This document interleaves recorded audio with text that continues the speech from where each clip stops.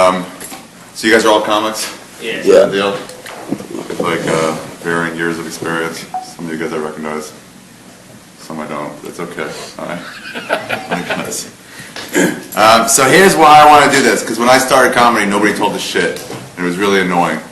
Stuff like how do you get a manager? What are you supposed to do? This is not like law school or medical school where there's just a certain specific path. In law school, you take 2-3 years, whatever it is. After 2 years, you go get an internship or residency somewhere, whatever it's called, and you get a job, and then you go from there. You take the bar, and you just know the path. But in this, it's a lot different.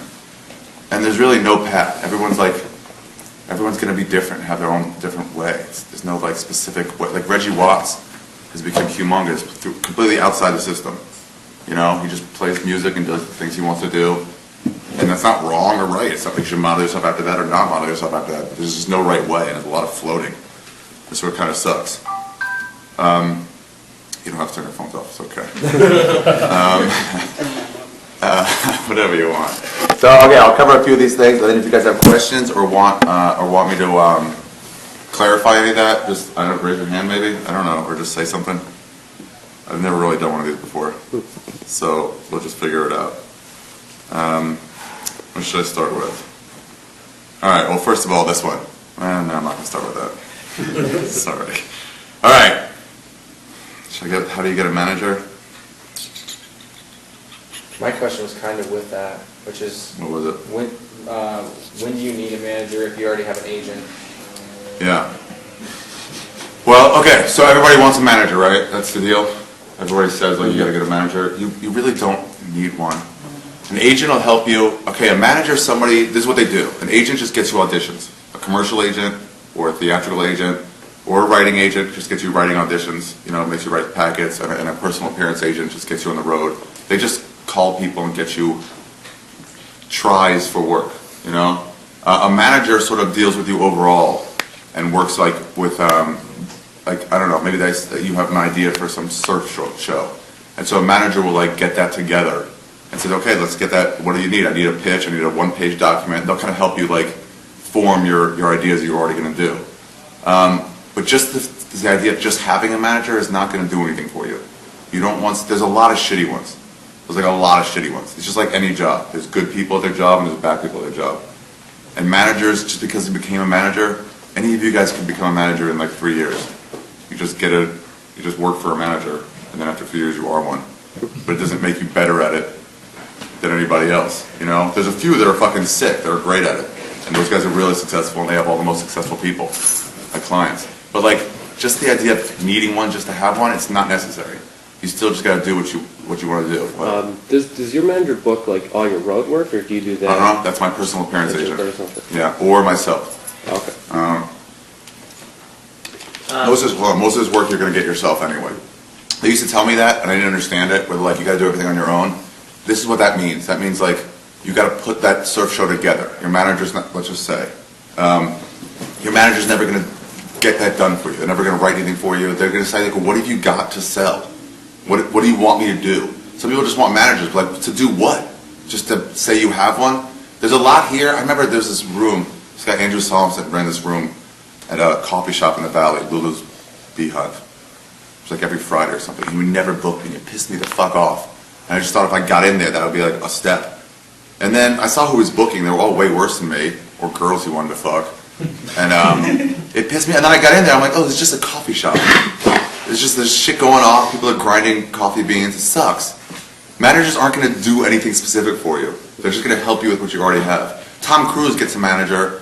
No, that's even the same thing. They don't make Tom Cruise movies. They just say, well, we'll read the ones that, and we'll narrow them down to the ones you want to do. L. Ron Hubbard's his manager. L. Ron, is it?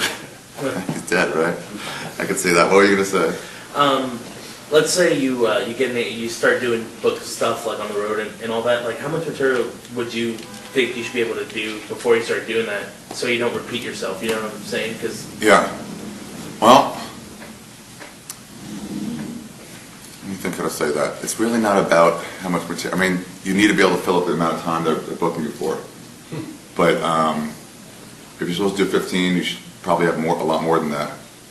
In junior writing, that's what they taught us. Like, if you write a paper, you should know something like 200 or 300% more than you're including in the paper on whatever subject it is. You know, on knitting. In America, you got to do a bunch of research and only use what you need to use. But it's really not about, especially in the first couple of years, really not about like getting specifically enough material so that you can go on the road and do it. You really just get material for the sake of getting it. Hang on one second. So you just build the material for the joy of it, and don't worry about what it's for until later. You know, when I went from like middling to headlining, it wasn't about like getting the time. It was mostly about getting those people convinced that they should book me. But I already had, I was still featuring, but I still had plenty more time. I could headline. It was tough in the beginning, just because it was a lot more time. So it was like tough to like think out all my jokes in the order. But then once you do it 10 times, you're fine at it. But really, it's you just continue to build material, totally. And then once you have a joke that sort of doesn't apply to you anymore, fucking get rid of it. You know, it shouldn't just be about like getting all this stuff together. But definitely try to write a lot. I mean, definitely don't not do that, you know? Does that make sense? Yeah. If it doesn't make sense, let me know. I'm a huge pothead, and sometimes I lose track of what I'm saying. You write like all day. I mean, and you're going up every night. Are you parsing through it? Like, does the cream automatically rise in your brain from all you wrote, or you usually throw away like 90%, like the paper you're writing? You know, you've got 5 pages worth, but it's 1 page you're bringing tonight. You know. Yeah. I got some advice when I started from Joe Rogan. And I was like, I went through my first slump, and my material wasn't working as well as it was. At open mics, I remember it's every week. I don't know if it's still like this, but every week there's like a rotation of open mics you can do.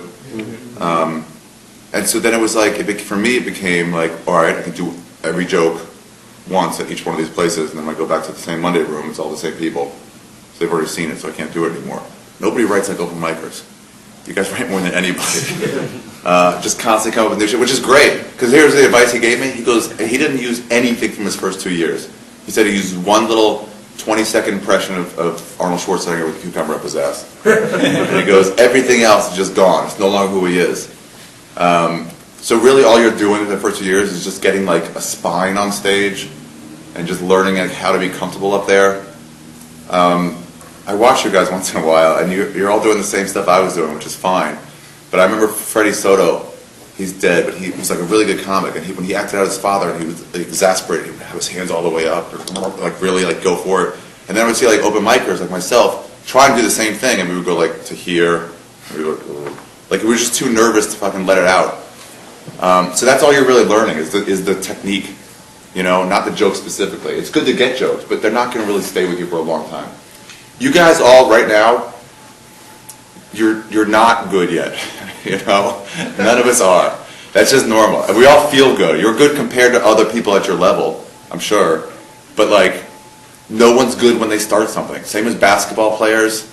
You know, NBA players are better than college players. It's just the more you do it, the better you're going to get. And you're going to look back at where you were. You probably already do. Look back to where you were a year ago and be like, ooh, that wasn't very good. And you're better now. And you look back to where you are now and say, it's not good. And your development in the beginning goes up a lot and then like stops improving. You know, only improves little by little. What are you going to say? I like some guys like they have it, you know, they do like the, you know, like the road guy, you know. And then there's some guys who want that special. What do you? How do you like? Is there a difference in how you write those two things? Well, there's TV standards. I mean, I asked Attell once if he writes jokes for Comedy Central, or if he said he just writes jokes, and then he'll categorize them afterwards, like, oh, I can do that one on Comedy Central, and this one will be an HBO joke. He doesn't write with that in mind. No. Those people and those standards are going to change over and over again, so you really can't try to please them. What you really should be doing is just doing the stuff you want to do, and learning what that is, and then perfecting it, and then if they want to buy it, they want to buy it. But I've never been on TV.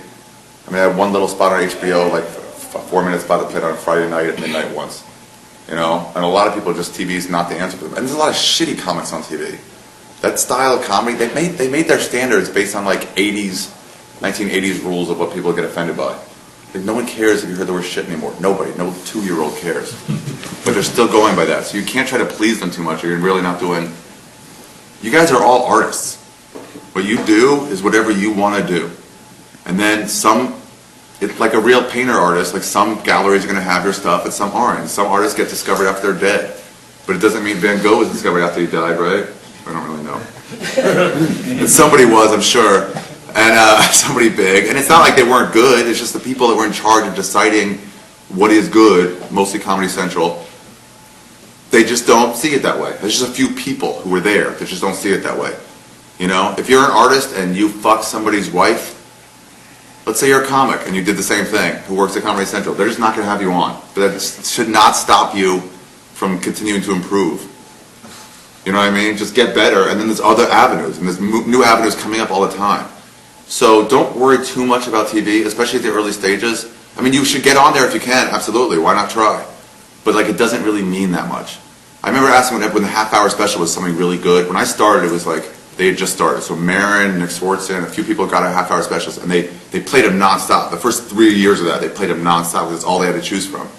And then they became less and less meaningful because they would just show them once and they'd be gone. You know, they had 12 years to choose from, so it was just, they could never put them on. So then it becomes like, well, what are you doing the half hour for? You really think, like, what are you doing it for? And so somebody told me once, like, well, it's 10 grand, so that's good, that's something. But that's not the only reason you're doing comedy, really. And it's a little bit of notoriety, but not really.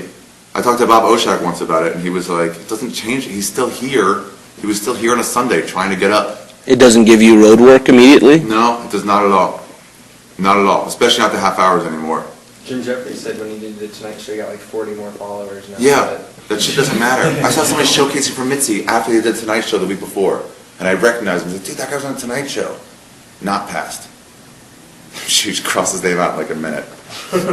It's like it doesn't do anything long term for you. What you really want to do, I'm assuming, is have a long career, be able to not have a real job for as long as possible. Yeah. So like specifically getting on TV, that, don't lose sight of that.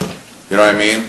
Don't lose sight of like, I want to be a comic forever. So they give you these like goals, like you have to get there in order to get there. That was get TV, get a manager, but that's not necessarily the way. Sometimes it used to be get in here. If you didn't get in here, you couldn't start. So people would just concentrate on just getting in here. I spent 4 years trying to please that lady, just trying to get in. But like, luckily the whole time I was trying to work on comedy. But like, if you don't get that thing, there's other ways around. It's just one person. The Montreal Comedy Festival is another one. Everybody wants to get into new faces. Yeah. But if you don't, it doesn't matter. Jay Moore never got in. Bobby Lee never got into that. And it fucking drove them crazy. But they didn't need that in order to get ahead. You try for that, but try for everything. You know, try for Just for Laughs, try for TV, try to get a manager that's going to work with you. We'll get into what type of manager you want later. But who asked that question? Did I answer you at all? I forget who asked. Will a manager help you get like a writing agent too? Like if you... They can, yeah. What you want in a manager, let's just get to that now. You want someone who, you don't want to cold call somebody. Because if they're going to be working for you, you don't want them to just be like, all right, I'll work with you. You want someone who sort of is into you. And coming up to them and asking is the opposite of how to get that done. The people that are going to help you, really at any stage of your career, at any stage, are going to be other comedians and your friends. That's going to be, right now, all your friends don't really have much room to help you. You know, you guys aren't doing that much, I'm assuming. So it's tough to like help out your friends. But these are the guys you make connections with now that as you guys grow are going to get you like legitimate work. And it's not about like being friends with them so they'll get you work, but that's just what's going to happen. So if you become friendly with managers and agents, mostly managers, let's say, then they'll want to work with you. They'll want to be a guy that they'll want to be like, hey, you're cool, I want to help you, I like your stuff, I like you. Way more than like what your material is. So you got to go hang out at the Improv, you got to go hang out at the UCB and Nerd Melt. Just hang out there and be around those people, and then they'll help you that way. That's the way they're going to do it. There's more managers at those spots than like the store? There's nobody here. Yeah. This place is about stand-up, which is fine. But this place used to be about getting discovered, and that's what made it a gem. And now what makes it a gem is that nobody's ever here. So you can go out with impunity. You can bomb, and it won't matter. No one's going to see you and feel bad. I'm talking about after you do your spot, wherever you go up. Don't not go up, but do your spot, and then go hang out at one of these places. Right. You can go hang out at Denny's, or you can go fucking hang out at one of those places and be amongst comedians. One, the more good comics you see, the better you'll get. And bad comics, too. You'll learn from them, too.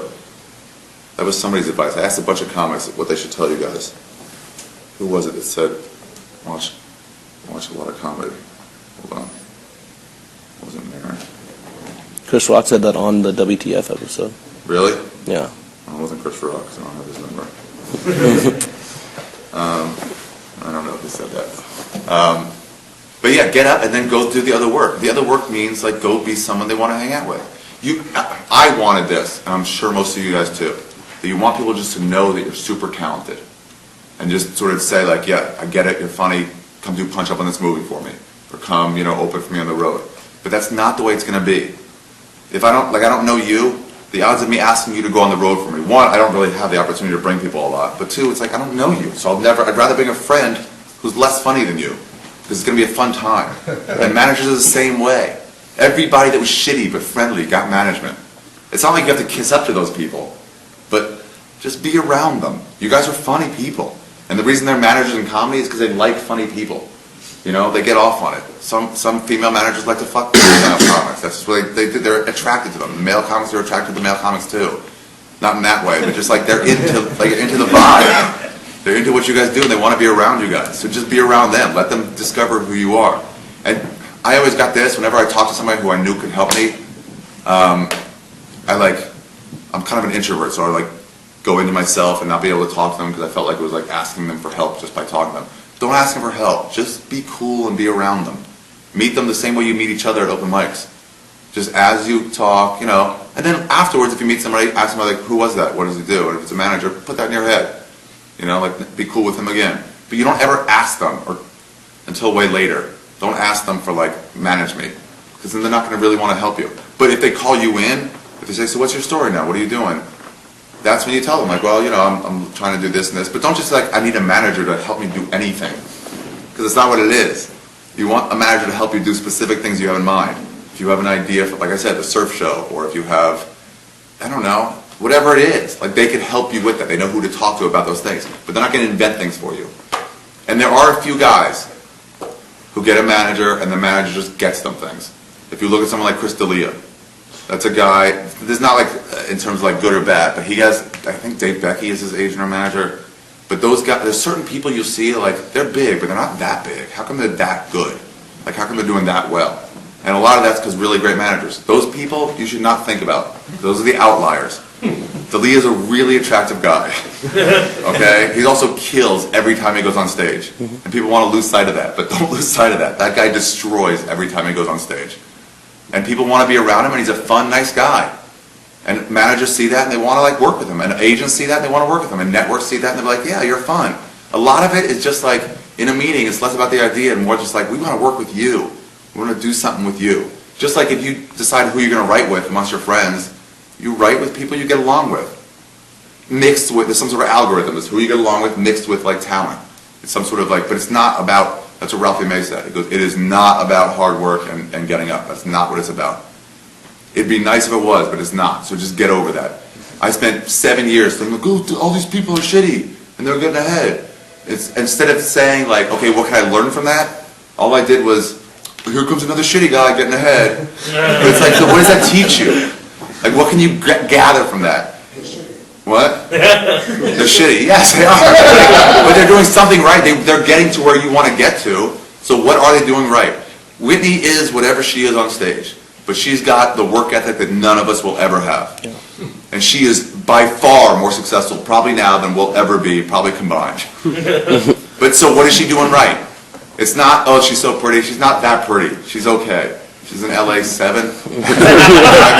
There's plenty of hotter comedians and hotter actresses. It's not that. It's that she knows everybody. She does a rotation on Facebook of writing every single person she meets. And she's like, oh, I saw that thing, made me think of you. Just being cool and friendly. Not kissing up, because they'll read through that. But just be nice. Let yourself be nice to them. And then eventually, not now, but in a few years and over the coming years, you'll develop these relationships with them. And then maybe they won't even be your first manager. Maybe they'll be your fourth manager. And then they'll be like, oh, so you're not working with anybody now? I was like, yeah, I'd love to work with you, man. And that shit'll happen. But as you have stuff going on.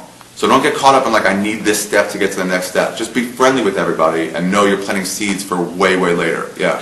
What about when you're at our stage and you're talking to people that are at your level in terms of asking for advice from them? When you see them, do you think a lot of comedians at your level don't want to do that, or? Well, it's tough. Here's what it is. It's tough for us to even think about when guys like Marin. Well, let's say me. I'm at 14 years. When I think of newer comics, I think of someone at 6 or 7 years in. It's tough to relate to those first year or two, where it's that it's fucking hellish sort of, and you just move past it. And when I think of beginner, it's not like that far beginning. It's like when you think of like high school, you don't think of like what class was like in first grade. So you're like, oh, I didn't even know anything then. So to me, Rogan said there's no advice to give you. I think it was meant in terms of like development on stage. That's one where just watch a bunch of comedians, learn from them, and the advice they're giving you is like you sort of have to find that for yourself. Not because it's like this mystery that you got to come across it, but it's like until you've been in a situation where you have a heckler, anything I tell you, you're not gonna internalize. You know what I mean? You have to do it. You have to snap on them too hard once, and then lose the crowd, and then not deal with it at all once, and lose the crowd that way because you're not even like paying attention to it. And you can get little tastes, but only after you've already been in there enough, and you'll ask specific questions like, "Hey, I had this heckler, and I fucking ripped him a new asshole, but then everyone turned on me." Like something specific, like what should I do there? Like what's the problem? And sometimes people say, I've had this. Somebody told me this. Like sometimes, like you guys are way more sensitive and observant than audience members are. So when this guy walked in, it was these Italian guys. They walked into the side there, and I just hated them instantly. I just knew who they were. They're just rich kids who didn't do anything. And as soon as they opened up their mouth for a second, I was like, "Kill yourself!" I was just immediately like, as hard as I could. And everyone in the crowd was like, "Jesus, they didn't do anything." But it's like, no, they did do something. You would have seen it. And so that was the advice I got. I was like, let them hang themselves a little bit and then do that. But then I still have to do that 4, 5, 10 more times before I like really got it in your muscle memory. There's this thing in basketball where if the lane is like here, if the basket's here, and you're at the top of the key this way, and somebody switches, so somebody's running at you from down below, running at you. So the basket's here, the foul line's here, they're running this way. Well, you can either shoot before they get there, or knowing they're off balance, you can drive around them, because they won't be able to run at you and then run back at the same time. But I can tell a basketball player that, but they'll only know that when they've had somebody running at them 50 times. And then the muscle memory will kick in and just like, you don't even think about it, you're just like, I can go around them this way because they're coming up to, to help. So the advice from other comics, they're not going to give you this like gem of wisdom that's going to make you a good comic instantly. It's really about internalizing it into your muscles. You know what I mean? Does that make sense to you guys? Yeah. Yep. How did you deal with hecklers in the beginning? I failed. I failed a lot. And that's what I mean when I say you're not good. I don't mean you're not funny. It means technically, the technical aspects of it, you guys don't have yet. You don't know like how to raise and lower your voice yet, and how to do an act out properly, or how to do less fake segues. The more you do it, the more you'll get it. That's what these stages are. There's a Ralphie told me once in here, in the back there once, when I was starting. He was like, "How long have you been doing comedy?" And I said, "I think it was like a year then." And he goes, "Oh, that's when it's just fun." And I was like, "What are you talking about? It's horrible. I'm not a regular here. I can't, it's open mics are so fucking shitty." And I've talked to him about it a bunch over the next 10, 12 years. And this is what he meant. He just meant like, guys, right now there's no business, especially if you're a year or two in, even 3 or 4, there's really not much business to do. It's just about writing a joke. So in that way, you and Aziz and me and fucking some horrible person, we're all in the same boat. We're all just trying to write a good dick joke. You know what I mean? That's all it is. So the art of it, that's all you guys got going on right now. So it's fucking beautiful. All you're trying to do is write good jokes. You don't have to worry about like, well, this one go for Comedy Central, this one go for HBO. Just be free. Just enjoy yourself and learn shit. I watched Mark Curry. Yeah, that's his name. 3 nights in a row. That was a joy of working the booth here. Because you got to watch a lot of good comics and a lot of shitty comics. And you can start seeing the mistakes they make. But I saw Mark Curry 3 nights in a row. And he normally wasn't here much. It was somebody who like... Is that Mr. Cooper? It was Yeah. Mr. Cooper, yeah. And he's a good comic. And so the first night, I was just enjoying it. He was this guy who was never around. I was just like, oh, this is really fun and interesting. And the second night, I watched it again. It was pretty much the same 25 minutes or so. And I watched it again, and I laughed again, because it's still funny. And then the third night, it's like, well, now it's 3 nights in a row. I know it by heart, you know? And I was watching it, and he did it, like 2 taglines for this one joke, and then he missed the 3rd tagline. And I was like, oh, he didn't do that. And only because I watched him the last 2 nights, like, he missed that last one. And then this was him on stage. He was like going, like, he did like 1, 2, and then he's like, yeah. And then he goes, oh, and imagine if, and then he did the 3rd tagline. And that's when I saw the technical aspects come out, where it's like, oh, you can fake forget. Like, that's something you can use as a tool in order to, like, get something out, so it's not like it's, like, repetitive and rote. Those are the things you're learning now. the technical parts of it. You know, that's what I mean by you're not good yet. It means your comedy can't come out yet until you learn that stuff. And there's no I wish there was a word of wisdom. There's like a secret that all the old guys are like holding out, but there's not. It's just learn what type of comedy you'll be, and don't try to be like anyone specific. Because honestly, I mean, the advice Mitch Hedberg would have given you would be different on how to write a joke than, you know, than whoever. I don't know, than Marin. Those are completely different comics. So it's like you become whatever you want to become. I forgot what the question was. So it's okay. We're talking. Go ahead. I lose my place a lot. I just want to preface mine. I have a lot of questions, so I want to be like that overzealous kid that's the one guy that's always asking questions about his doing. I'll mix it up. Ours is a little, my mind's a little smaller on the scale because I know you posted this for LA Comics. We came out from Arizona just because we were going to learn something. Okay. But ours, I don't like the scale of writers, managers, things. It's more just basically like localized stuff.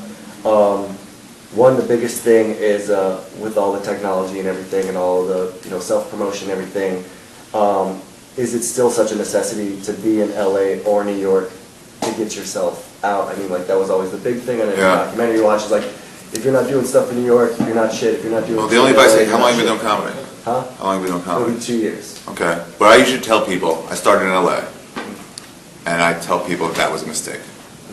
That I don't know how the open mics are now, but it was a very non-nurturing environment. It failed out a lot of people who could have been really great comics. What do you mean by that? I mean, there's guys I started with that would have been way better than me. But it's so hard to get up in front of 5 comics, 2 of which are sleeping, and the other 2 are writing jokes, and one guy kind of half paying attention. That's not a fun environment to do stand-up in. And the fucking coffee grinder going off, like, that's bad. And eventually, after a couple years out, people get sick of it, and you'll start seeing people drop off.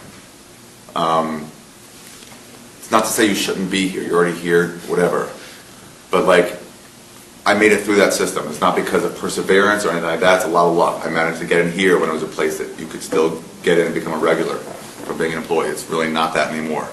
What about the volume of mics you get here, though? Yeah, there's that. There's some cities where you can't get up. I don't know what Phoenix is like. Well, we kind of just made a list of stuff. We've got it to the point where anyone can do 2 to 3 shows from Monday to Sunday. Every night? All around the valley. Then that's what you need. That's all you need. If you can get up every night, that's like a minimum of what you can. Some cities don't have that. So what I usually tell people is like stay in your city until you're a couple years in, until you like have your base, until you're a little bit confident on stage.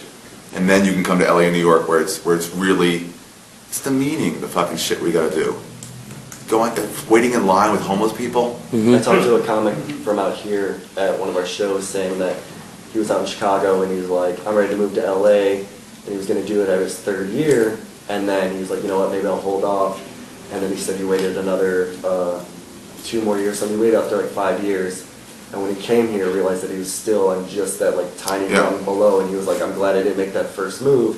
And he said the biggest advice is if you're in a smaller town is don't leave to go to a city like LA, New York until you're featuring at 5 major clubs in your town. Not 5 major open mics, but like if there's 5. Maybe. If 5 That's the clubs. path. I don't know if exactly that, just because some people aren't really road comics. Guys like Hedberg had a real tough time on the road. Because he would feature an MC, and people are like, what the fuck is this? You know, when they're there to see him, it was way different. But when he was MCing, it was like he would open up with these weirdo jokes. And people were like, this is terrible for the show. So like, for him to have to wait until he's featuring at 5 road clubs would be like... No, not 5 road clubs, the 5 major clubs in your town, like where you're at, where you can still pull friends, still pull people that have seen you. I think it's just when you sort of get comfortable. Joey Diaz told me this once, and it's true, that whatever city you start in, you'll never get respect. That they'll always look at you as an open micer. Yeah, that was the question I was going to ask. I started in LA. How do I get out? How do I raise out of this open? Well, here's what's going to happen. I see guys that are on stage at the Improv or something, or in the store, or wherever, and I'll be like, oh yeah, I know what they did. They're not what I like, or they're bad. And then someone says, like, when's the last time you see him? And I was like, I don't know, 5, 6 years ago. And then it hits me, it's like, they were 3 years into comedy then, and they're 8 years into comedy now. And I would not want someone to judge me that way. Right. You know, but I'll still judge other people that way, and everyone will. It's just sort of a natural thing. So just understand that some of these guys that see you, and that, this guy Eric Abrams, who used to book the Improv, he told me some stuff. And he said, like, be careful who you go up in front of, because they will always have that thought of you. The people that are going to be around in terms of agents, managers, industry in general, and other comics too. Big comics, like, you want them to like you. So if you go up and show them a kind of a mediocre performance, that's what they'll think of you forever. I've seen people one time that I make, like, I stick somewhere in my head. You categorize them. There's nothing you can do about it. It's not fair. It's not unfair. It's just the way life is. If people see you trip and fall, then they're going to think you're a spaz. You know what I mean? It's not. And it's like you might get way better at that, but it's still like, yeah, I've seen it. So sort of, you can get away from those people thinking about you like that. I did eventually, but I'm still sure there's some people that still see me as an open micer. There must be. You guys all started after me, so you don't saw me as that. But like, and luckily now, a lot of these Comedy Central type people, industry type people, they came here after I was done being an open micer. So they don't know me as that. The people that were there, they're always going to be like, yeah, I know him. I get that all the time. A manager gets that all the time. People say like, I have to like beg them just to watch your clip. So yeah, there's nothing you can do. You're already here in LA. You're doing it here. Yeah. How do you have to crush every time? What? You have to crush every time to get the respect that I need? No, but if you crush, people are going to respect it more. I mean, they always said this at showcases. This is the thing they always said when I became friends with some of those people, is that they can see, when it was a bad room, Drew Carey used to do this improv night at the Improv. When I'm saying he would do improvisation, him and his friends, it was Drew Carey night, and it was every Thursday. Yeah. And he'd do a 10 p.m. show. And there was every other Thursday, excuse me. And if you went on the show, that he had a show, if you had a showcase at 8 p.m. show, it was going to be packed because everyone was there early. It was going to be sold out and standing room only, and it was great. And if you went up the next week, it was empty. It was just an improv that you guys are trying to get people to come to. And I know some of you don't have anybody to get to come, so it's like 8 people. So it's just the luck of the draw. In those environments, absolutely, you should be crushing. You should try to. I mean, I always say always do as well as you can, but like, you can do that with new material. You can do it with jokes that aren't worked out, but with those jokes that you're working on, try to do the best you can. Right. You know, it's like you can't always swing for a home run, but like, you can with like, I don't know, with like less tools. That's a better analogy. Sam said he used to tank if he didn't admit Sia was in the room. So you didn't steal anything? Yeah, because he said he'd have people give him cues. Yeah. He wouldn't do new jokes or anything. Yeah, I would start doing just crowd work, and then I realized like, well, some of this is going to turn into material. I'm just watching that. Yeah, what are you going to say?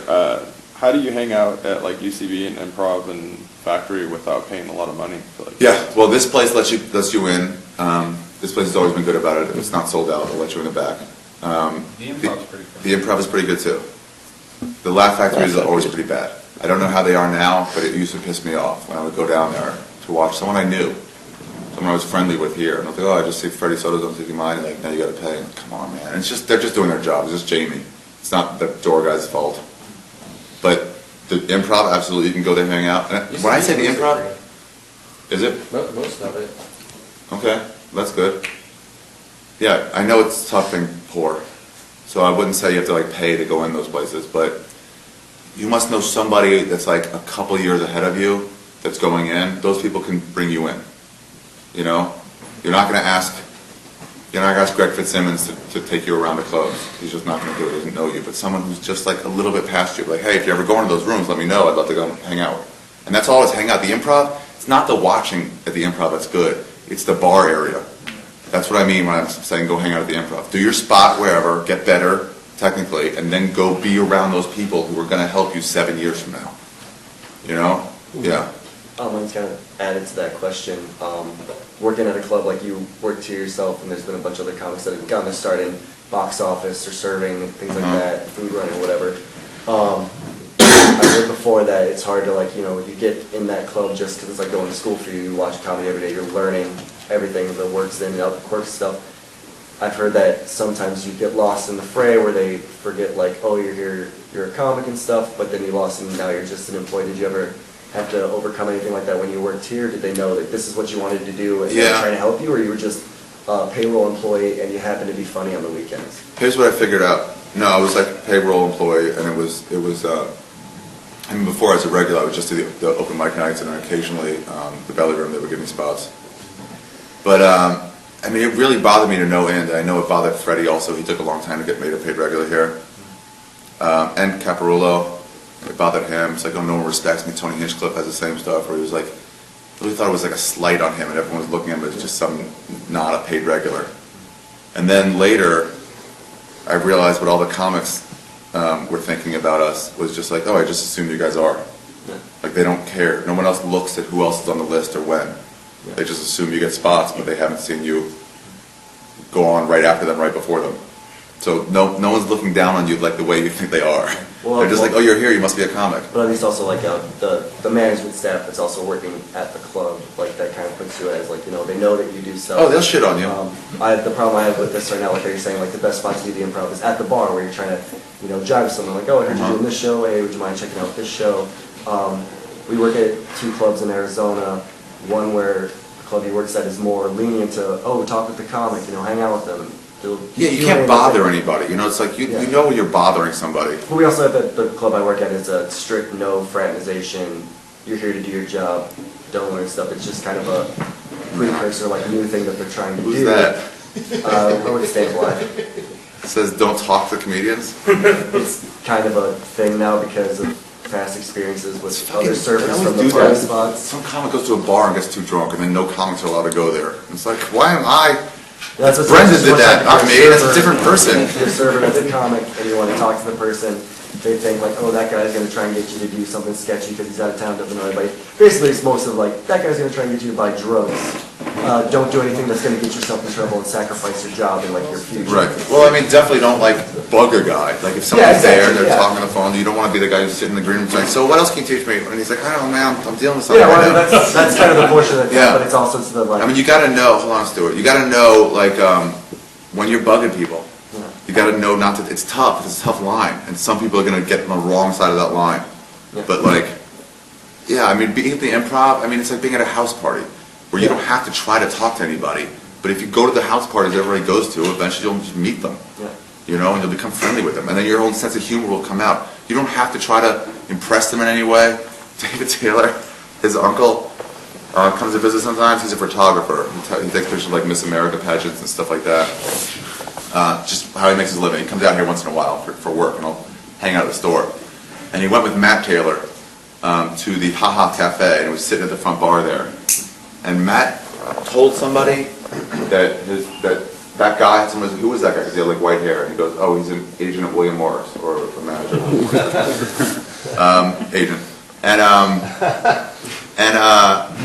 so the guy didn't know that. The uncle didn't know that Matt had said that. But all he saw was people just coming up to him, left and right, like, "Oh, you watching the baseball game? I love baseball. It's so fun. What are you a fan of?"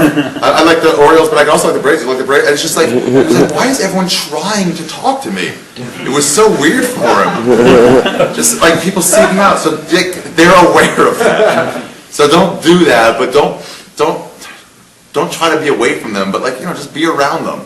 Yeah. It's like, this is how I am at parties. I get uncomfortable, but it's like, if I know you three and I don't know you, then I'm talking with all you guys, but you know them, then now we're in a 5-way conversation, and now I can meet you. Instead of like, "Hi, my name is Ari, what can we talk about?" No one meets that way. Right.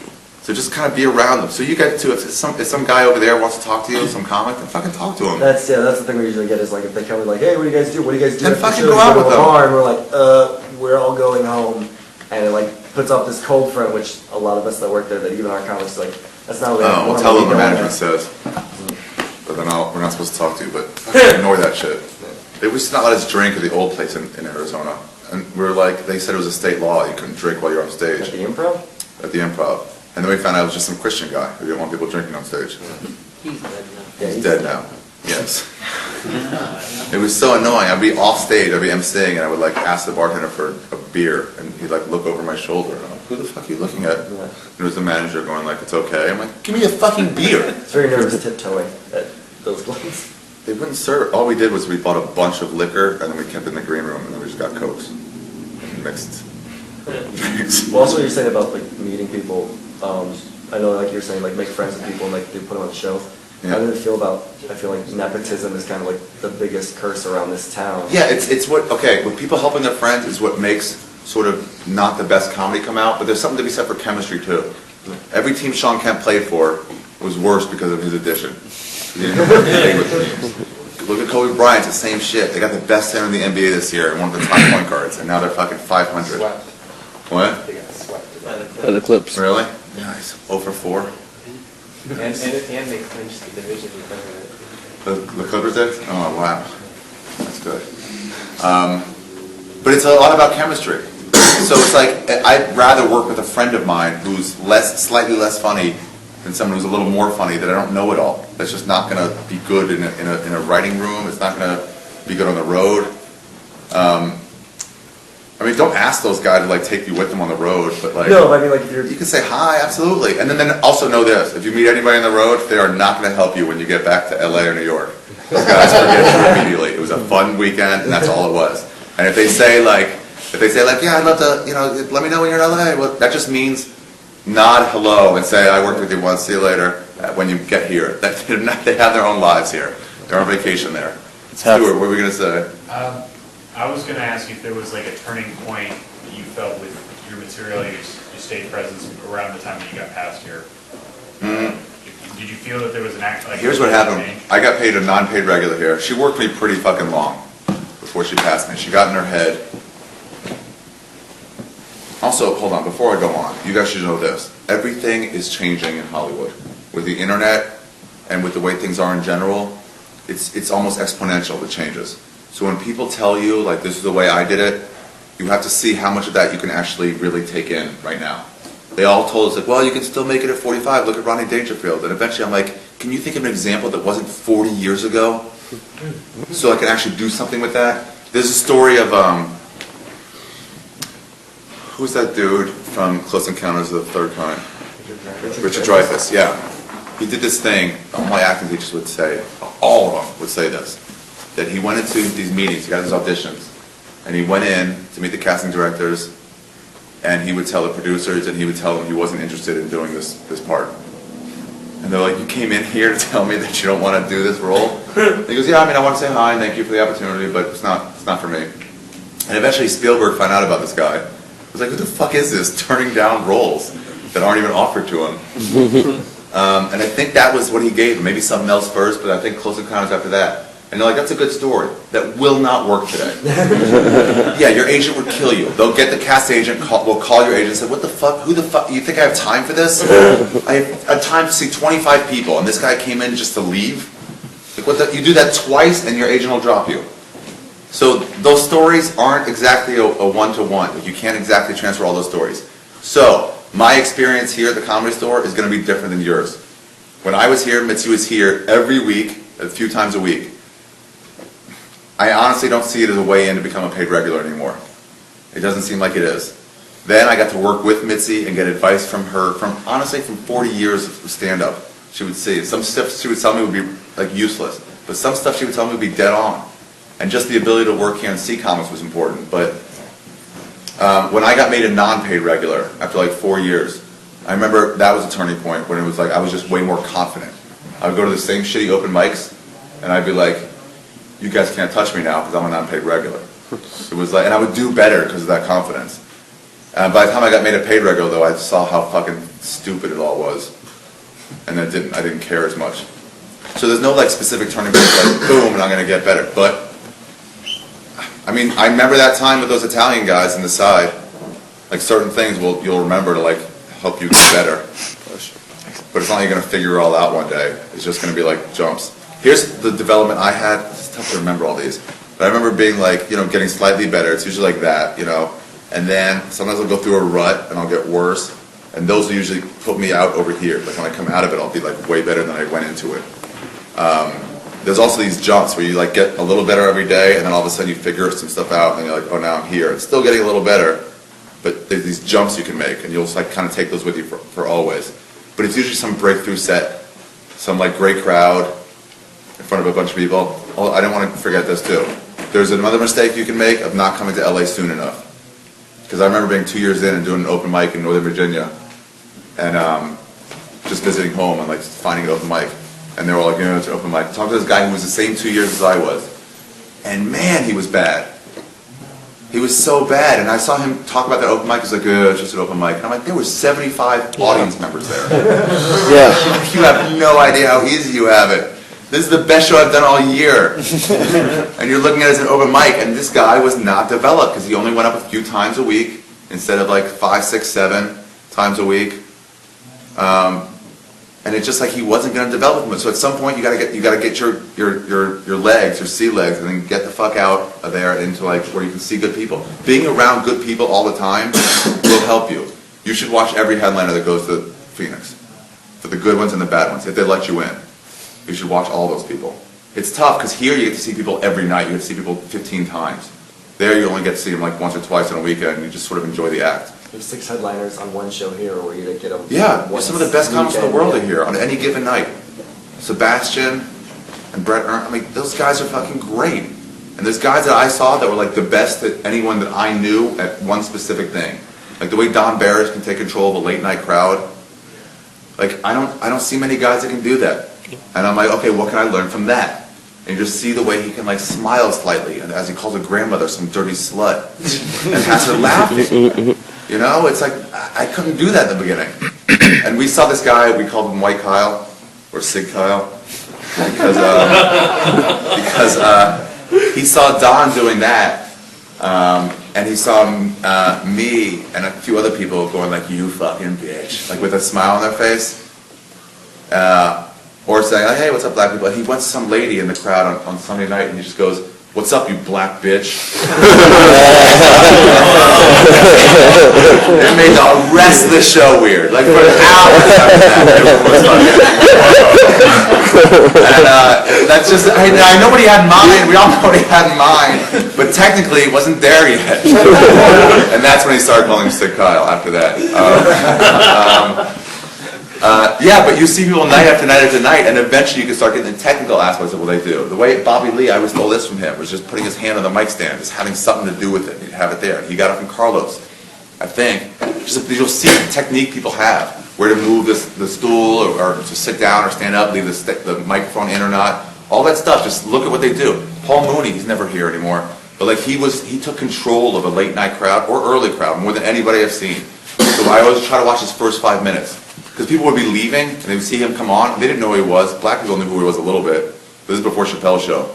The white people had no idea who that guy was, but they'd start to stand up, and they'd be like, hold on, they'd start to sit down. Before he even talked, he just had this power. And so you'll see people that can do something really good. There's some great storytellers around. So if you're like, have some like story bit, you watch those guys, and you start seeing like how they come full circle on it, you know, and like the way they're doing things, then you can start to like learn from them and grow that way. That's not necessarily you should do that, but if you want to do, let's say, a story, then look at the other storyteller comics and see how they're doing it. What would you ask? Was there any big moments of like development? Yeah, I like mean, was there like you were starting to do stuff in TV work or anything like that where? Yeah, that'll help make you more confident, definitely. When Tony Rock started coming around, I mean, he clearly used that name of Rock. And people got him up at the Laugh Factory right away. They said this about Pauly Shore too. I remember somebody telling me like he did it for himself, like he did whatever he did for himself. But like nobody tried to put him on just because Mitzi was his mother. And then the guy said like, yeah, I mean he would go to the Laugh Factory, people would call him and say, hey, Pauly's coming, just put him on and get him off so you can deal with it. I'm like, well, how is that not being helped? Yeah. He got up. Tony Rock same way, he got up. But here's what he did. He used the stage time to get better. You know what I mean? So who gives a fuck? So TV never made itself open to me. But that's not going to stop me. I thought it would for a while. It's like if I can't get on TV, I can't be anything. But the whole time, you're just improving on stage. Now, this is something Marin told me to tell you guys. It's like, don't put all your eggs into stand-up. He said there are maybe 10 to 15 guys that can make just a living off just stand-up comedy. You know, and be just known for just that. And the odds are there's more than 15 of you in here. So, I mean, think about it. There's no specific. I always had this thing where I'd be real combative with people and be like, no, stand-up is the real thing, everyone else is shitty, and I'm the best. And we had this thing like, oh, if you're a Comedy Store comic, you were the good, and Laugh Factory comics all suck, and the improv comics all suck. And then I realized like later, it's like, why? Because I happen to drive by here and get a job here. We're all better than the Laugh Factory people who came from the other side and got a job there. Like, it's ridiculous. It's not like a special technique. Every acting class does the same thing. We're like, oh, this is the best training. Well, it's not. Good people come out of everywhere. Every comedian, first of all, hold on, I gotta get back to this. But comics are all your friends, okay? I don't know if you guys have this combative thing that we had, but it's always like, I'm better than you, and that guy sucks. We never say it to people, we just talk shit about them, and fucking hate them, especially if they got ahead when you knew they weren't good. That's not bad. Some comic who's getting ahead because they're not good, that just helps us. Not in terms of like, oh, it just shows comics that are bad. That's bad. But I'm saying like, your comics are your colleagues. We're all doing the same shit. Like what I said, we're all just trying to write a dick joke. So we're all together. If you want to be enemies with somebody, be enemies with somebody who's not a comic. You know? Who isn't even trying. We're all just creative people. We're all in the same boat. So yeah, some people are going to be way worse than you, and you're going to be offended by that. But they're not doing anything to you. Just help them along. In terms of what I said, like your friends are going to help you, that means you guys too. A lot of you guys are going to quit and become fucking producers. So it's not like you should kiss up because you never know who can help you and like fear that they won't help you. But like, be friendly and eventually they'll want to work with you. If you quit, you might give him a job at some point. Like, oh, I love that guy. It just comes down to like, oh, it's down between these two people and you're like, oh yeah, I used to stand up with him. Yeah, get him. Or, oh no, fuck that guy. I used to do stand up with him. It's like, how do you want people acting? It's not about like you have to show them that you're better than them. Just be cool with people. Just be friendly. We're all colleagues. We're comics. That's us. We're comics. So we're all in the same boat. Be angry at your parents. Someone who's not a comic, who doesn't get it. Oh wait, here's what I want to get back to. But in terms of that too, it's like there's plenty of ways that you can get out your funny things you have. There's YouTube videos. Oh, and that's what I meant too. Fuck, I gotta stay focused. In terms of like how it's different now, this is no longer a way in. There's also podcasts weren't around 5 years ago. There wasn't a way to get your own shit done. You can make stuff on your own way easier now.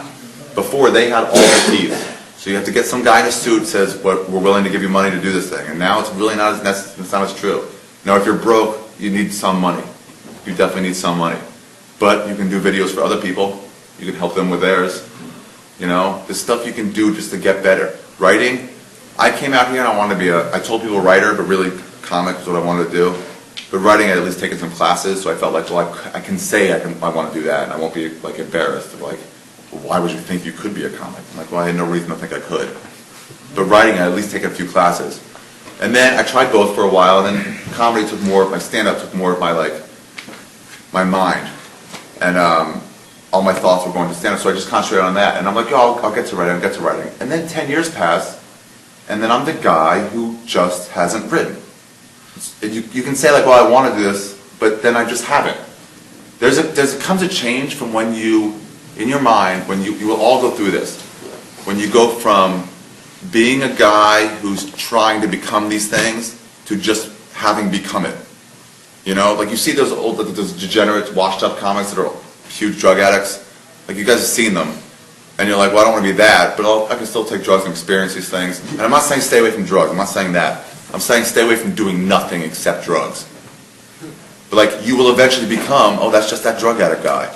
Or that's just that guy who's never written anything. Or doesn't write a new joke. And you keep saying like, I'll get to it, and then you become that person. So, write. David Taylor wrote for 5 years at coffee shops every night, and then eventually started getting close on jobs and started getting jobs.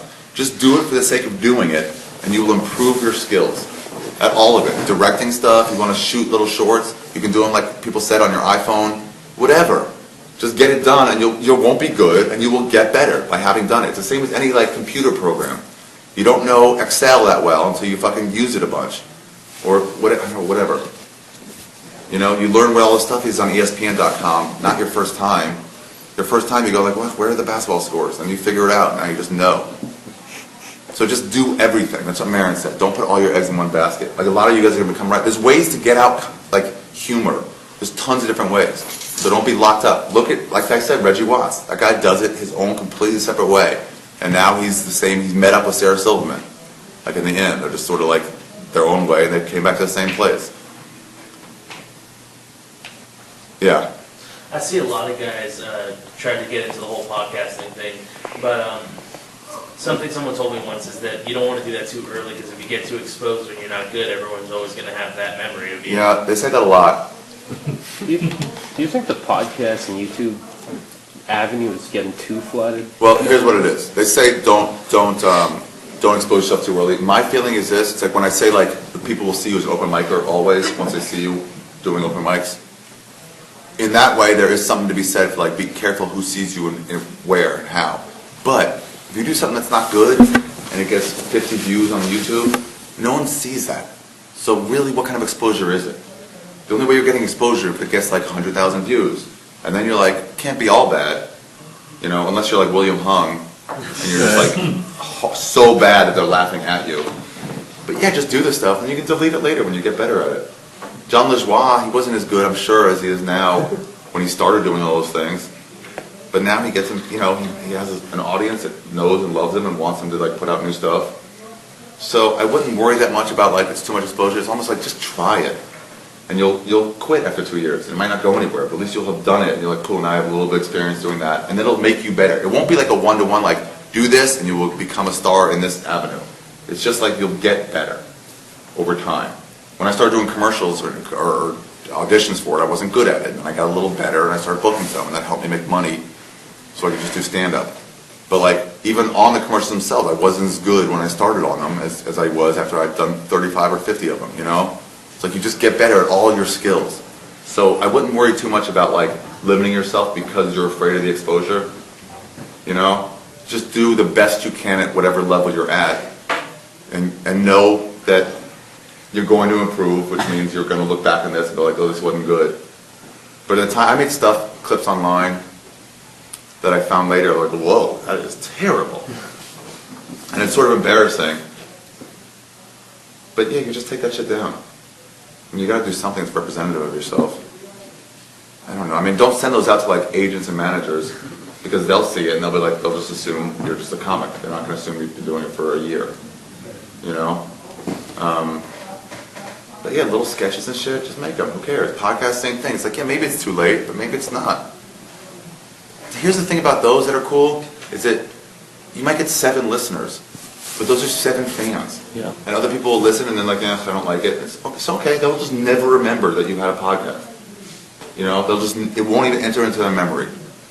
So if you get an 8th fan, then now you have an extra fan. You know, if you have 10, it's just like Twitter and all that. It's like the people that follow you and listen to your jokes. If you have like 100 followers, it's 100 people listening to your jokes. That's a lot. It's the size of the OR almost. That's pretty good. And as you get better, that audience will grow. You'll get more, you'll start hitting better tweets and people will retweet you more and you'll start growing that way. But you can't worry too much about like, joke isn't good, it's going to expose me too early. Just keep trying. What? What did you say? Did you fuck your fans? Fuck my fans, not till way later. Not till way later. Someone, did you ever meet Shang-Chi at all? I don't know Shang-Chi. He was telling me once, he's barely coming up, but he was telling me that he would fuck people he would meet, but then he's like, I can't do that, because then that's just a bitch I make angry at me, and then that loses a fan. Oh yeah. Well, the way I started saying it was like, there's going to be a lot of fans, so it's like, whatever, if you lose 1 or 2, it's not the biggest deal. If you're doing what you want to do, like if somebody's mad at you there's 2 things too that I always did when I started. There's 2 ways to look at your stand-up. This is the kind of stand-up I do, whatever style you do, and let's say it's super dirty. That's what I always did. And I want to defend why I'm super dirty. I'm saying, no, this is more real. People have those thoughts. They have thoughts of sex all the time, so I should be talking about it. But what it really was this is the kind of comedy I did, so I was justifying it by saying whatever I already do is the best way to do it. And what's a way healthier way to do it is saying, what would I value in comedy, separating myself from it, and then saying, okay, well, I'm good in those parts of it, and I'm bad in those parts. Let me find out the parts I'm bad at and make those better. Because it's not going to make you better to say what I already do is the best thing. It's going to make you better to look at where you're not good. I do this storyteller show. When I started, I was just like, it's fine. But then after 2 years of doing a new story every month, because it wasn't the intention, but I got way better at telling stories on stage. It's just from trying it and doing it over and over again. And if I looked at it honestly at myself and said like, what's the best type of comedy? I mean, I saw Ralphie May do a story once about meeting Sam Kinison in a shitty night in the OR once. And I saw everyone just on the edge of their seat. It wasn't like it was a shitty night, everyone was bombing, but they were all so like in rapt attention listening to him. But I was a 17-year-old, won some contest, and Kinnison was doing lines right around him. And he was like, oh, what's going on here? And it's like really weirded out by it. And everyone's paying attention. And I thought like that's a great way to get a crowd like really into what you're doing. But then I never really took that to heart. I always just said like, no, the way I do it's the best way. No, it's not. What did he do exactly to get the crowd? It just sounds like an interesting story. Yeah, it was. It was just interesting. That's why they were listening, I think. And he said like, you guys are a B- crowd. I'm not going to give you A+ material. I'm going to give you B+ material. And then he's like, I'll just tell you this story. And man, it was cool. Everyone was listening so hard. And that's another thing. There's no like, is this the type of comedy you should do? Like, you need jokes. Like, why?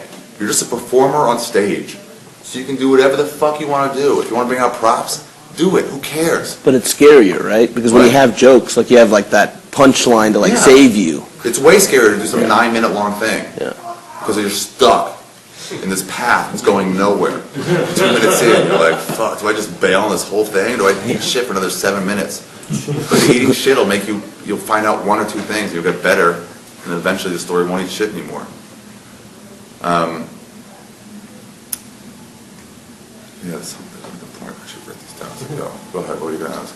I run an open mic at Standup Scottsdale in Phoenix, and do you think running an open mic that gets between 30 and like 50 people, like comics at it, is a positive or a negative thing, and would it be better to just host it or do a set and let other people do You don't it? make enemies of your friends.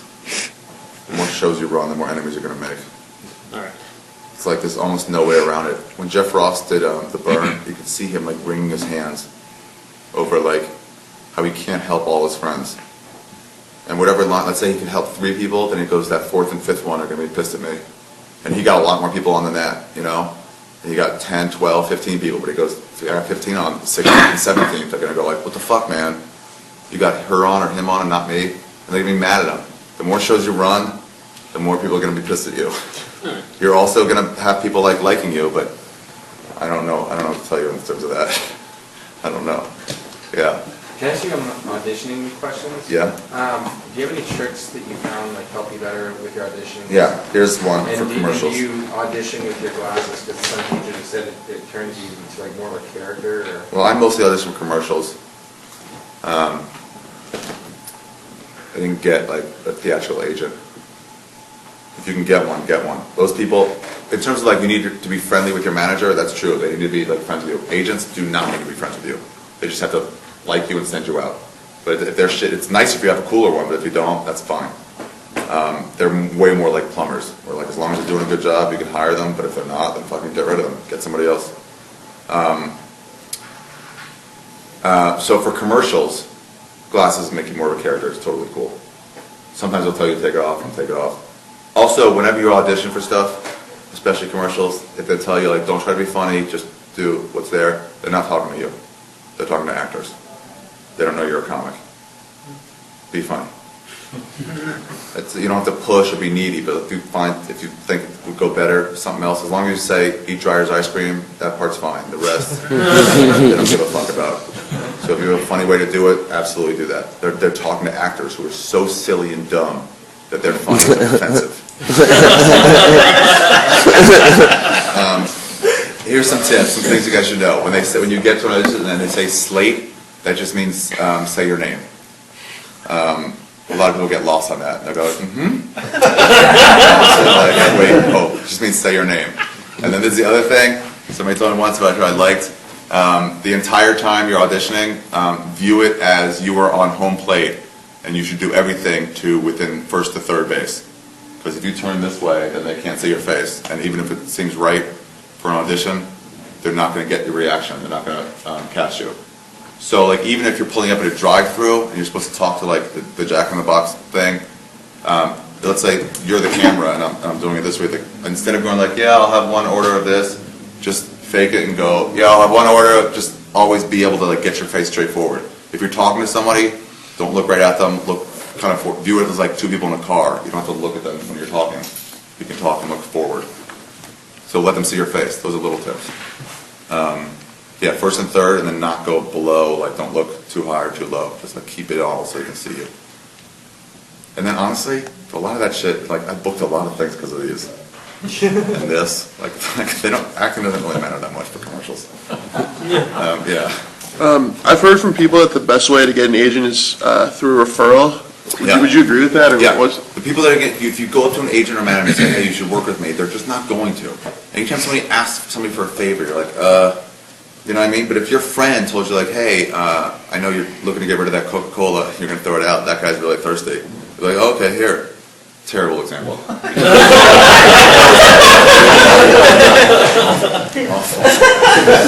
The agents and managers gets approached a lot. So whenever people say like, can you help me? It's me, like, leave me alone.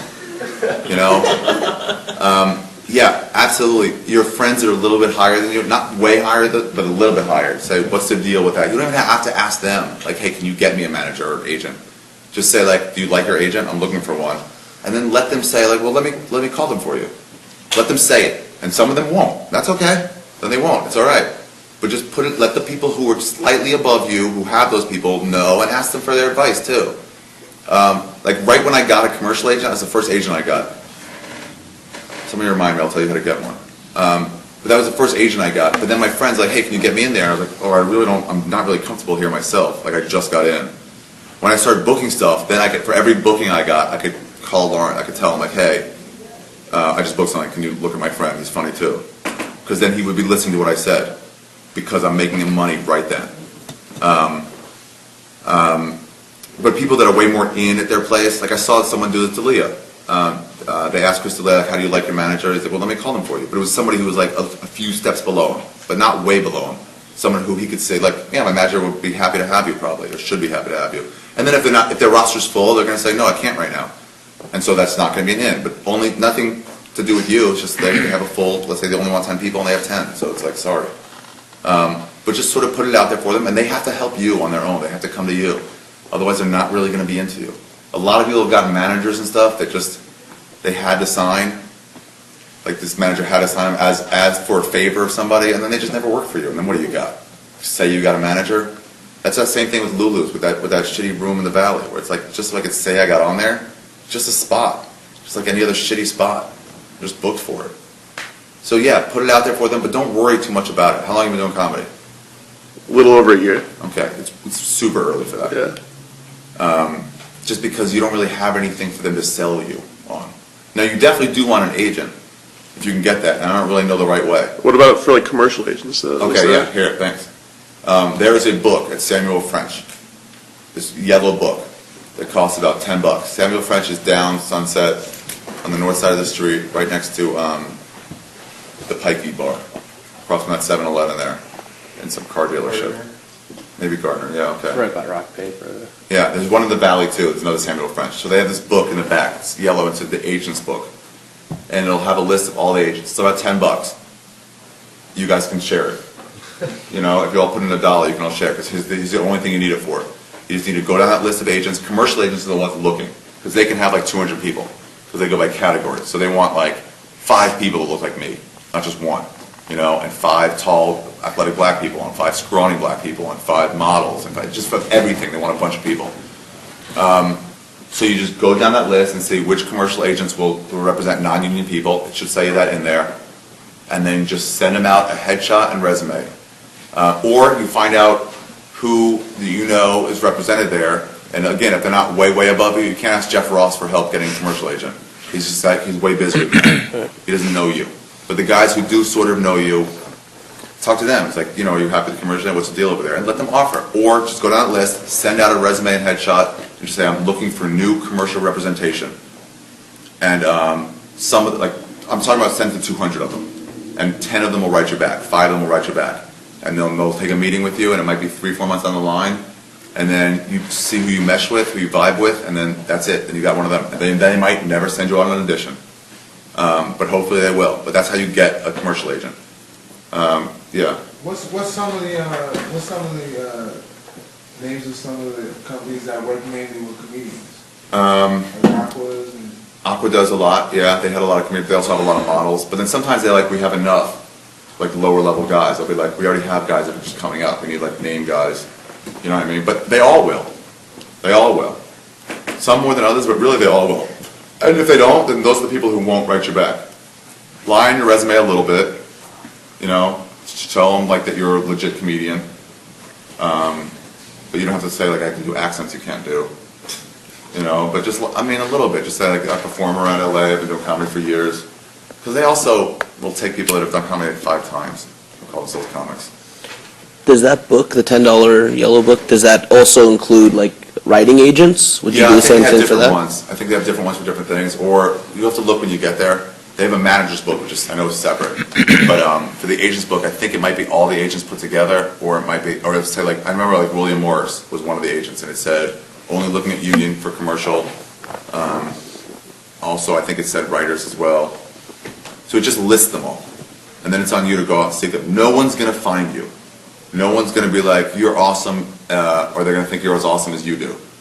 They're just not going to find you and pluck you out, even though everybody wants that. So you got to do a little work in order for them to get you. So So physically like send them like the your resume packet headshot. or whatever? Yeah, it's going to cost you a little bit of money to get those headshots made up and to get them, although this might be changed too. I don't know how much people use headshots anymore. Right now, the way they use them is just online. You almost never have to actually bring headshots. So I don't know if people would even look at them that way anymore. You might not even have to get them printed up. Maybe just email them with your picture of your headshot. Right. And then all you pay for is pictures. It's both. I got the book. Half of them said email submissions, half of them. Really? Okay. And then share that with each other. There's no, especially at your stages, there is no competition. You guys are just being shit on left and right. You're like the lowest rung. So there's no like, oh, I'll get ahead and then he won't get ahead. It's not, you can just all get better together. A bunch of you can get represented by the same agency. We've got a bunch of you in the same category. They look almost exactly the same and get represented. It's not me or them. It's more like a candle, where it's like if you light another candle with your candle, your flame doesn't go out. You both have a flame now. It's a zero-sum cost, is what people say, where it's like, it's not like a money in my wallet where if I give you $100, I have $100 less. It's not like that. It's just like, I'll give you a job, now we both have jobs. Yeah. If you have an agent, but like say, like with your movie they came to you, do you have to pay the agent still if you book it yourself? You don't have to, but something Joey Diaz told me once is when you get an agent, if you have something on your own, is just bring it to them. You're giving up 10%, which is not a lot of money, but you're giving up 10% of this thing, which, and I'll show you a good example of this, but so let's say somebody offers you $100, or let's say $5,000 to do this thing. Just bring it to your agent and say, do the deal for me, here's free money. And what it does is, one, it convinces them that, hey, you're working, you're somebody who has value, because they can see you as someone who's just not doing anything, it's just an open micer, and then they don't value you. But the more you're doing stuff, this is how people get booked too. If you just get booked on a lot of festivals and things, people, without seeing your comedy, they will just assume you're better. If you're on a show, they're like, oh, that guy must be good, because somebody else picked him. So then everybody's booking the same people. That's how shitty people get ahead. You're like, how is that person on TV 10 times? Just because they've been on TV, and nobody watched the 9 other sets. They just know they've been on this show and this show and this show. Nobody watches Conan. They just know who's been on there. So you can bomb there, and nobody gives a fuck. They're just like, oh, you did Conan, I heard, how'd it go? And just say, great, thanks for asking. Wait, what was I just talking about right now? I wanted to finish that. Whether or not you give them a Oh yeah, so this is what Diaz said. Bring them something, so one, they think you're working, they think you're a professional, and you actually have worth. And two, they get embarrassed that they didn't bring it to you. Right. That's what I was wondering. Yeah. So it's worth the 10% of this thing, whatever it is. It's worth that to make them now, let's start going.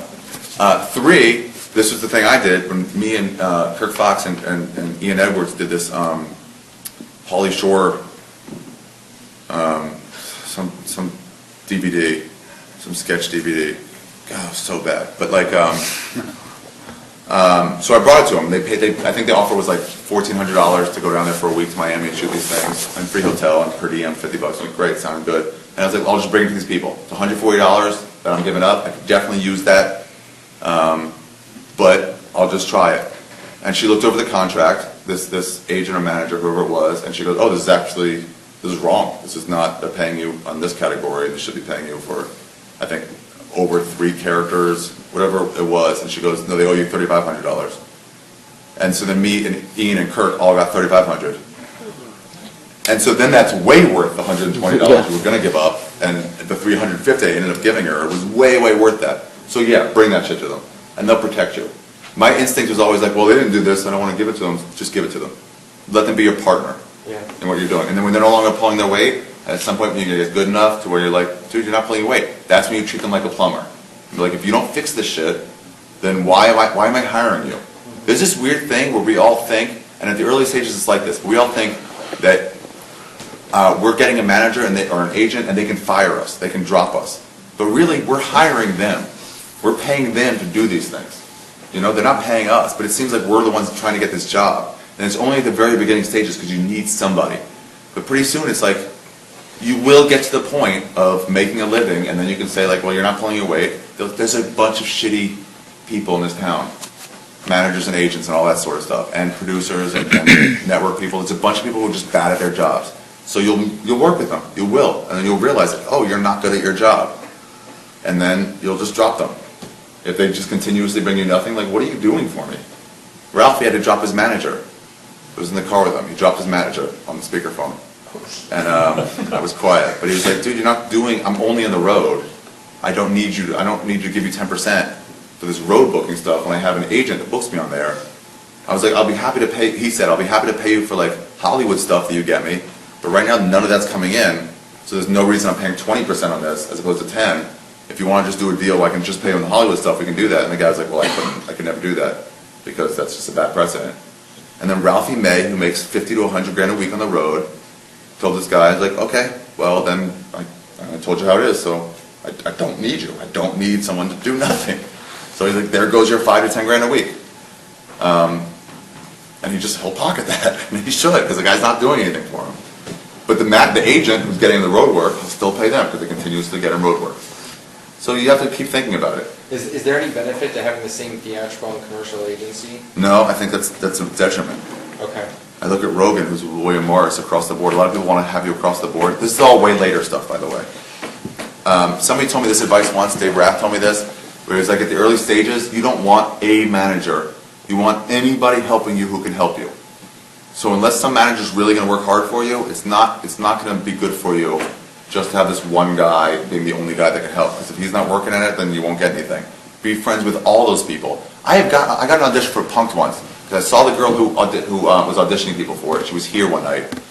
Not looking at people or looking at someone else. What was her name? Fuck, I think Nick Yusuf is working with her now, or somebody is. But just saw her. I was like, oh, how you doing? How you been? That's it. I met her on an audition for Punk'd. And she was around here or there, and I just talked to her a little bit. Totally fine. Punk'd was done. Didn't want anything from her, just friendly in the front. And then next day or 2 days later, I got an audition for her for casting something else. I wasn't pushing for that. It was just another person that was like, oh yeah, that guy, he's nice and he'd be right for this. Just because you see them. That's what I mean when I talk to people, be friendly with people. Those would be the ones who have you in mind. Not like they're gonna like pay you back for being friends with them, but they'll want to help you. So with managers too, it's like just be nice to all of them and let all of them think of you for some low-level thing. You know, if it's a star of a show, they're not calling you. They're calling Sarah Silverman or someone like that. But if it's just some small thing, maybe they'll call you. Be friendly with them. Be around them at all times. Yeah. Do you do you have to keep I know you change your appearance sometimes and shave your beard and stuff. Do your agents get mad at you because you're not the same as your headshots when you do that? Yeah, occasionally casting directors will. Although I've had someone say this, they wouldn't have brought me in if they knew that my beard was real long, my hair was real long. She's like, you're not the category anymore. This was office professional, and this is just not you. I'm not mad at you for looking like this, but you got to get new headshots. So yeah, they'll get mad here or there. Fuck it. It doesn't matter. It doesn't who cares? Just be funny. That's what you should be worrying about. I mean, obviously, don't shave your head right before you shoot your first TV show, or I try not to cut my beard too much, like in between auditions and callbacks. But once I know I don't have any callbacks that still might be coming, then do whatever you want. Right. Yeah. I had a question about you were talking about this kind of weird people do worry about that don't do their jobs well, kind of like show idea theft. I was talking with the general manager of our club, and we were just going over writing stuff, and I pictured this treatment idea that I had for something. She actually thought it was really surprising really well, and she told me, she's like, I'd like to get you in touch with somebody. They're going to come, and I guess they're connected with some big production company. She told me to look up the name and just take a look at it, see if I think it's interesting and if I could talk to someone. And the first thing I did when I looked up the name was it wasn't recognizable production company, but the first three things I saw were they were in 3 different lawsuits, kind of showing some hesitant. So what would you go about if you were to meet with someone? Oh, it's the only person helping you? How to protect your idea though, like to make Oh, sure you right. pitch it and you don't want to like pitch it to them like, oh, well, we're gonna pass, and then it gets stripped Take away it. from Well, you. if you register it, that'll help that. Like, what's the quickest? I mean, like, Writers Guild of America, Writers Guild East or Writers Guild West. It doesn't really matter. do you have to be in the union to So register? the way it was when I was in college, it was $17. You could register a script for, I think, 15 years, Same for treatments and stuff. probably. Now, some of them you'd be surprised how you really can't copyright like an idea of like doing a reality show with comics. Let's just say, like that's not, no one's, Yeah, no, like like- people just have that idea. I mean, if there was like a full treatment Yeah, for. you protect yourself with that, but then again, it's like, also think of it as like your ideas now are probably not gonna be as good as you think they are, so don't worry about someone stealing it, just go forward with it. Try to just push and keep moving, and don't like let that hamstring you at all. Fucking, what's his name? Steve Pearl would always talk about how Robin Williams stole his act. Robin Williams stole his act. That's all he would say, and all these people would say about Robin Williams stole their act. But all these other people wrote new acts, and Steve Pearl just stayed complaining about it. And now he's just a joke. So it's like, adversity is going to happen. That's another thing to tell you guys. There's always going to be someone who gets it easier than you. Do not compare yourself to them. Everyone's on a different road. So if you compare yourself to somebody who's making it right away, you're just going to be fucked. There's going to be so much unfairness here. Because it's not just about who's the funniest on stage. I mean, you've seen television and movies. They put a track of people on there. Most comics are fucking trolls. So like, we're behind the 8 ball that way. And you want to say like, well, I'm funnier than that guy. Well, guess what? It's not about that. We have this guy here named Peter Chen, this awful, awful Asian comic. And he would complain that people got spots and he didn't, because he had been here 10 years. And I was like, yeah, stuff, I know. Bob Oshak never gets spots either, barely ever gets spots. He goes, no, but he's only been here 8 years. I've been here 10. And I was like, oh, dude, it's not about that. It's not about who's been here the longest. People just want to take their own like category and say, this is why I'm deserving of whatever. Who cares? Just move on. There's going to be hurdles. Some people their parents didn't pay for college. Mine paid for as much as they could, and I got jobs for the rest. It's like, you can say like, well, I have to pay for college, and you don't have to get a job like I do, so it's harder for me. Yeah, so it's harder for you. So you're going to quit? That's not a reason to not do anything. So if somebody steals your shit, it's like, yeah, it sucks, and you can complain about it, but complain about it as you're moving forward. There are going to be people who have it way easier than you. I was dating a female comic. We passed by the open mic out here once, and she goes, why are they all lined up out there? And I was like, because they can't just get in a spot because they're pretty. It was so frustrating. How many women are here right now? Is it close to 0? They're going to have it easier than you do. Because they're pretty, and because people in the back of their heads want to sleep with them a little bit. Okay? That's not... on the podcast. But in commercials, it's not. Commercials, they don't have that. Every guy's different, yeah. but the girls all look the same. In commercials, it's bad. You have to be super hot. That's when it's the best time to hit on hot girls, when they're at a hot girl audition.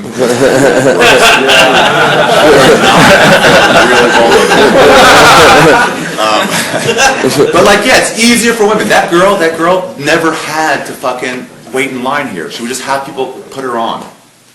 And it was like, that sucks. But that, for me complaining about her being able to get on places was not going to get me on places. It was not going to do what I wanted to do, which was get on. So yeah, everyone has their own hurdle.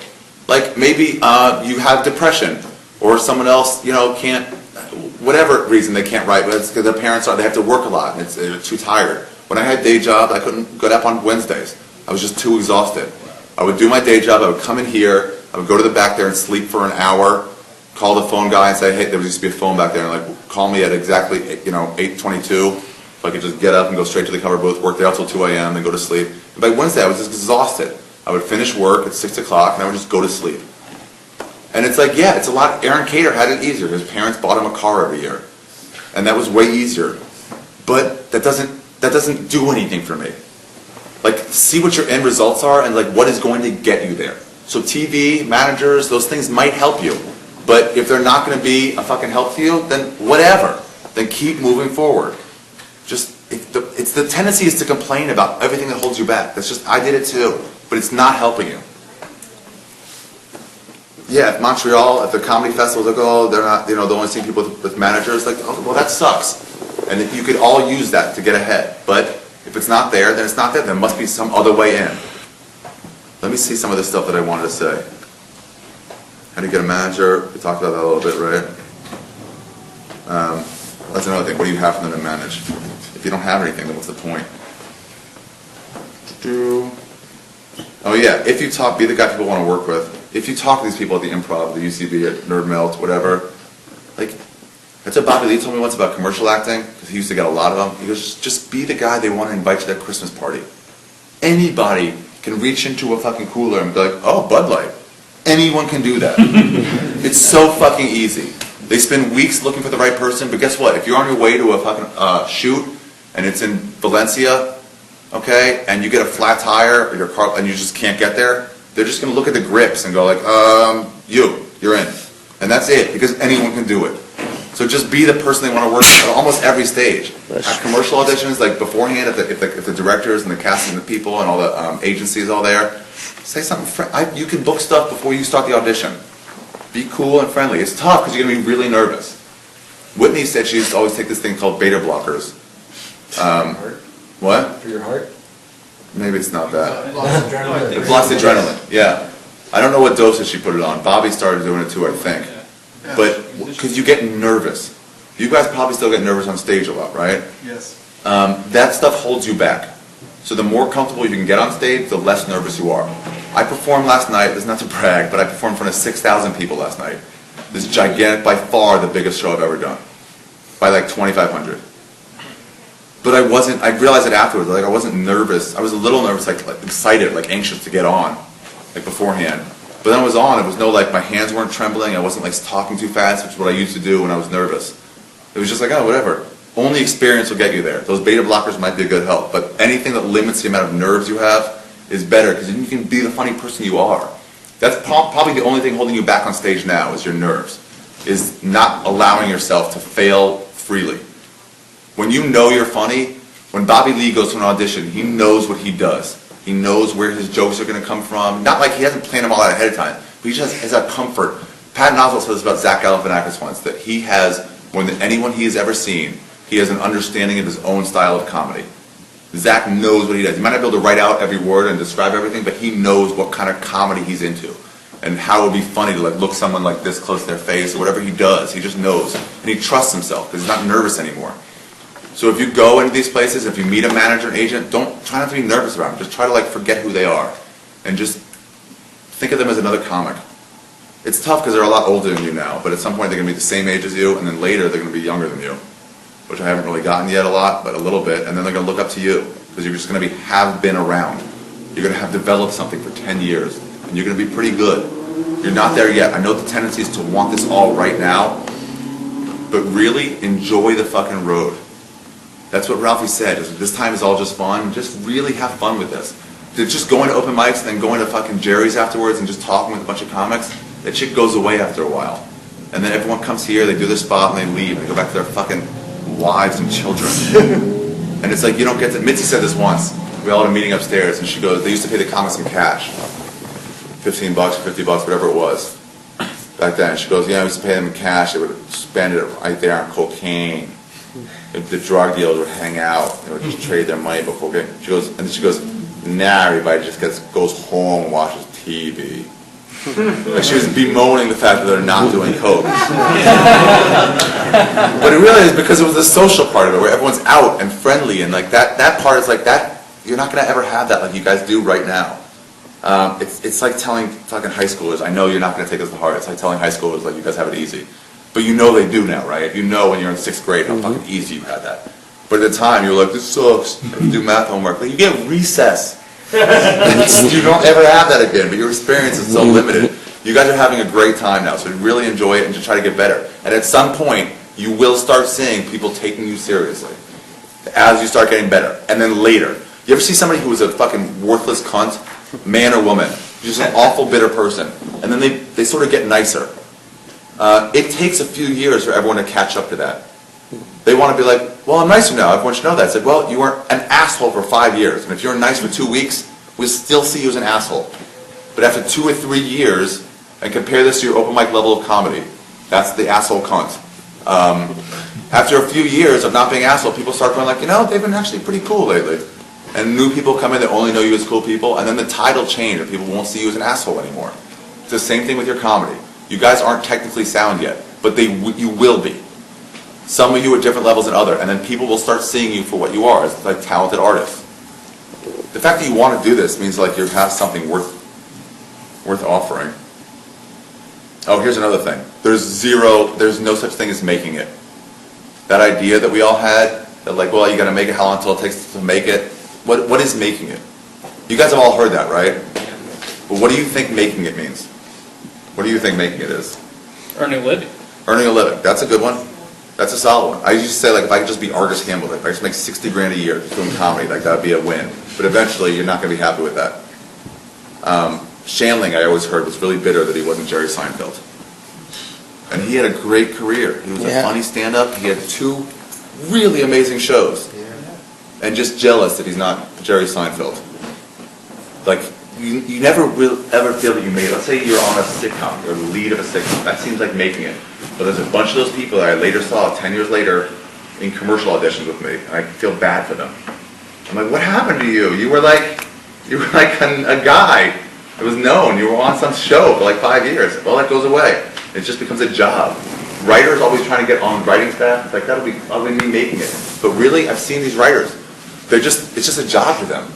Like the guys who joke write for The Burn and for Jeselnik's show and for all these other things, roasts and all these other things, they're just looking to get their next job. They're doing this job for a while. They're getting paid as much money as they can, $3,500 or more a week, and then they go home to their wives, and then that job ends for the summer or whatever. And now they're out of a job. They got to find another job. There's no making it. Even if Brad Pitt, obviously he's made it. But like at what stage did he make it? When he got Thelma and Louise and he just had like a breakout role in that? No, he still needed to get his next thing. There's no real line of like making it, and you can just, it all goes downhill. Who's that guy from Heathers?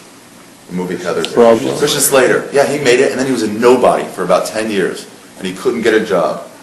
And what? Travolta's another one, yeah. And now they're back to having made it, but there's no making it. They're just like getting jobs from people, so you can earn a living doing the thing you want to do. Hopefully it'll be good. Like I said, Aziz Ansari makes a lot more for his dick jokes than we will. But we're all just trying to do the same thing. We're just trying to make a good joke. And hopefully, yeah, you win the lottery and you get paid a shitload for it. But like, there's no such thing as making it. You just keep going. You just keep going until you're fucking out. Until you're selling mattresses somewhere. Because it couldn't go on anymore. Yeah, at some point, it's so easy right now to be broke. When you hit like 45, 50, you can't stay in youth hostels anymore. It just doesn't feel right anymore. So fucking be broke now while you can. Like do it now. Like have your roommates and do whatever and eat shit, eat awful food. Like it's okay, but just work on getting better. And then making it, like you said, will just be that you will continue to earn a living and continue to be able to do this. Because at some point, the drags of like family, and I haven't gotten it yet, luckily, but the drags of family and responsibility will weigh on you. And your parents will start going like, how much longer are you going to do that? And you start feeling it. Somebody's going to offer you a job, like a legitimate regular job. It doesn't sound that bad. And you're either going to take it and be out of, Hollywood and stand up, or you're not going to take it, you're going to stay in it. So my feeling is, as long as you can stay in it, then that's a win. Yeah. At one point when you make like the money where you think you have made it, like what consistently would you hit a peak of money where you would just get a financial advisor and hopefully be able to coast if you don't get the next job? Yeah, I don't know, what is it? Standard money, because I know like I always said if I made like $1 million, you could get like a CD that paid 3% a year. You get like $30,000 a year off that. I'm like, that'd be enough, $30,000 a year. But then the problem is, you wouldn't just live off $30,000 a year if you had $1 million in the bank. You wouldn't do it. So everybody coming up, when I booked my first commercial, all these people told me like, oh, you should get a car now. I was like, what? They're like, yeah, spend it on yourself. But I met some guy in my apartment building. He's like, oh, cool, a commercial. Yeah, I have to do that. I work at a liquor store now. I sell fine wines. And it was like, oh. So you gotta, like, in between the first and the second one, or the second one and the third one, you gotta, like, coast off whatever money, so fucking save it. Until you're making shitloads. Like, save it. Because once you're out of money, then you're back in a job. Jamie. Yeah, so like... This is a question about penises? Like, regardless of how much money you make off of, like, commercial work, or TV, or, like, road work, like, do you have to set aside a certain amount for taxes, or how does it work for... Oh yeah, for independent contractor stuff. If you ever get a commercial or a sitcom or anything like that, what I do is I fill out to have on the taxes, take out the maximum they're allowed, just because I don't want to get stuck at the end of the year having to pay like $1,000, that I've spent because I was like, yeah, I got whatever I got, so I can spend all this. I'd rather than take out a bunch and then just get $100 back at the end of the year. But for stand-up work, that's all independent, so you got to pay all that. And you can hide it, but who's the guy from Blade? Wesley Snipes.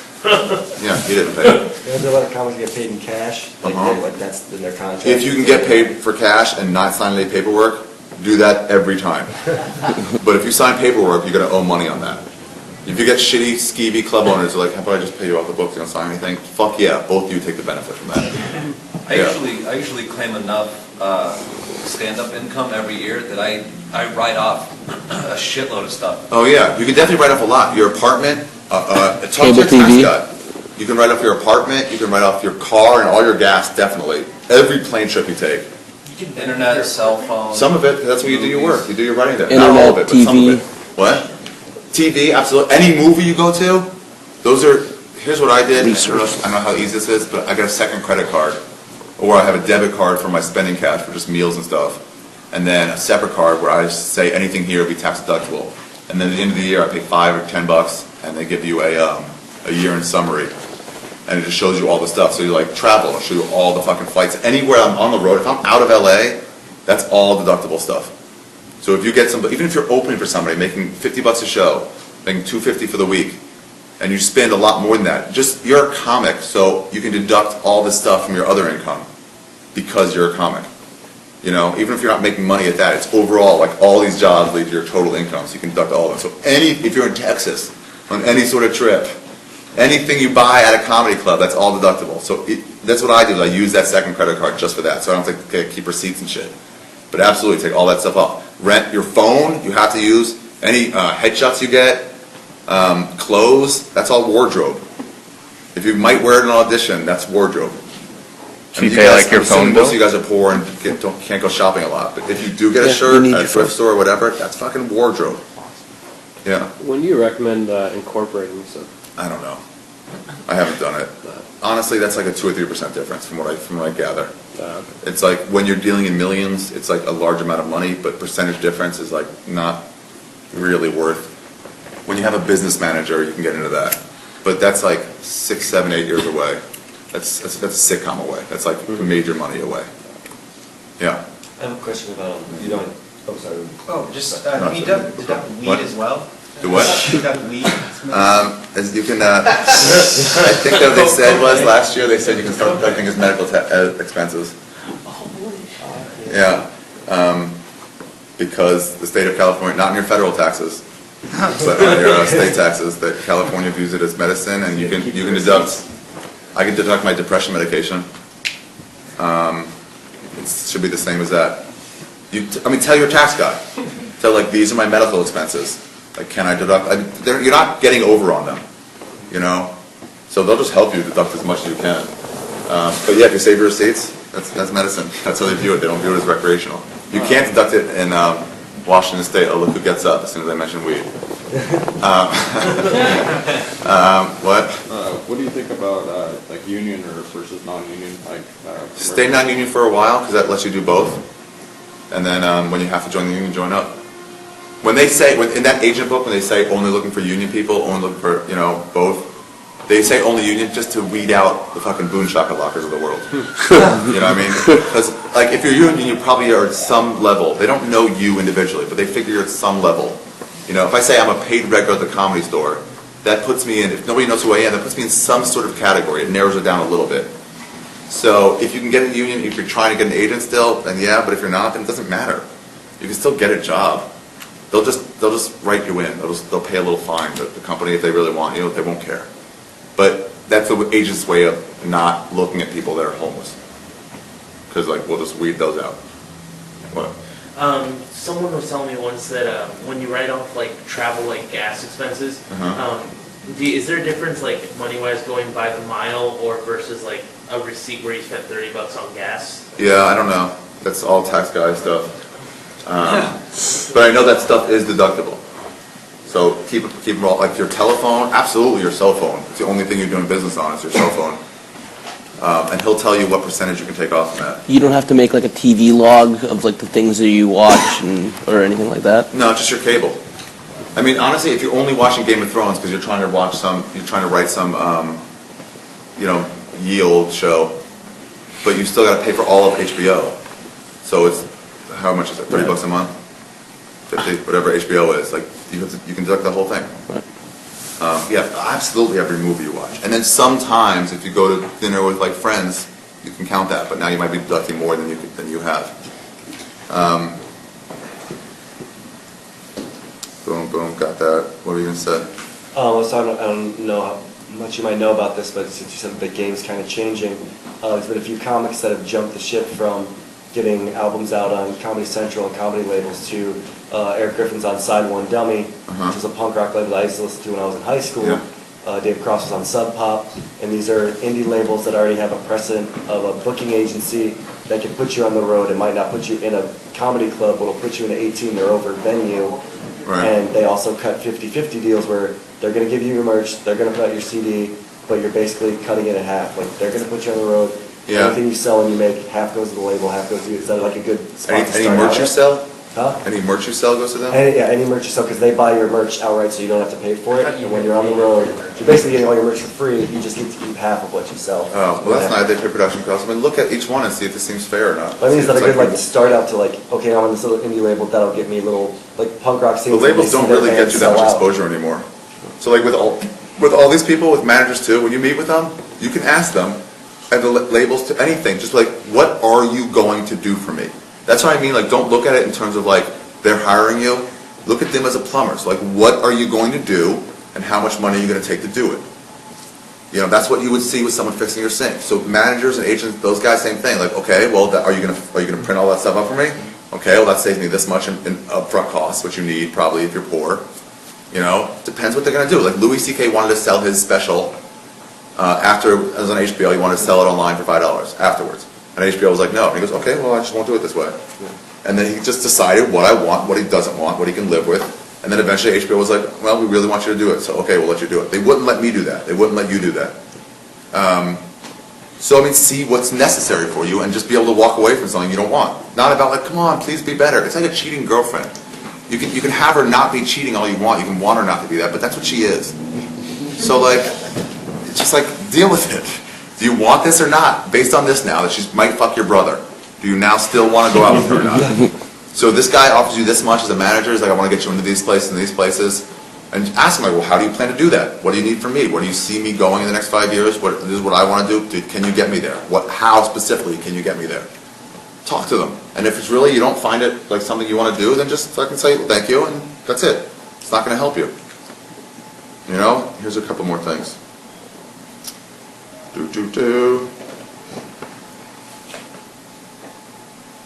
Don't bother people. You got to that.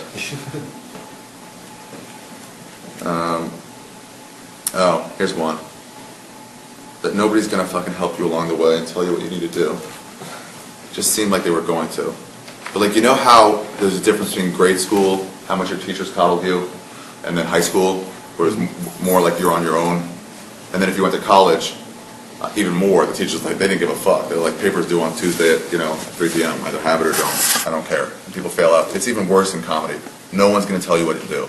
No one's going to, like, help you and say, you need to be doing this. If you get a good manager, they might, like, stick on you, but that's really just to bother you. But look at guys like Aziz.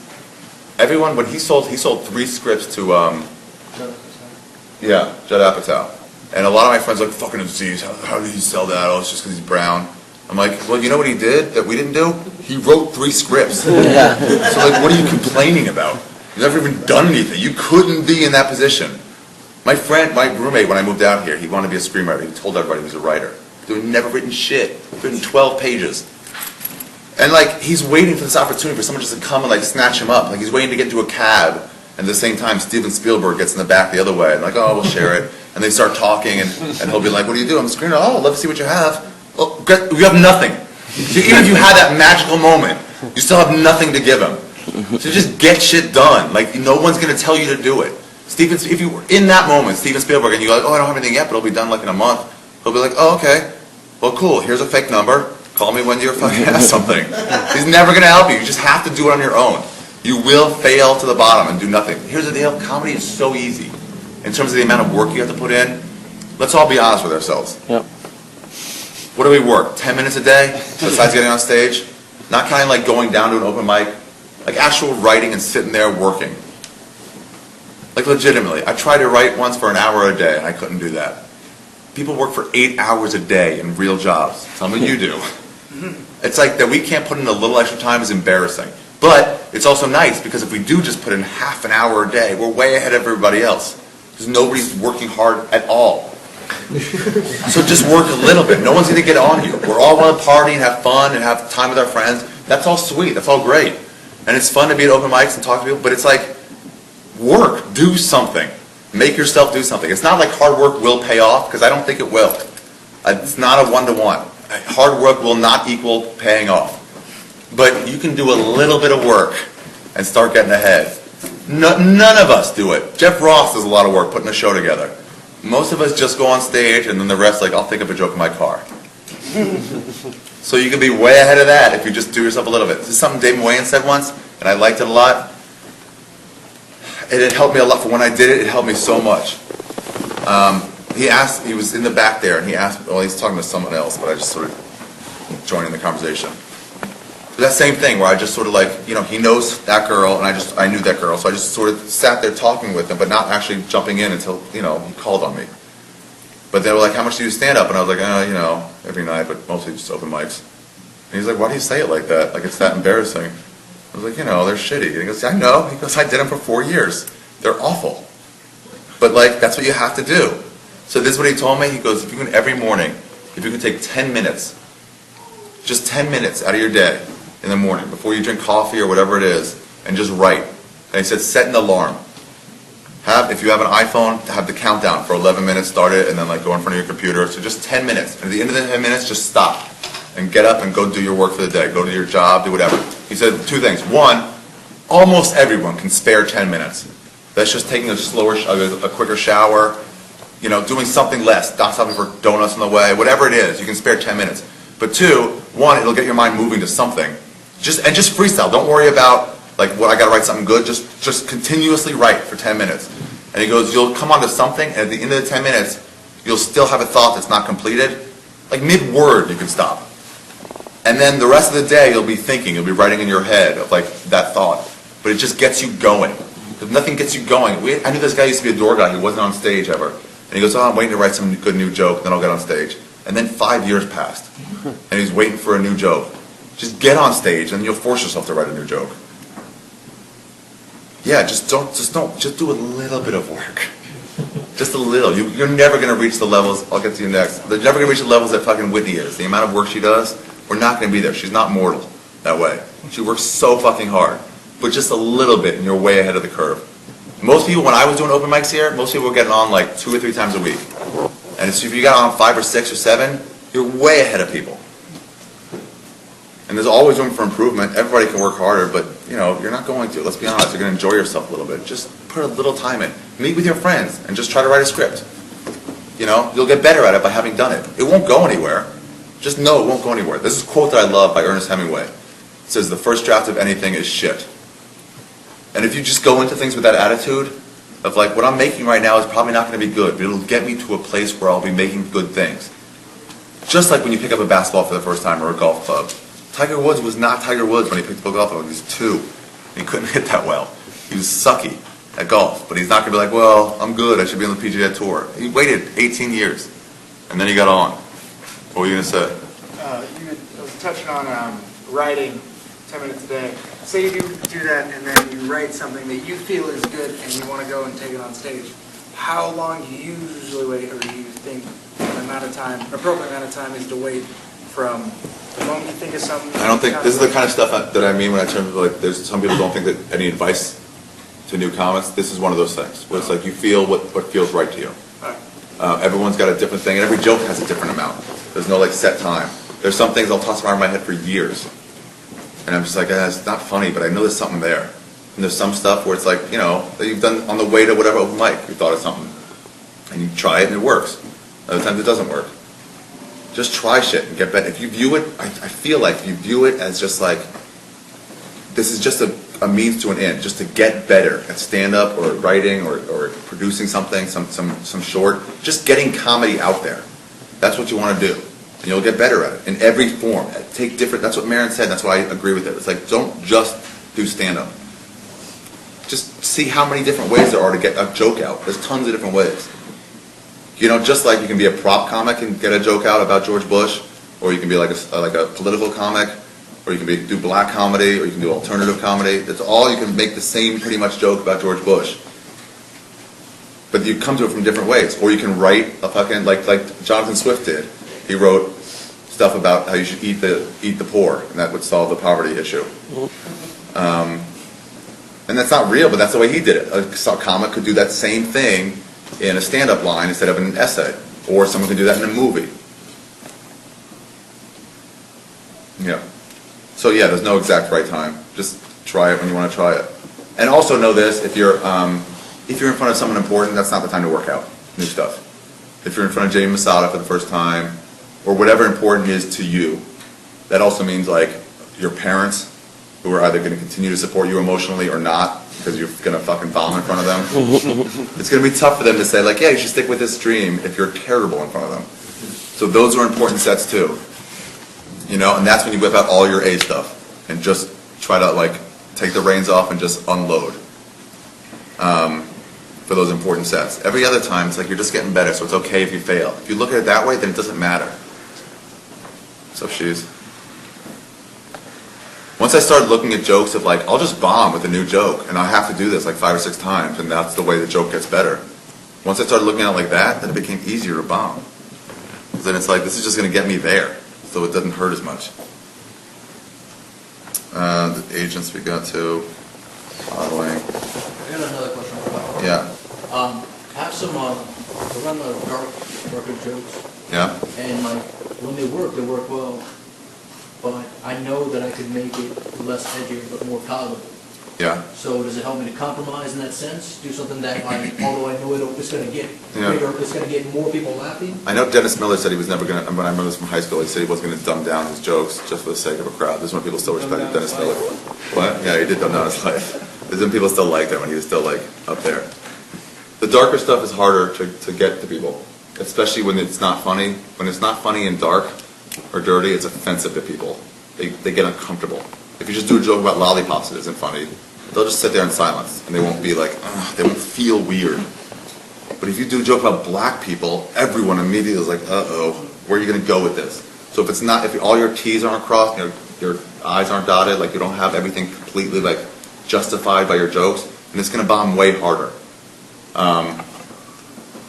Like I've done it like it'd be like a longer day. I've done it 2 nights in a row, pretty much the exact same. Well, every crowd is different, definitely. So I mean, does it help me if I make it? Well, let's imagine like a reference joke, where you can have a joke about. Do you guys know who the band Alt J is? Yeah. Okay, they're a new band. I haven't listened to it yet. I downloaded it, but I haven't listened to it yet. Illegally downloaded it.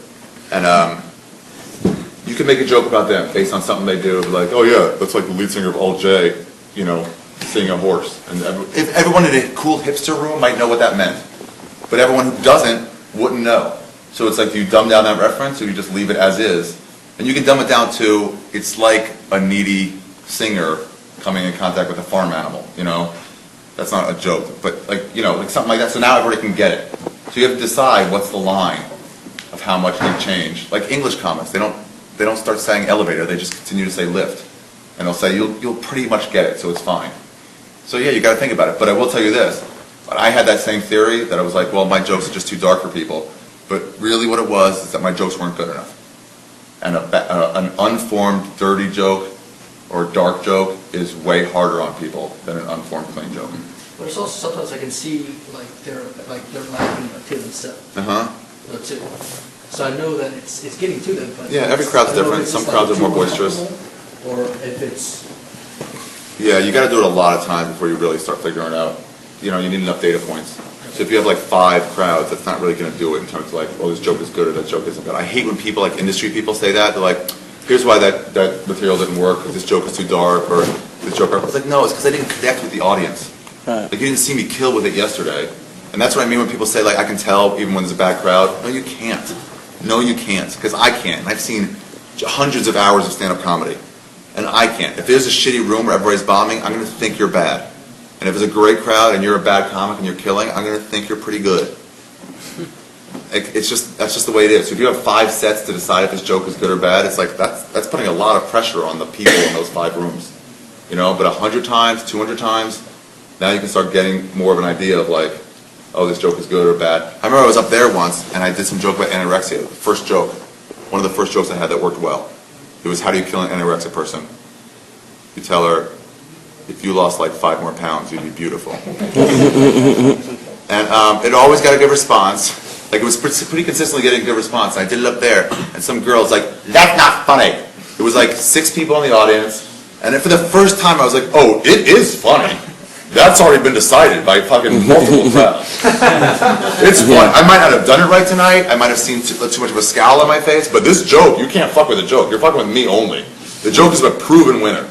So maybe you had a sister that had anorexia and you don't like it, or you had anorexia and you don't like it, but the joke is fine.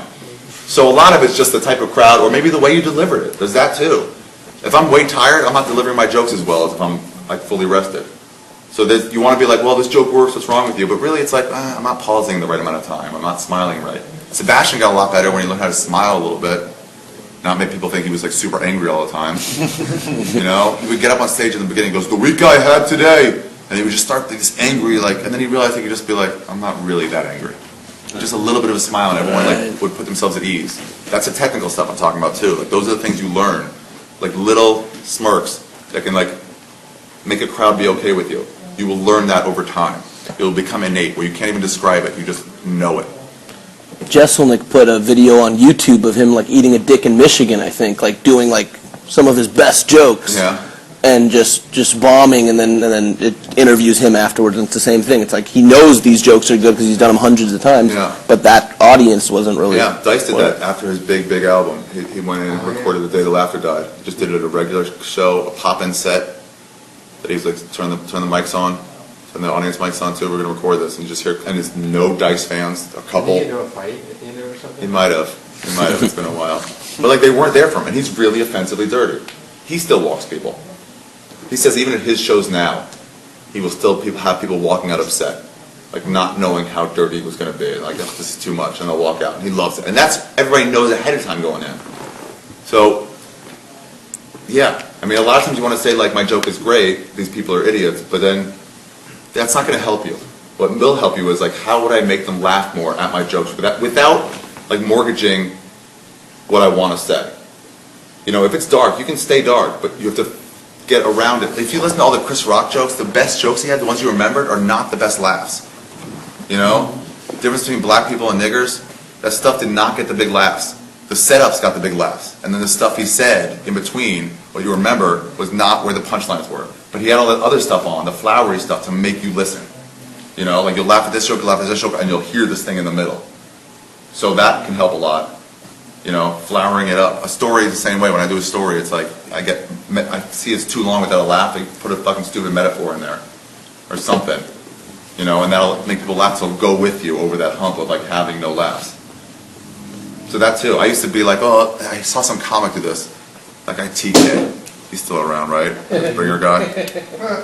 And he was like some open mic and he goes, oh, too edgy for you? And I remember then going like, that is the wrong way you want to look at it. Because that was just a joke that was not good. And he was using himself going like, I'm just too edgy for this room, as a way to not improve at all. That was 12 years ago, before he was a superstar he is today. It's like this guy didn't improve because he wasn't pushing himself. He was just saying the crowd is wrong. Like, you can get them on your side. You can get them on your side. There's ways to do it without giving up what you want to say. But it's hard. You have to find it. Some people say dirty jokes are easier. I think it's harder because when those don't work, they really get people angry at you. Drug references too. Christian people hate that shit. How you get a commercial agent? We did that. Oh, here's the other thing about the agents industry. All those people, networks, you know, producers, directors, managers, agents, they're just people. They're just regular dudes. There's no like such thing as Hollywood, as they're all made up of like one mindset, like the fucking Borg in Star Trek.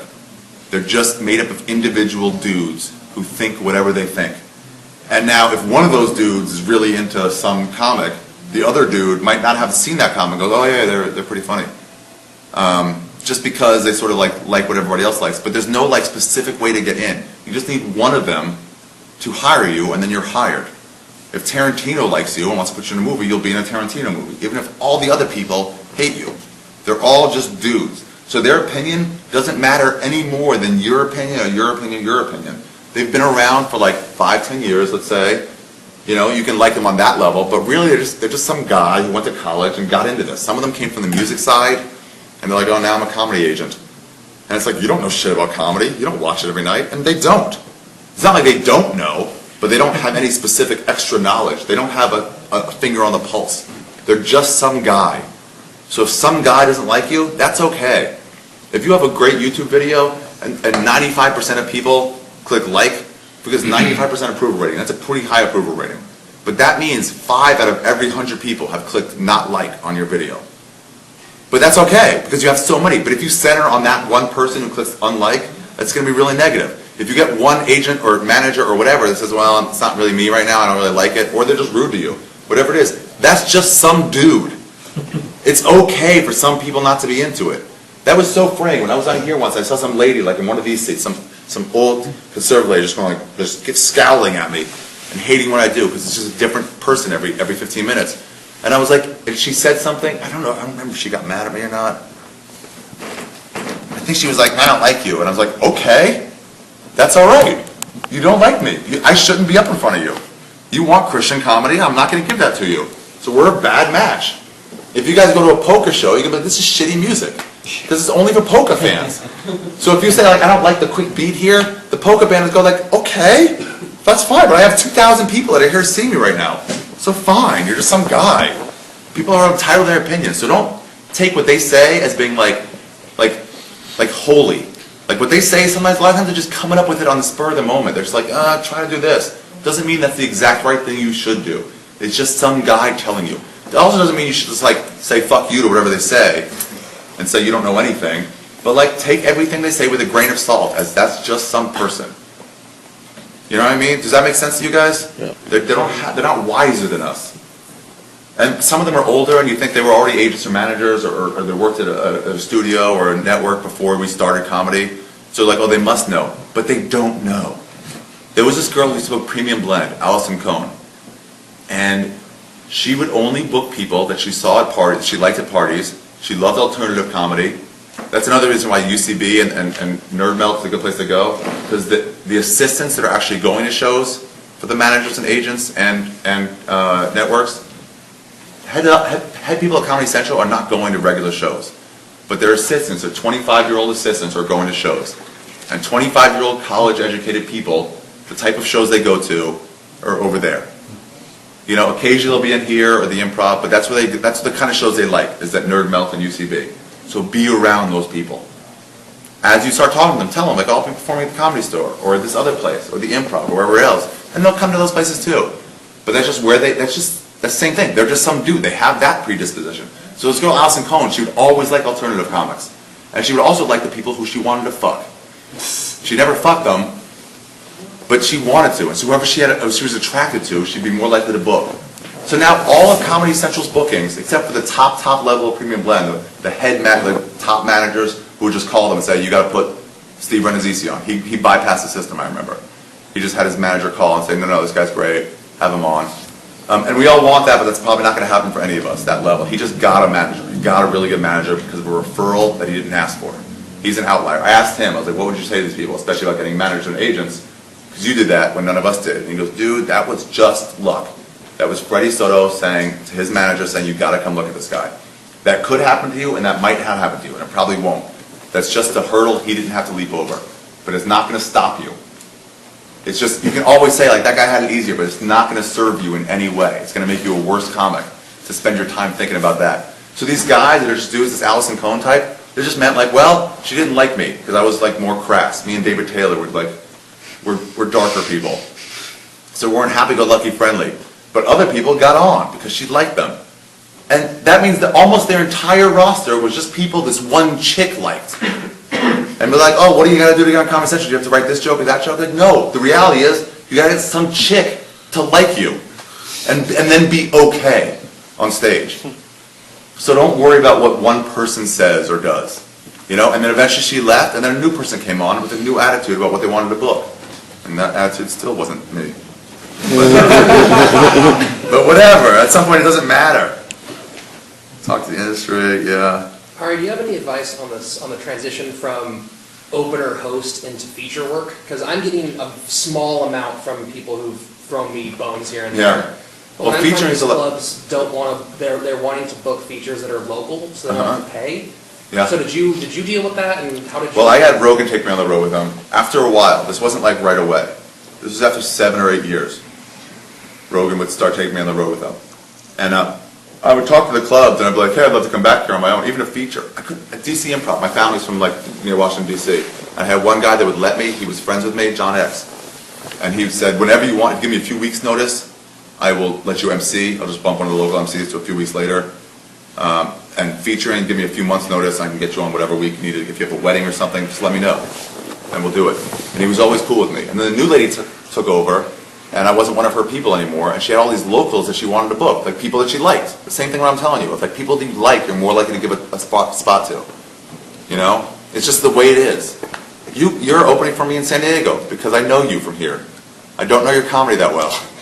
You know what I mean? But it's okay, and you're from there too, right? So it's like, yeah, that seems fine. It's an opener. How much damage can you do? You know what I mean? It'll be fine no matter what. But like, so if that lady wasn't going to book me anymore, she just wasn't going to book me. Because 2 reasons. One, she has her friends that she likes, that she wants to give time to. And every Joe Rogan that brings their own people, that's one less week she gets to hook up someone in her comedy community. And a lot of people are booking their own guys. So every one of those weeks is somebody she can't book, someone who's talented in that area. And then she had her favorites. And then it was also like, she was a part owner of the club, and she's like, well, I don't have to pay for a hotel room if I book this guy who lives here. Then why would I not save $300 or $500, whatever the hotel room costs for a week? That's coming out of her pocket. So she's like, why would I spend that when I don't have to? And you want to take it as an insult, like I'm better than that guy, but there's so much in categories that we don't really understand. Like that Peter Chen guy who goes, I've been doing it 10 years, he's only doing 8. Like there's more to it than that. So the idea of like I'm funnier than that guy who's getting booked, like there's more in it. There's just $500 she's saving on a hotel. So absolutely, if you tell those people, I don't need a hotel, I have someplace to stay, it'll be more bookable. What I had this trouble with was going from featuring with Rogan to headlining. Like I'd love to come back here on an off week, and I never got a single person to help me. Occasionally let me do like a late show Saturday, which would never work, because I was the same draw as him, which wouldn't, but it was like, they were like, yeah, and they would just never have me in, because they had the other people they liked better. And I could have done a better job of hanging out with those people, and being somebody they wanted to have back. It's not to say you have to get drunk with them, but you're there, be around them, be cool. You know? Be cool. Bert Kreischer, everybody wants to bring him back. You know what I mean? And now he's at the point where he wants a specific amount of money, and that's more important. But for a while, when he's just trying to get in, Tom Segura took a year. And he said, I'm going to take all my money, and I'm just going to feature at every club in the country that I can. And I know I won't get put up a lot. I'll figure out a way to, like, you know, room with people, or figure it out, or just break even weeks. And he goes, this is the way I'm going to meet every club booker in America. And for 52 weeks, he took all the Jay Moore gigs he could.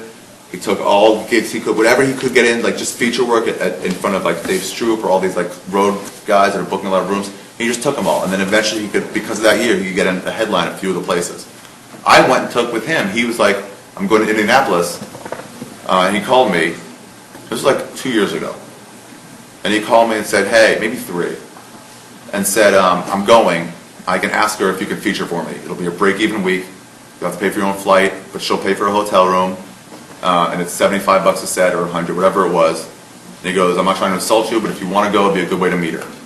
And I didn't have anything going on that week, so I was like, yeah, I'll go. And then she was like, we had a good time. I never asked her if she could headline me, because he said Brian Sickler had the same thing, and he was like, hey, I want to come back and headline. And she immediately, when you ask people for shit, their hands go up. They're like, they're immediately saying of like how to say no. It's like homeless people bothering you. You immediately think to say no, and not what their problem is.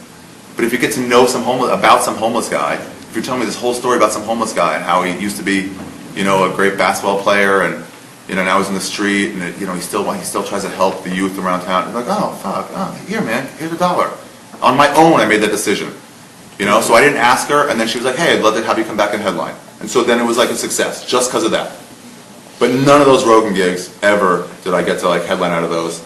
So like, what was your question? How do you It's move to them? From making myself, because you mentioned the why. Yeah. Now it's the how, moving from that opener host to that feature. Yeah, that's hard. It's be the guy. It's a lot of that is be the guy they want to hang out with and have at their Christmas party, because they do want. But a lot of it too is like those weeks are booked by headliners who bring their own guys, so it's hard. The only technical thing I would say is just when you're emceeing, you're starting off the show from cold, and so you can't immediately start off with, you know, blowjob stuff. Like you got to get them like situated into comedy, but that's all technical stuff that you'll learn when you do it. Did you get headlining stuff more from these connections you're talking about, or was it like your podcast started blowing up and you became a draw? It was all the stuff that I was like, it got frustrating for me after a while. I'm probably not a terrible example for you in terms of that I was ahead of where I should have been. It's tough to look at yourself unbiased, so maybe that's not true. But I felt like I was way ahead of these other people that were headlining without credits, you know? So I'm like, I can do as well or better than them. And then my agent now explained to me, he goes, that low-level headliner, $1,500 a week, $1,200 to $1,500 a week guy, that is the most competitive spot in comedy. There are way more people trying out for those spots than the $25,000 a week jobs. You have 25, 50 people doing that. There's like 1,000 people trying to get that $1,500 a week job. And you're like, but I'm funny, I'll kill for the whole 45 minutes to an hour. And at that point, they're like, yeah, we expect anyone to do that. So if that's the standard, then really what are you offering them? Why would they book you instead of somebody else that they know, that they've already dealt with? Or even some washed up old timer that they just have a history with. It's hard to break through in that. But yeah, they wouldn't do it until I had my podcast and those started taking off. And even then, club owners were like skeptical of it. They're like, I don't know if anybody would really come. We thought half-hour comedy is the way to go. But nobody comes because of half-hour comedies. 2 years after you do a half hour, nobody will remember you even did one. Let alone like have anybody come out to see you. Jamie Keller, this guy was on My Boys with Jim Gaffigan. He was going on the road more because he was on this TBS show. And I was like, do people come out to see you? And he goes, honestly, maybe 4 people a show on average. But it's enough to make the club owners think that people will come out. It legitimizes me a little in their eyes. That same thing where like one person picks you, then all other people are like, oh, that guy picked you? Okay. So then he could get in and headline because of that. Not because it added a draw, but just because it seemed like it should add to a draw. Did Renazisis change from the league? Yeah, but it took him a while. He was 2 years on the league. He didn't have a PA agent. He didn't have an agent sending him out. And it was like, why? He's a hilarious comic, and he's on his show for 2 years, and he couldn't get booked in places. Didn't he make his own show with the league guys though? Like they made their own He league, auditioned for it, yeah. no, like the stand-up show. Oh, they actually did like yeah. on tour, yeah. And those would do so well that they would show those numbers to clubs and say, look what they do in unison. And at first, he would have to take less money than he probably should get at the club, but he's like, trust me, you'll be super happy with the numbers he does, and then they'll offer him more money later. Right. And now he's making bank. But even then, think about that in terms of like, if I make it, it'll all be okay. That's a guy who was on a show for 2 years. And not only could he not get booked in the road, he couldn't get an agent to even submit him to book things on the road. They were all like, I don't know. I'm like, what are you talking about? And he's a hilarious comedian. Yeah. So it wasn't even like he was sucky with credits. He was great with credits, and he couldn't get on there. So it's not like it's an easy, like, as long as you get better, it will work out. There's going to be a bunch of different roads. But the whole time while he was trying to get on the road, movies and TV were working out for him. He was on another show. He was on Punk, and he was on this sitcom that didn't last very long, and he's on guest starring roles. So it's like you throw yourself into everything, stuff will pay for you to continue to write jokes. You know? Yeah. I had a question you're talking about, kind of group shows. What I know they did that with Sullivan and Son and stuff. There's a lot of like no-name comics that are going on group tours as like a group name, like Yeah. the lawyers of or comedians at law and stuff like that. Those don't really Where do they, much. They split it as a band. We just had one of those, like the Almost Homeless show that almost sold out entire theater because it's also people that tour with the Renaissance Festival that have their own That kind new of crowd people. and following. Yeah. Like, do you think that's a good way to start getting on the road? Is like almost like a band getting 3 of your friends together and selling yourself as like a whole group package? Maybe, instead of but honestly, who's going to come out to see? Unless they already knew the Renaissance people, that's who came out. It's not just based on the title alone. They had this tour called wasn't Three Amigos, Payasos of Comedy, something like that. Yeah, Joey was in it, right? No, it was something, it was Madrigal, Al Madrigal, two other Mexicans. But the problem was, this is what all the clubs found out, is it this name, this compadres of comedy, whatever it was, something like that, that name didn't carry as much weight as each of their individual names. So they did less numbers than if they just came alone. This idea of like joining them all together, like the Kings of Comedy, that's the Kings of Comedy and the Blue Collar Comedy Tour. I mean, it's a fun way to go on the road with your friends. I did one, the Monsters of Comedy, where me and my friends just drove the coast from spot to spot, and it was like a break-even trip. And we slept 3 to a room every night, and we ate horrible food, but it was fun. Jason Rouse, Sam Tripoli, and Chris Neff. And we'll see, yes, we'll see what's our... What about Tripoli's like naughty show that he does, like that's getting kind of a big... Yeah, he's trying to push that, but he's pushing that name, The Naughty Show, like he's building that into something. Like the midnight show that... But through his podcast too, like he's building a name for it. But right in the beginning, no one was going to see it because it was called The Naughty Show. And even now, it's not as good as you think it is. They'll do it in Vegas, and 35 people will show up, 50, and it's like that's good, but it's not like you're not going to be Tosh right away and sell out theaters. That show I did last night was because K-Rock was doing the show. No one was there for me. So I don't know. Those things are okay, I guess. But really, it's just for fun. It's fine. If you can get you more time, so you can like work out more time. Any opportunity you get, you can do a full half hour or an hour or whatever. Just try it. As long as nobody's there going to watch you. Nobody important. Try it. Put yourself in those situations. Here's the other thing I was going to say about material, because I don't like telling people how to write or what jokes to do. Any advice I ever give comments on my own level or lower or higher is just like I thought you were going to explore this side of the subject. Like if you have a long bit, I'll say like I thought I was going to hear what your father said about that. But that's it. I'm not going to write a joke for them. Just like I could see it going that way. Or way to pause there. Here's the advice I'll give you about material. Try not to let it, because this happened to me and all my friends, try not to let your material own you. Like at some point, you're going to be better than you were when you wrote that joke. And you're going to still do this joke because it works. And then you're not going to write new jokes because you have this joke that works.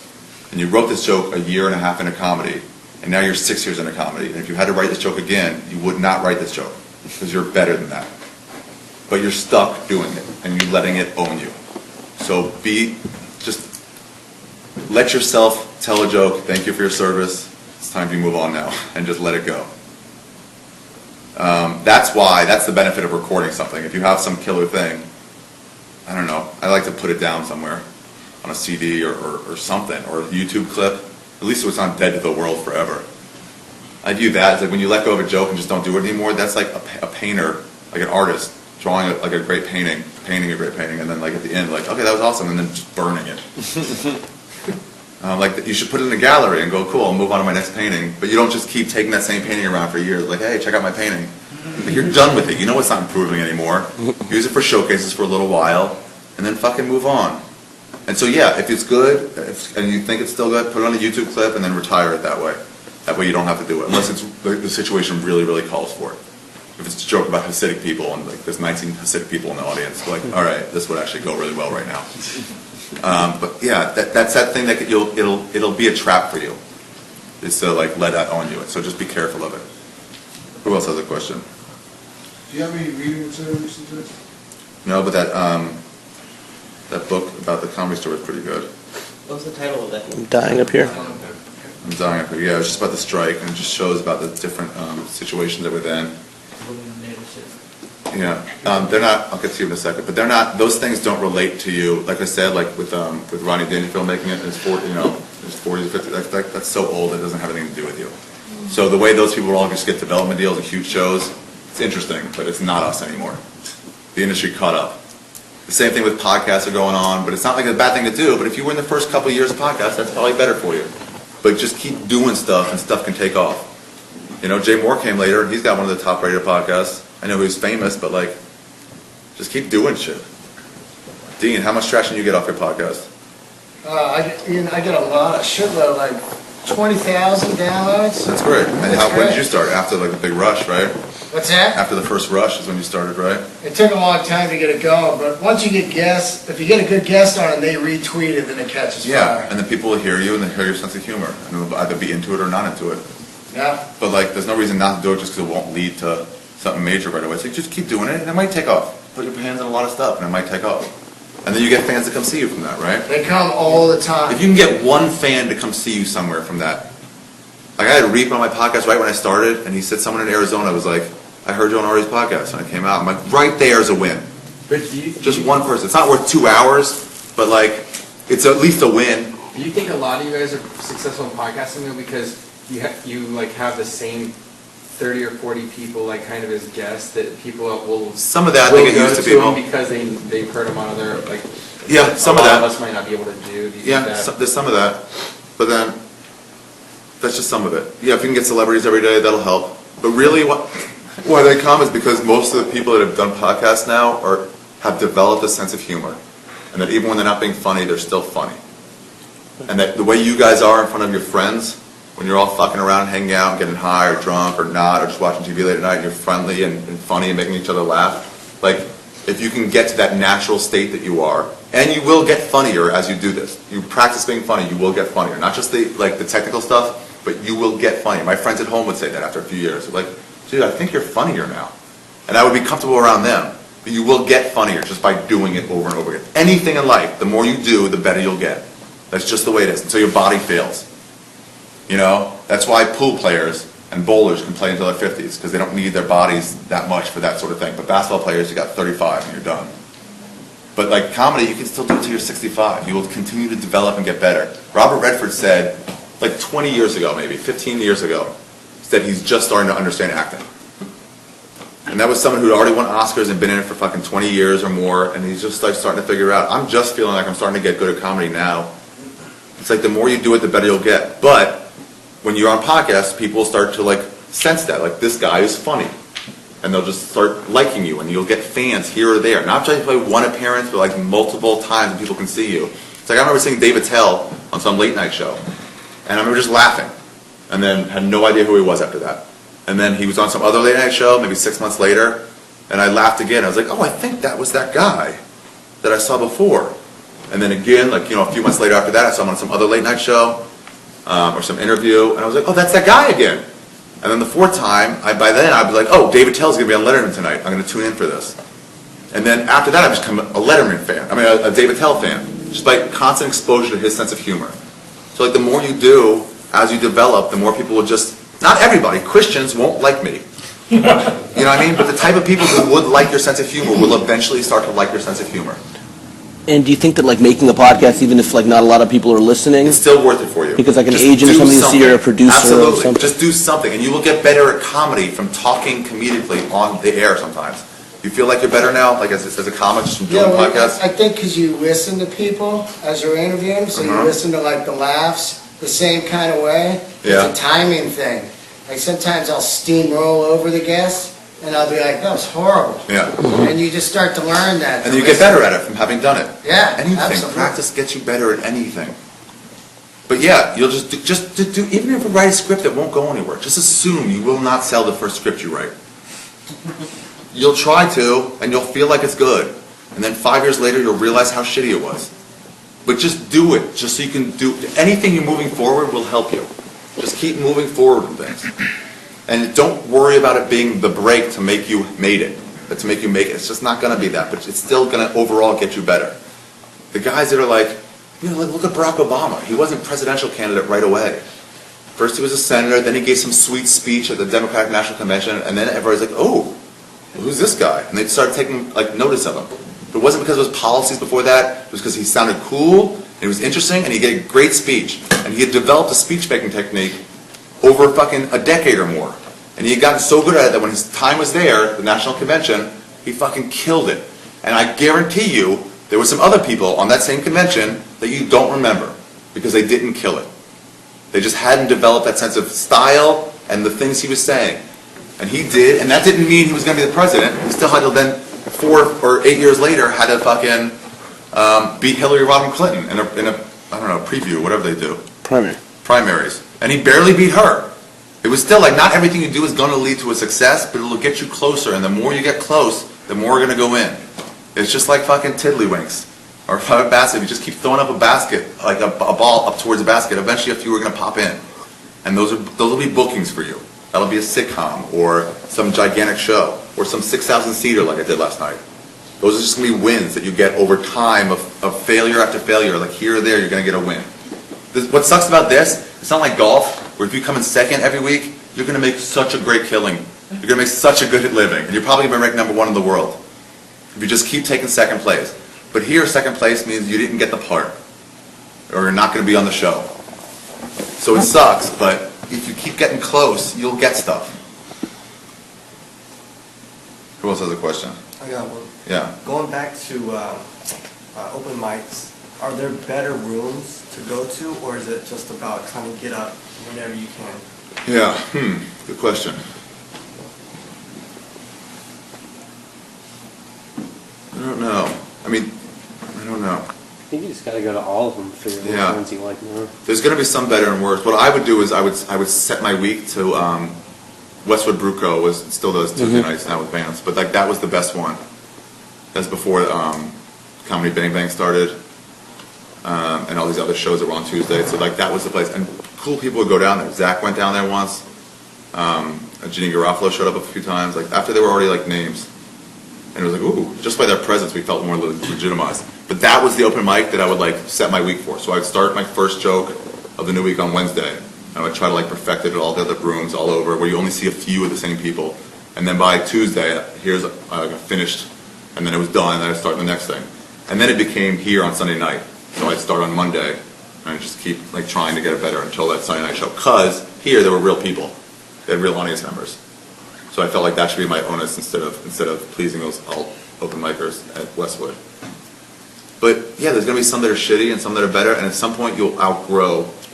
Like I try not to do bars anymore, places with bars like in the room, just because it's like people are talking, and to me it's like this is not the way I want to present the stuff I wrote. I took years to write this stuff, or months of hard work and suffering, and now like you guys are all talking at the bar. It's like instead of painting a painting and having it on a nice white gallery wall, instead of just painting it and then just like crumpling it up and throwing it in the corner. And then saying, well, there's my painting. And it's like, it's the same painting, but that's not the way it's supposed to be taken in. Now, you guys are not the stage where you can turn down rooms and saying, I don't want to do one where people are talking. It sucks, but you have no leg to stand on, so you have to take those shitty rooms. But always go to the better rooms, if you have a choice of like one or the other. Like if I had to drive half an hour that way, half an hour that way, like go to the better room. Or, mix with the chances of you getting on too. If you can't get on in one room, then what's that going to do for you? And I think like jokes that make all the other comics who are barely paying attention start laughing really hard, those usually are probably going to kill with like an audience too. Yeah, well, that's what I found is that you would find things like if they worked in certain rooms, it'll work everywhere. But there's also bad habits eventually doing open mics. As Mitzi said, that I used to be real hyper. I would do all my jokes like a really high-pitched voice, not even on purpose, but like just out of like it just happened because I was nervous. I was trying to get their energy, and I was like, yeah, 7 dirty words, you can't say shit and fuck on TV. And she was like, what are you so hyper about? I was like, I got to get the crowd like going. She was like, you're just getting yourself going. And I was like, she's an idiot. You're an idiot. You don't understand. But she did understand. She had seen fucking 25 years of comedy, and I had seen 6 months of it. And I was like, that's what I mean when I was saying, don't make what you're already doing have value just because you're already doing it. That's what I was doing there. I was saying, well, this is the right thing to do because it'll get a crowd interested in you. And really, I wasn't saying this is the right thing to do, and now let me see what I do. I was saying what I do must be good. So let me find reasons why it is. And that's unhealthy. That won't get you to a better place. So yeah, I was too hyper. And they were laughing at me just because I was being an idiot. But they weren't laughing at my jokes that I wrote. I don't know. So yeah, go everywhere you can. I try to get up as much as I can. And do what line feels good. In the beginning, when I started going up, I just went up here. We had 3 open mic nights here a week. So I'd only get up here Sunday, Monday, Tuesday. Well, it started just Sunday, actually. And then this guy, Jordy Fox, told me, like, dude, you got to go to other rooms. And he showed me, like, the open mics, the other open mics. And so then I started going around. And then my development, instead of went here, was started going way up. Just from practice. Practice will make you better at everything. It's everything in your life. The writing and the acting. take acting classes too, once you have some money. Like if you get a manager and they say, well, I want to get on a sitcom. They're like, well, why? Who are you? You're not a good actor yet. Like you can't be. You've never done it. You'll be okay because you want to be okay, but you're not going to be good. So eventually you're going to get into a class. Classes will make you better at things. Same as pottery classes. Why should acting be that much different than pottery? You're not going to be good at pottery if they just show you the wheel and say go. So acting's way easier. You just play pretend, but it's not going to be as good. So get some classes. Be better. Practice gets you better at everything. And then also write, do all that, yeah. Do you feel the same way about comedy classes? No, I don't feel the same way about comedy classes. But here's what's different. Jake Johansson told me this about acting classes. One of the benefits of acting classes, there's two that he saw. There's one, it shows you how to be around other actors. You get to meet other actors and find out what they're doing, how to get an agent, like they know which agents are good. You get to talk to them, doing things with the people in the industry. If you just went to the open mic and then went right home, didn't talk to anybody, you would be getting the benefit of having done it, but you'll be missing out on the benefit of finding out where the open mics are that you usually get from your friends. All those things. How do you get up at this place? Just talking to them. Oh, that's a good joke. Like, I like saying that. Whatever it is, you get this benefit of just being around those people. So acting classes does that.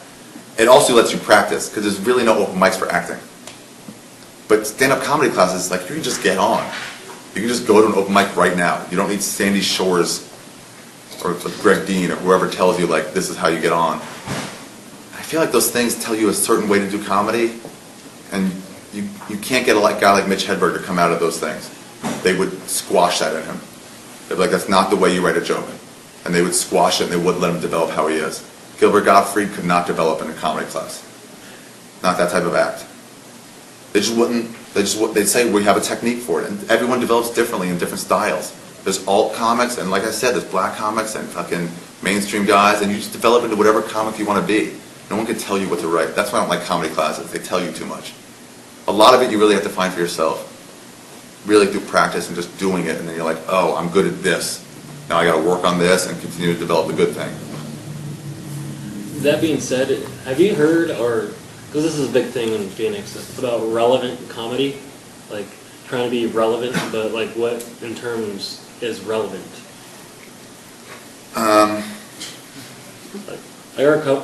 My comedy club owner is big on relevant comedy, but he doesn't explain what it is. There's this type of comedy you watch where it just seems like 80s or 90s comedy. Martin Lawrence came in once for a few months, and he was just the jokes he was making, he could make okay jokes, but he was doing 90s comedy. The type of gay jokes he was making. Where I wanted to pull him aside and be like, dude, everybody in this crowd thinks gay is okay. You're living in Los Angeles, and these are 26-year-olds. There's nobody here that has the same view of you as you, and you're not justifying your opinions. You're just using gay as a punchline. And that could work in the 90s, but that can't work now. That's kind of an irrelevant style of comedy. So things like that, but I wouldn't worry about it too much. You just do what you want to do. My friend David said this, that everybody who starts comedy ends up just trying to do an impression of a comedian. That's all we do, and that's what I was. I was doing Monica Lewinsky jokes, because that's who I'd seen on TV the last few years doing those jokes, so I felt like that's what I should do too. But eventually, you'll drop that and you'll start doing the jokes that you want to do. And that'll be relevant. If it's anything from your life that you really want to express on stage, one of the best things to help me with my comedy was I dated this artist. And when she would go into a painting, she would talk about it in terms of what she wanted to express. And then she would use her technical skills to express that. She was really good at drawing fur and hair. She could do that really, really well. And whatever she wanted to express about, I think one of her whole series of something was about these masks that women have to wear in life to pretend to be a different thing. And then she just drew all these people with half masks and witches underneath it and over that. And she was expressed, but she had in mind already, what do I want to tell people? And it's that. The women are forced to wear masks, and humans in general too. She has some non-women too. If you go into it with that, then any of your comedy will be justified by what you've said. Because you're I just want to share this. And then you will get better at it over time. You will learn how to express it better as your technical skills get better.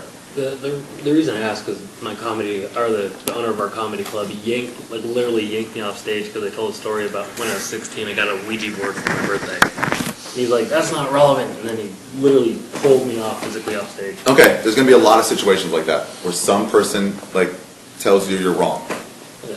One, it goes back to, that's just some dude, but there's also, on the other side of, that guy might know more than you do. And you don't want to look at yourself as having done something badly. I don't know about the Ouija board, but I told Ren Azizi when he started, he used to have a joke about being in a locker room and having guys' dicks out. People, just old men, have their dicks out all the time. And it's just like, I know when you go to a locker room for the first time, you feel like, what the fuck? Why are all these old men having their dicks out? Why don't you put underwear on? And so everyone has that thought, but the problem is that everyone who's been to a locker room has the same bits. Has the same, like, their dicks are right here. And I told him, like, dude, that joke is hacky. I know it's your own experience, but, like, everyone's done it. And your first instinct is to go, shut up, you don't know. I'm good. That Ouija board thing was good. But if you stop and, like, take yourself out of it and say, like, well, let's just imagine what he's saying. Could it be true? And why could it be true?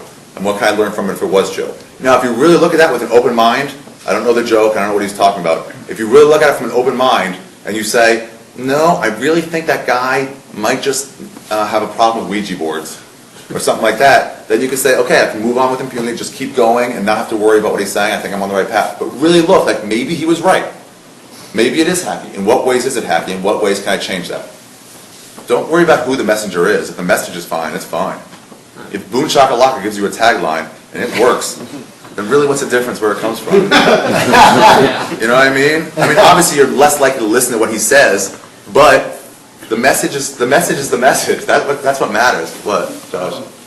What do you think about a gimmick, like, for example, my voice? Yeah. I don't want to depend on just that, but it's so easy to succumb to. Well, this is something stuff. about you. Yeah. Where do you draw the line from? This is who I am, and I'm just using this as like a gimmick. Yeah. Well, you're welcome. You're going to get more and more away from gimmicks as you go. The better you get as able to express your thoughts, you're going to get away from that. I did so many Jew jokes when I started. It was so prevalent in my act. And I was like, no, you don't understand. I grew up Jewish. People are like, that's too easy. No, I'm the only Jew here. And it's like, that didn't make me who I was. I had no real relation to that, even though I was, like, used to be religious. But I would do the jokes because they were easy, and eventually I slowly stopped doing them. The dirty jokes too, I'll still be dirty, but it was so overboard dirty that I was overusing the gimmick. Your voice, you can't help it. But the amount of jokes you make, early on though, you're just learning how to be funny on stage, you're just learning how to be comfortable. So if that gets you there, that's okay. But those are the things that I don't want to give you advice on, because, like, you will find that yourself. Yeah. You will start getting disgusted by certain things you say. You know? You'll be like, oh, this is just, and that's when you know to drop it. Now, some guys never learn that. And so they keep doing this annoying thing, and we've all seen those people. They just do this annoying, horrible thing. They just keep doing it for years and years. And you're like, why are you still doing that? But they'll never get it. I'm sure there's stuff that in my act that's the same way that I'll just never get. That I'm not as good as I could be, but I'm not seeing myself honestly. So the goal is to try to see yourself as honest as possible. Mushrooms help with that a lot. It really does. It takes yourself out of yourself and lets you, like, view, like, instead of being here where I'm just looking out at you guys, it's like I'm here and I can see you guys, but I can also see myself. And then I'd be like, oh, you're sitting cross-legged like a homosexual. You know what I mean? But then it's like, I can see it for what it is instead of like, oh, it's just, you just see yourself. Would you watch your set on shrooms as a study or to stare at? Maybe. I'm probably not organized enough to actually cue it up. But just the thoughts you have are okay. But if you can take those same thoughts of, like, let me view myself without ego, without, like, well, I'm right or wrong. I've dealt with people, I had to leave a podcast thing once because I was just looking for ways to improve my podcast. And the other guy that was working on it was like, it's fine. These guys said it's fine. What's the problem? I'm like, dude, don't get upset because you want to attack your weaknesses. That's a fucking gift for you. Anytime somebody shows you something that you're weak on, it hurts. It hurts a little bit, obviously, but that is a gift. That is someone saying that you have a hole. It's like you have a chain and somebody shows you the actual weak link, a part of the chain that's about to fray and break. You should say thank you. You shouldn't say fuck you, your chain's not that strong. But that's a normal tendency, is to go, you think you're that good? Them doesn't matter. The message matters, not the messenger. Everyone has their own weak parts. I know so many people so many really talented people who are like, oh, that's a hacky joke. And I was like, oh, you don't have a hacky joke? But they do, but it doesn't mean that joke isn't hacky and dumb. Like anytime somebody says that, it sucks so bad, it hurts. But like get past the hurt, and then that night or whenever when you're alone, like, well, hold on, let me think about it. You know, can this be better? Am I mumbling too much? Am I being too hyper on stage? Let me try. Let me at least try. I'm going to have, all of you are going to have thousands more sets. Thousands of more sets than coming up. So like, you can try something and see if it works 4 or 5 times the way somebody says it. And if it still doesn't, then fine. But I've had way more often, somebody says, try it this way. I'm like, oh, I tried it that way. And I never tried it that way. I thought about it once, or I tried it once, and it didn't work perfectly, and I'm just comfortable doing it the way I'm always doing it. If you take yourself out of that comfort range and really attack your weaknesses, that is the best gift you can get, is someone telling you what you did wrong. Telling you what you did right, that's just ego. That's what the Laugh Factory open mic used to be for. I don't know if it's like that anymore. It was just a fucking ego boost. It was, they let people, it was like, what was the show? 8 o'clock was the show, and then 9 o'clock started open mic. Started the regular show. So if you came to an open mic, you just stay. So Tim Allen and all these other people would come, and so people would just come early. Dan Cook, they would come early. So the open mic was a fucking killer every single week. And then you would come here and you would fucking eat shit with the same material. It's nice to have an ego boost once in a while, but always look at your weaknesses. It's going to make you better than anything else. Like that Hemingway thing, that first draft of anything is shit. If you know that, you're okay. But if you start going like, yeah, I wrote a perfect script, it's just, you're not going to get better at your next script. You're going to say, what's wrong with the industry these days? They don't know what funny is. And that doesn't help you. How do you ask for criticism? If you, it's there. Your friends will tell you.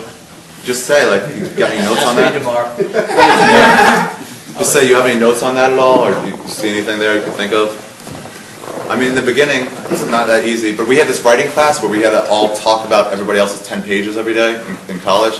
And the teacher was like, I liked it is not allowed in this class. That doesn't do anyone any good. It just wastes 20 seconds to say I really liked it. What the fuck? If there's one specific thing you liked, you can say why. You can say, wow, this really reminded me of my youth, and that really got me in a good place. It has to be so specific. Otherwise, like, yeah, assume this is all good. Here are the points I didn't understand. If you can get your friends at first to tell you that'd be great. Any of the older guys that say something to you, you should listen to them. They have a lot more experience. Some of them might just be bitter, but like your tendency is to want to reject what they say. But just imagine if it were true. I hate to plug the club that I work in, but we have an open mic where at the end of the open mic they go through and you get critiqued by the other comics. And they're people you don't know, so they don't have to be nice to you. Yeah. You know, and that really Yeah, that stuff hurts. That writing, when you had to present your 10 pages, it hurt. And people say, look, this wasn't clear, and I didn't know what this guy was doing. These two seem like the same exact character. It doesn't feel good to tell you you're not as great as you were hoping you were. But yeah, that shit's good. We use that with our friends. Get 5 or 6 friends and say, let's all watch each other and write notes. Just what you thought, what you didn't think. I saw Louis C.K. do that for Rogan once, like 5 years ago at the Improv. And before the show was going, but afterwards he was like, hey man, here, I don't know if you want whatever, but here's the notes I took on your set. And that came from Louis C.K. So he had enough respect that if you did that to somebody, to Rogan, he'd be like, who the fuck are you? You know what I mean? But either way, the note might have been the same. This wasn't clear. I didn't know what you were talking about. David Taylor did this joke in there once, and it was about cow tipping. He didn't say cow tipping. He talked to these people from Indiana, and he goes, you guys go tipping? And I don't know how the rest of the crowd felt, but I felt like that meant like tipping money. So I didn't get it. And the crowd didn't laugh. And I told them afterwards, I was like, I think they missed what you were saying about being cow tipping, because you didn't say the word cow. And he was like, oh yeah, I guess you're right. And he knew what he had in mind, so he could have pictured cow tipping while he said tipping. You know what I mean? But it wasn't clear to the audience. So getting someone else to say that was like, oh cool, that's just one addition of a word, one word to make it clear. Those are the easy ones to handle, because that's not like saying your joke is bad. But shit like that, have your friends help you, absolutely. How do you do with like an overconfidence situation with like, say a consecutive amount of sets that go good, and then like you're saying the old guys are telling you what you do good and what's the best at, what they like the most, and like kind of like that hype fear, like, okay, everybody's saying I'm good, I'm saying I'm good, I'm saying I'm good, why am I not getting this other stuff? Like, yeah, being humble will make you better than anything else. Knowing that you're not good. Once every 6 months to a year, I would go by and I would look back at where I was and go like, man, I sucked back then, but now I'm good. And then another year would pass by and be like, I was way off. I was really bad. But now I'm good. And then another year would pass by. I'm like, why do I keep doing this? I was terrible back then again. And then eventually I realized, like, where I am right now and I feel good, I feel like I'm good, me a year from now will look back on me and saying, you were making a lot of mistakes there. And so then just knowing that is like, I'll try to be as good as I can, but also know that I'm not that talented yet. I don't have the fucking technique down. And I will get better at it. Yeah. I mean, so when older guys look at you, they're going to look at someone who's a beginner. This would be in anything. In anything. Not just in comedy. So take yourself out of it. Do that mushroom thing where you take yourself out of it. If someone would look at it, like if Patrick Ewing used to teach young guys at Georgetown how to be the center. Because he just knew more. He had faced Akeem Olajuwon 50 times. And Shaquille O'Neal, he just knew how to do this better than them. And they would listen to him. And they felt like they were good. They were really good. They were starting centers at Georgetown. You know, that was Alonzo Mourning and Dikembe Mutombo. They would listen to the old guy. So the old guys, when they look at you, they will look at someone who is a beginner. And they will see a lot of mistakes. And you guys feel really funny. And you are. But you're making these mistakes that they can see really easily. So if any of those people like give you some advice, look at it twice before you reject it. You know, like really think about it. When Owen Smith passes by you on stage after you bring him up, and after you finish and you bring him up, if he says something in my ear, if he goes, hey, whatever he said, I am listening to that every single time. Because that guy is proven to only give me constructive criticism. Every time, for years. And he gives me stuff that like, I never thought of that angle. He doesn't tell you what to write or jokes, he just tells you like directions to go, and it's so helpful. Your friends will do that for you if you ask them for it. But if you just want them to tell you you're good, they'll do that too. They'll see someone who's not open to getting constructive criticism, and they won't give it to you. With the Monsters tour, what were some of the things you did right and some things you guys did wrong? Because a lot of people at my experience level are starting to do their own little produce. Well, we didn't have any draw. No one would come to see us. It was pre-Twitter, I believe. So we probably had a few fans through the whole week, but mostly there was nowhere to reach them, just Facebook fan page. So without a draw, no one's going to come based on the idea of like we're doing something crazy and different, you know.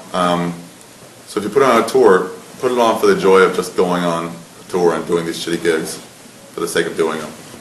You know, outside of LA and New York, there is more time to get, like longer sets to get. Here, it's what's normal, 7, 6? What's open mics? 3. 3? 3 to 7. 3 to 5, yeah. So it's nice once it's so short. It's nice sometimes to stretch your legs and be able to do 20, 25, and put all your material together and see how it build do segues and stuff, and like learn how to build a set. But the more you do that, the better you'll get. So yeah, take the opportunity to get yourself the experience a little bit. As long as you're breaking even here, my thought was always like, if I can go MC at a DC Improv, $50 a set, and my flight cost me $300, and I can do 6 shows, it's like, why would I not go there? So it's break even, do 6 shows there in 4 days, 15 minutes a show, you know, 30 minutes on Friday and Saturday because it's 2 sets, and I'll break even there. I'm living poor here, so what's the difference where I am as long as I can get the material, you know? Not forever, but for like a week or 2, yeah, try it. But no, if it fails, then it's no big deal. How do you feel about text blast and email blast shows, where the club just kind of blows it out to whoever's been there just to pull money into the club? Yeah, those make for shittier shows, but that's not really what you guys got to worry about. So now let me tell you a few things that some people wrote me when I asked for this. Madrigal said this. He said, watching good comics is just as important as doing sets, which I'll sort of agree with. Yeah, What's the argument?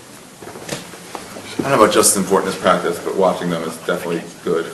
Watching good comics, what they do, you will learn from them, from being around them. You'll get better just by being in their presence. That's what hurt me about that guy, that open mic in Northern Virginia, when he wasn't that good, because he wasn't used to seeing good comics. That's how I felt about it.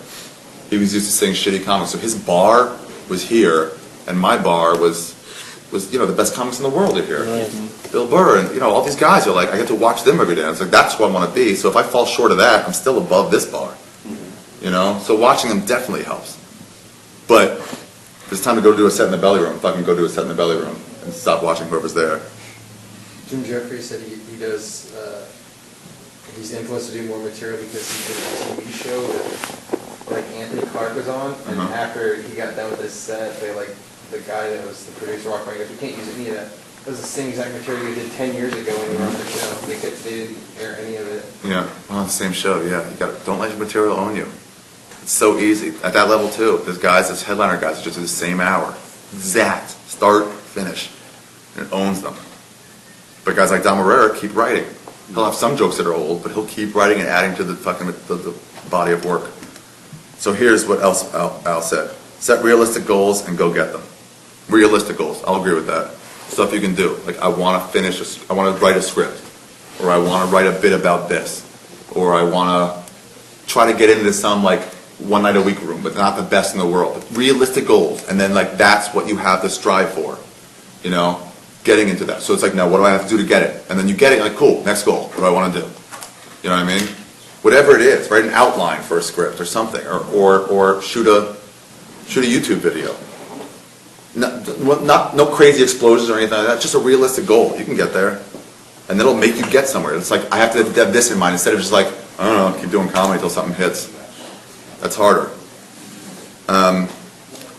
Here's another one that my friend wrote. It was have sex with audience members, not other comedians. And, all of us. But here's the deal: you're going to fuck other comics. You're going to. This is the only advice I can give you is this: when you break up with other comedians, handle it well. You will get yourself into a lot of trouble. No one else will care when you broke up with that person. They won't want to take a side. They don't give a shit. They didn't care that you were going out in the first place. They might have wanted to fuck her. You know what I mean? Now you're fucking her for like 6 months or a year, and suddenly when you break up, you want everyone else to treat her like crap? Like, why? She was just a friend in our scene. They're not going to. They get bored and annoyed when you start asking them to do it. So when you break up, do your best. Once you know it's broken up, just be friends with that person, even if it's uncomfortable. Just like, let's just be cool, so nobody has to worry about this and it doesn't become a thing. And then a few months later, your feelings will go away completely, and you'll just be friendly with them. And then you could fuck some other female comic. Throw water in her face. Like throw water in her face. Yeah, don't do that. It just gets you in trouble. So just try to. I wouldn't say don't date comics. That's who you're around. Everybody dates people from work. You see the same people at open mics. You start hitting it off. You get feelings for somebody. Just fucking go for it. Why not? Just know it's gonna end. That's why they have no inter-office romances at workplaces. Because not when it's working, that's fine. It's when it breaks up. That's when everybody gets in trouble. That's when every comedy club manager gets fired, when they're dating a waitress, when they break up, and they start fucking another waitress, and they all get mad at them. Break up well. That's my only advice on that end. Or only date female comics that aren't good joke writers, just in case after. I'm not gonna matter. Still, all right. Now this my agent wrote me, my personal appearance agent. He said he gets packages every day from up-and-coming comics telling them why I should sign them. Some people put whole packages together with like color headshots and DVDs and letters, and these are from people who have 15 or 20 minutes. A personal appearance agent is not going to represent you if you have that much time. You have to at least get to where you are killing for an hour, and then you can worry about that stuff. But otherwise, they're not going to do anything. Like, what can he do? He's good. What can he do for you? Get you feature work? He's not going to. Nobody's going to waste their time getting you $500 worth of work for $50 for themselves. That is a phone call. It's the same amount of phone call time it takes to get Pablo Francisco booked for $20,000, which he will get $2,000 for. So the same amount of time, he'll get $50 for you. It's not going to happen. That's stuff you got to do on your own. So don't like overshoot your mark. Kind of know where you are and who you are. Take the acting classes now. Start working on the writing now. Because at some point when somebody says, yeah, I'd love to represent you for like literary agency or acting, you already better be a good actor. You can't be like, cool, let me get into an acting class and I'll talk to you in 3 years. You know what I mean? Do that shit now. If you can't afford it, you can't afford it. But you can afford to write a script. You can write it on your computer. Absolutely. If you don't have a computer, library.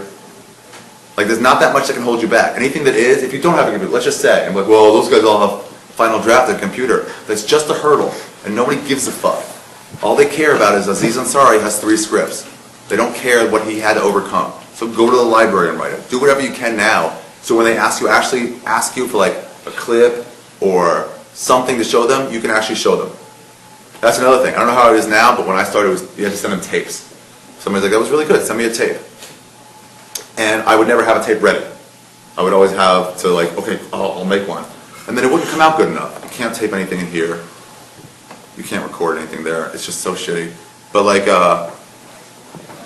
what I should have done was just have a good tape. So when somebody says, hey, that was really good, I'll be like, cool, I'll run it off for you and send it to you tomorrow. And then make a better one later, so as like after 6 months passes and you see that guy I was a shitty comic, you don't want to send that tape out anymore, or that clip out anymore, make another one, so just keep updating it.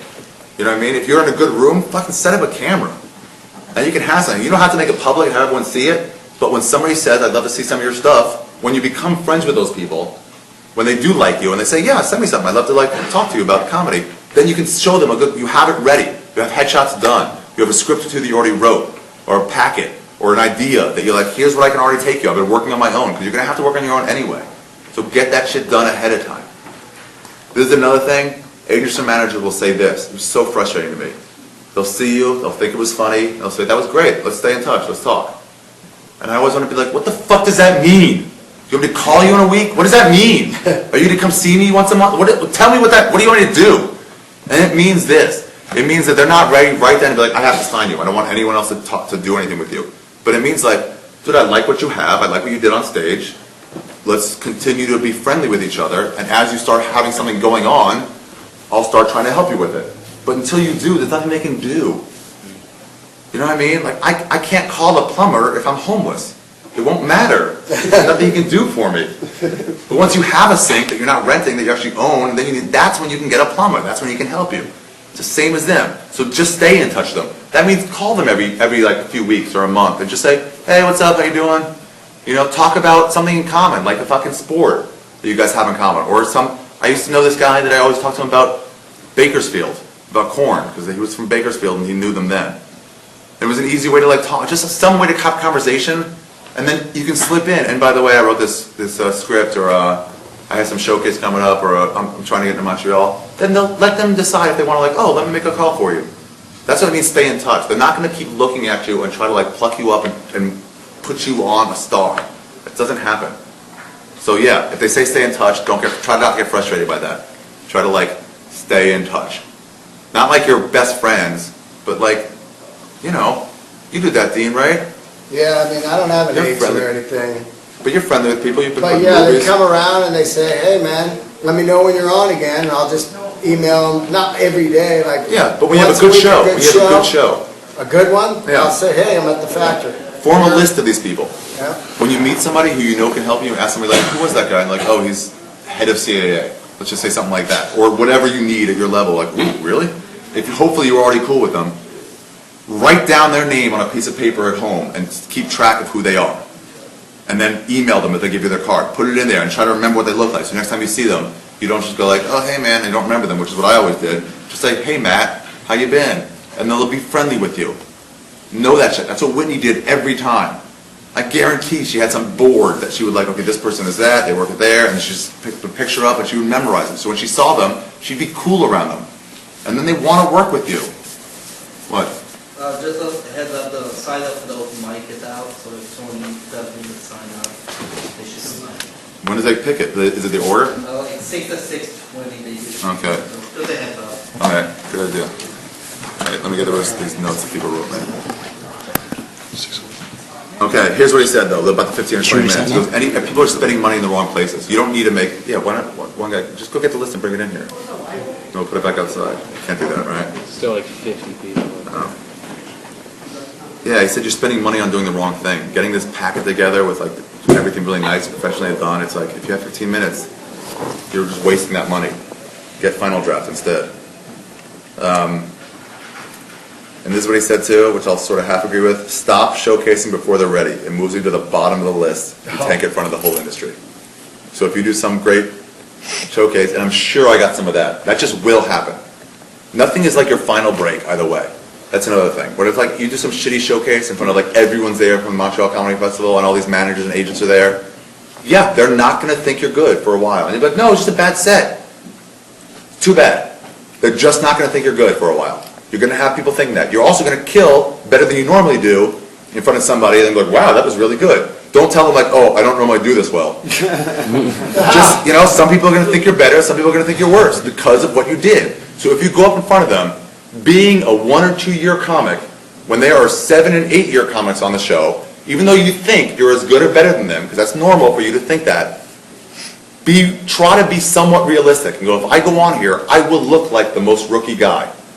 And is that something you want to do in front of all those people? Now, generally, I don't think it moves you to the bottom of the list. I think generally they just go, ugh, and then they'll forget about you pretty instantly. So luckily there's that. For shitty people, they don't remember. But they write notes down. They write notes down. They write your name down, kind of what material you did and how good you were. And then when somebody calls them, this is my friend Rachel Rush does, who works at CIA now, who never represented me. But she goes, if somebody calls her and says, what do you think about Dean Del Rey? She'll go, give me a second. She'll go to her fucking file, and she'll open up the Dean Del Rey file, or have her notes, and be like, oh yeah, he was like this, yeah, he does a joke about this, he's kind of this and this on stage. She'll just say it, she'll remember him. So they're writing those notes about you. So if you start letting them write notes before you're ready, then all the notes are going to be bad notes. And you don't really want that.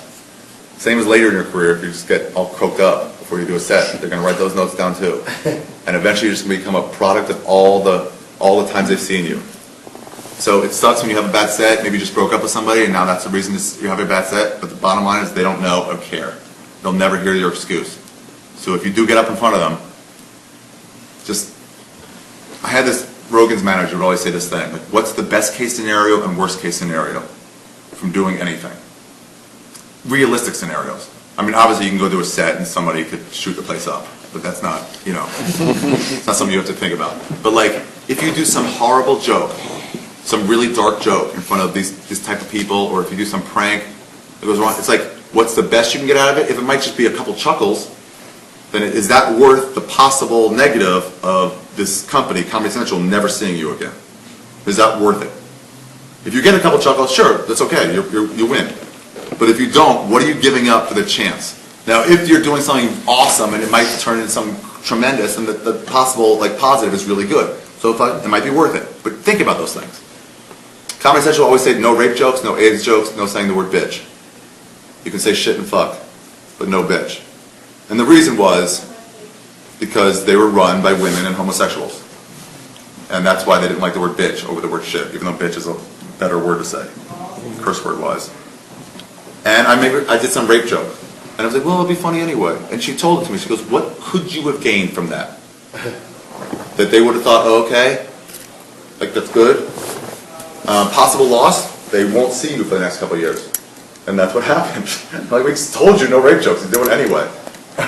So it's like, why take the chance if there's no reason? If I had another joke to replace it with, unless I no, I really, really want to do this, I really want to make this commentary on society, and right now it's the right time, then okay. But if it's not, if it's just for the sake of a couple chuckles, then why are you risking it? My buddy did a spot at the Cellar in New York, he's a bigger comic, and they told him not to do an AIDS joke that he'd been doing. He did it anyway, and then he stopped getting spots at the Cellar. Yeah, is it worth that risk? Yeah. Now, I've been on the road where they say, well, dirty comedy doesn't really go that well out here. And I'll say, well, I know how to do it. Thank you for your advice. But you're talking about open micers doing dirty comedy, and I'm okay with it, but thank you, and I'll do it anyway. But you have to be nice to them when you say it.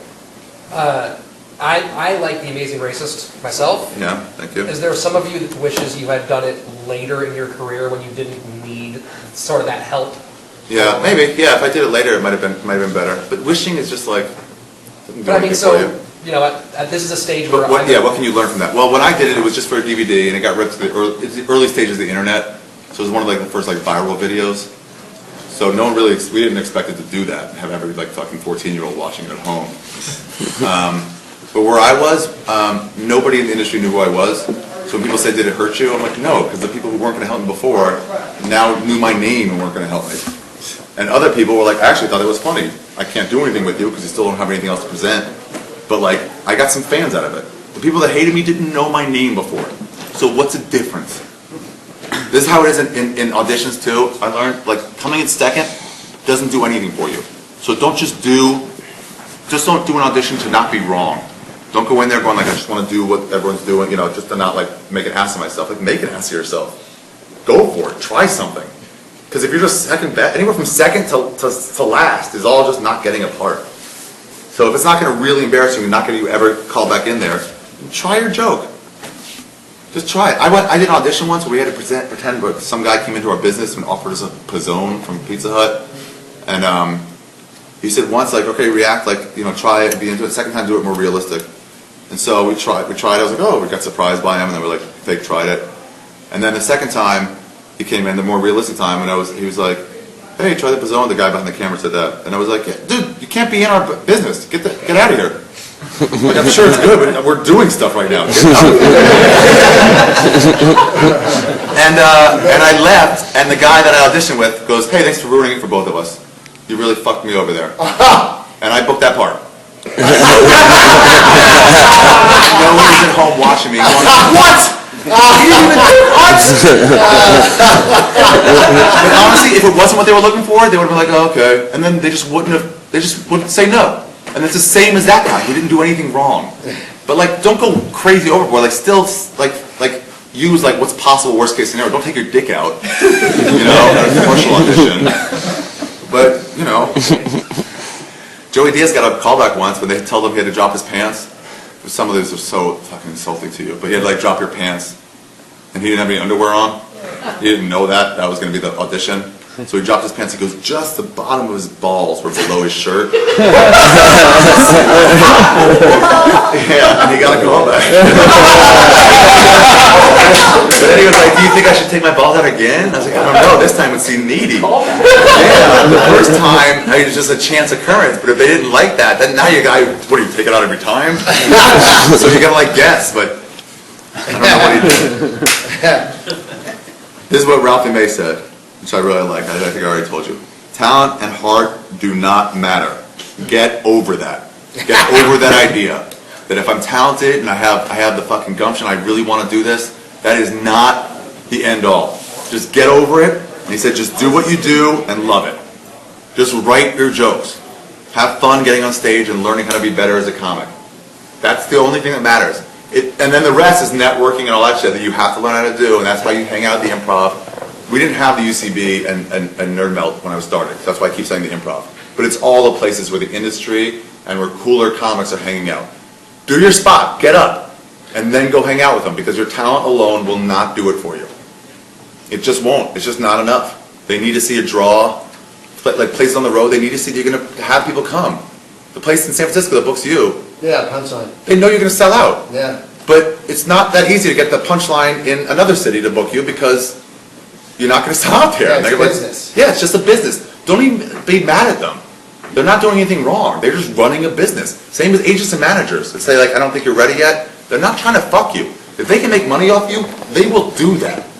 They're all fucking Jews, even the ones that aren't. They want to make money off you any chance they get. If they think they can, they will. There's no reason not to. There's no reason not to. Yeah, they're not like Del Rey fans. Like, oh, let's get him in here. Yeah, it's not about, if they can make money, they will. Now, sometimes they'll represent you because they think you might make money down the road. And that'd be great. But if they don't, it's not an insult to your talent. It's just like, well, what do you have going on? What do you have right now that a manager could be like, cool, I can sell this right now and make a shitload of money off you? Yeah, it's not that much. It's hard, so like, don't be mad at them. Just be like, oh, would have been a nice opportunity, but okay. I heard one guy say this once about Montreal. He was showcasing for the New Faces. And I was like, did you hear? I know he had a good callback. He goes, no, I don't think I got it, but whatever. It's either way, I'll just like have a bunch of other stuff in the fire. And I thought I wish I knew that guy's name. Such a great attitude about it. Because like, yeah, that would be good. That'd be such a benefit to me to get into New Faces, but if it doesn't, what are you going to not do comedy anymore? Just only do that? And if that doesn't work out, you're never going to get ahead? They eventually told me, like, Ari, you're never going to do New Faces. Stop trying. And I was like, why? And they said, because whatever, we missed the boat, whatever, you're too old now. It's just not going to, we're not going to put a 35-year-old in here. And I was like, what? That guy did it at 35? And they were like, nah, still not. And a lot of it was because I wasn't represented, I didn't have anything going on. And there was no reason to take it. But they didn't take Whitney Cummings for New Faces. They took Eliza. I remember seeing them both showcase. And Eliza had a better set, and they took her. And they didn't take Whitney. And the next year, Whitney turned them down. She had gotten so much going on that she was, oh, I don't need to do that. And she just didn't do it. So it's not like she was waiting. She didn't let it hold her back that she wasn't getting New Faces. She is the example of someone who won't let anything hold her back. She already has a show? Fuck it, I'll do another show. I don't care. Just keep moving forward. I have tried to adapt that Whitney model as much as possible. They told me, like I did a CD, and then I was trying to do that Louis and Bill Burr thing where like every year, do another hour. And so I told my agent, I was like, all right, I'm ready, I gotta record a CD or something. And they're like, no, let's talk to Comedy Central, let's get them, like that's 6 months away. If we start talking to them now, 6 months, they'll be on the next one. Don't wait, just keep moving forward. You know, you can wait a week for somebody, but just keep moving forward. That's what I always did. If I had a meeting with a manager or agent, I would let everything else go on hold until that meeting took place. Fucking set up 9 other meetings. And if you like that first guy, call those people back and just say, oh, I'm sorry, I signed with somebody. Just keep going. No one thing is gonna break you or hurt you. So just keep going with everything. Just keep throwing your fucking, what's the saying? A lot of fires. Sticks and rods. Irons and fire. Yeah, irons and fire. Thanks. God, and don't do so much pot. What's Joey's advice? Don't do so much pot. What was Joey's advice? Joey's advice was one that like I said, people who see you as an open micer are always going to see you a little bit as an open micer. It's just the way it's going to be. They will, just like I said, when somebody, like, if you're a cunt and you become nice, it takes a while for those two average out. The cunt and the nice person average out, and you start seeing those people as like, they're okay. When they see you as an open micer, part of them will just think that's how good you are. And it will take, if they saw you do badly, or not even what you consider badly, just like beginnery, 10 times, and then they see you 5 years later having 2 good sets, they're going to be like, well, that guy's 10 12ths beginner and 2 12ths good. And they're going to see 2 more sets, and go, now he's 10 14ths beginner and 4 14ths good. And then after they see you 40 or 50 times do good, they're like, oh, you're a good comic. And then eventually they'll drop that idea of you as a beginner. So it's just going to happen. There's nothing you can do about it. You chose to start in LA. That's just going to happen. But it's okay. But there will be new people coming into the industry. Somebody gets an assistant job today. Let's say tomorrow, somebody will get an assistant job that has not started in comedy, has not seen anybody. And you guys have already done comedy for 2 or 4 years.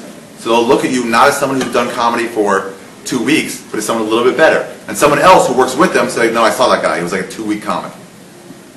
But that new guy is not going to see that. They're going to see you as where you are. And eventually you're going to be embarrassed about that. But as new people come in, that they won't see you as an open micer, just as old people. So don't worry about it that much. There's nothing you can do about it. Here, what else? There's something Bobby Lee told me that I liked, that you got to bomb 100 times before you're any good. And it's not like an exact number, but just know that your bombing will lead to you being better down the road. For every rough patch you go through, it will be better. I kept a chart. I started like 6 months in. I was like, fuck it, we're not even going to count those first 6 months because it's bombing every set. But like 6 months in I started, every time I bombed I wrote it down. I made a chart on a big poster board. I made 100 boxes. And I wrote down where and when. A lot of them were at Westwood Brew Co. A lot of them were in here. Probably most of them were in here, some upstairs. And every time I wrote it down, and it started getting less and less. First year was like 25 of them. And the next year was like 20. And then the year after that was like, and then at the end it was going like a couple of years without any really hardcore bombs. Because I knew how to pander, I knew how to get out of a fucking tailspin, I knew how to like pull out of it. You'll learn that. Bombing enough will make you learn that. When I took jiu-jitsu, it's like you just learn, like I did this move, I fought against this little guy, Shigeki, he was really nice, he was a brown belt, but he's like 150 pound Asian guy, maybe 5'3". And he would grab me around the waist and I would like, just naturally, his head was here, I'd go over like this, to like swim around him, to try to like pull him. And then he would just lock his arms up and he'd put me in an arm triangle and I would do the, and I'd tap and I'd be like, I'm done. And I did that 40 straight times. Maybe in an hour, he taught me 40 times. And then eventually, he did the same thing. I was like, oh wait, no, don't do that. Yeah, don't do that. And then you learn it. That's how you learn. You're getting choked unconscious 40 times. And bombing is way worse than getting choked unconscious. So you will learn how to pull out of those tailspins the more you do it. Not to say you should try to bomb. I would never advocate that. It's so sucky. But you guys have all done it. It sucks. You will get better at doing it from doing it. So that's why that. Okay, who else? Yeah, a lot of people say just do more than just sketch and improv and stand up. Just do as much as you can. That one I don't like.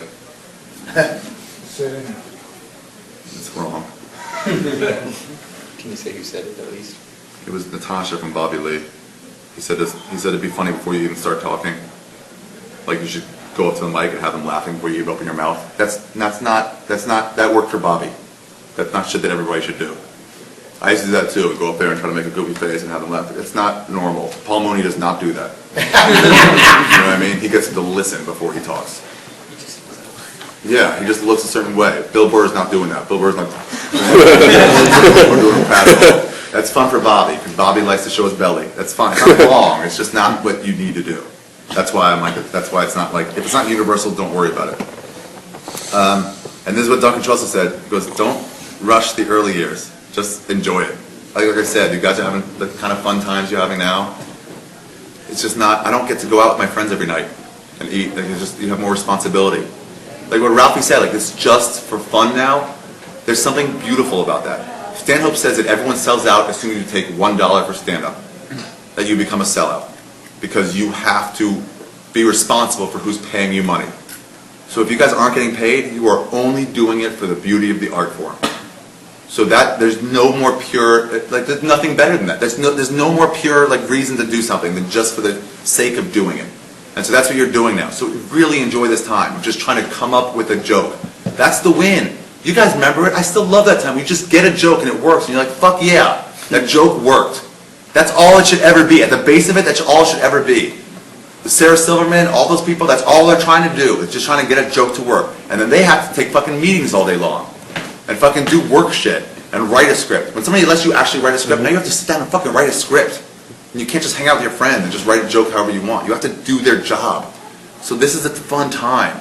This is when you just enjoy it. This is when you fucking beat up Cat Williams' bodyguard. It's just a fun time. You don't get to do that later. You have responsibilities and families and fucking jobs. Okay, here's some other stuff that Duncan said that I really liked. Don't be fooled by the inevitable temporary success of hacks. There are going to be shittier people in you that you know are bad, and they're going to get ahead. Do not start thinking like, well, I got to do what they do. That is a bump on the road that they're getting ahead, or they're outliers. There are managers that steal from their clients left and right. Barry Katz, all I hear about is how much he steals from people. But he slipped through the cracks, and he's a successful manager. You will have guys like that that either will get short-term success from doing hacky stuff, or will get long-term success from doing hacky stuff. And just being bad. You've seen guys like that. They're not good, and it upsets you. Stop even worrying about it, but definitely don't change what you do based on them. That's just, those are outliers. And also, they might get something a little bit, and then everyone discovers, like, oh, you're terrible. And then they go away. But you're stuck, because you've only been in comedy for 2 years, going like, well, that guy's also been in comedy for 2 years, and he's getting ahead, so what am I doing wrong? Nothing. Because if you look at it over a 20-year run, that guy is going to be selling used Hyundais in a year and a half, or in 5 years. And so if you have that place from 20 years from now looking back, you'll be like, oh, I wouldn't worry at all what he does. He's just some guy who has a regular job now. You would look at the guys who have made it. So don't worry about the shitty guys. Just don't worry. Just don't even worry. You're like, whatever. Almost view it as like, if that guy can do it being shitty, then I can be good and do even better. Put even better stuff out there. What do you mean Barry Katz stole from his He just wouldn't pay people their money. Oh, really? He would just like not pay them and then like pay them way, way late, like months and months later. When people were like, dude, I need to pay my rent. You owe me $1,000. Right. You need to give that to me. He would have all the checks go to him, and then he would cut. This is what my commercial agent does, which I'd rather. It's easier. If I get paid $100 for a commercial, let's just say the check gets sent to him, he would cash that check, write me a new check for $90, and send that to me. So I'll still get the 90%. Yeah. But if it was Barry Katz, he would just hold that $100 check for 6 months while you're waiting for the $90 check. Like, oh yeah, I'm sorry, it's in the mail and not paid. And people left him. A lot of people left, but new people signed with him. So he'll be okay. He started a company. He'll be okay. But don't worry about that. They're doing it the wrong way, so you don't have to model yourself after them. So that's definitely something to think about. Like, don't, man, it's like you want to be good. I know you want to be good, and you look at those people and say it's unfair what they're doing. So how can they get ahead? This doesn't seem right. And just know, like, yes, it is not fair. It is not, like what Ralphie said, it is not just about merit. It is not just, like Marin said this once, it's not a meritocracy. It's not about who's best. You want it to be, but at some point, after you see 15 people going like, another guy fucking gets ahead, he's not doing it, it's not, then realize like, well, it's not just about that. So all you're doing, there is no making it. If you keep that in mind, that there is no making it, all you're doing is trying to maximize the amount of money and creative opportunities you can get that you want to do. That's all you're trying to do. So a guy like Chappelle now will not be on a sitcom. He's just trying to maximize what he can do based on what he wants to do. So he just wants to fuck around on stage now. That's fine. Guys like Doug Stanhope are never going to make as much money as, I was going to say Tosh, but that's wrong because he's actually very funny, as, I don't know, someone more mainstream and hacky. Larry the Cable Guy. Okay, sure. A lot of people don't respect that guy. So let's go with that. So you could say, let's say, I think he has funny jokes sometimes. The puppet dude. Oh yeah, That's another one, but I'm okay with his jokes too sometimes. He performs for the audience that comes to see him. There's nothing wrong with that. So you don't have to waste time thinking like, well, fucking puppet dude gets 80 million hits. Like, yeah, but I was never going to do puppets. So that's okay. I was never going to play rock music. So I'm not mad at the Black Keys for selling out Staples Center. Right. That's not the kind of creative stuff I want to do. I want to do jokes. Well, top shelf of that is not Staples Center. Top shelf of that is a club or a theater. You know what I mean? A normal top shelf. Right. So like, don't worry about these other people. So Larry the Cable Guy, what Stanhope is doing is he's just trying to create the kind of sociological comedy that he does, you know, the dark, whatever. He puts it out and he's trying to maximize the amount of people who come see him and the amount of things he can do. If he wants to start a podcast, he wants to do it his way. So he doesn't worry about those other people because it's irrelevant to him. It's got nothing to do with him. If anything, it's like, well, if that guy can make it with shitty, the opportunities are there. Chuck Taylors have survived. They have been sold over and over again. It's always, what's it called? Converse, but the Converse name just keeps getting sold, and they'll never bury Chuck Taylors because it will make money in a small amount of people. It's not everybody. Jordans were way bigger for a while, for a long time. You know, regular Nikes and stuff, they'll sell more. But Chuck Taylors will continue to sell to hipsters. So they cost $5 to make, and you can sell them for $25, and they will continue to make money. Chuck Taylors don't care if Nike is bigger. They just continue to be in business. So that's what you're doing. You're trying to get your own creative juices out there. So don't even worry about them. Look at what they did right. Look at what somebody who has no talent, look at what they've done right. Look at who they've talked to and say, I'll just take that from them. You know what I mean? Like, what are the Lakers doing right? I hate the Lakers. But they're doing something right. They made a deal with the NBA a long time ago to if I can get the best draft picks. Whatever it was. I think collusion. That's what I think. Okay, but whatever. They own a big market team. They did it smart. So, you know, Pittsburgh can't do that. But other teams, like, use what they do for your better. Fucking Oakland, Moneyball. They produced a winner with not a good roster. And the Red Sox and all them, they didn't start going to the Yankees. They just aren't going like, oh, well, you know, they're doing it with not talented people. They're like, no, they're doing it with not talented people. They're doing it with untalented people. So how can we use what they do to better our team? What techniques can you pull from them? Don't worry about hating people. There's something nice about everybody, especially the successes. There's something very clear. And if they have no talent, then you can narrow it down to what made them famous, what made them successful. Is it the network? What is it? Whatever it is, you can narrow it down way easier. If they're talented and they're networkers, then like, which part did it for you? And maybe it's both. This is something else Duncan said. The people you see on your way up are also the people you're going to see on your way down. And that just goes to what I'm saying about just be friendly with people. These other comedians are not your enemies. That's what I thought for so long. Like, fuck those guys. We are all colleagues. We are all doing the same thing. So we really will have ups and downs. You'll have that show where you'll be on for 5 years. You'll be doing commercial auditions. You think you want people going like, how does it feel now? You're back with me. That feels shitty. I'm sure. But like, they'll be cool with you if you never anger them in the first place. If you were just a cool guy that was around the scene then, they'll be like, oh, how you been, man? I haven't seen you in a while. And that'll be the only thing. And it won't be this horrible negative moment. So just don't start fights for no reason. There's no winning. There's no like, you're not fighting for honor or justice or fucking, you know, you're not freeing black people from the South. You're just doing jokes. So if somebody's doing jokes not to your level of what you like, they're not doing anything wrong to you or anyone. They're just not good. That's okay. Coddle those people. Help them out. Help them be better. Maybe they will get better.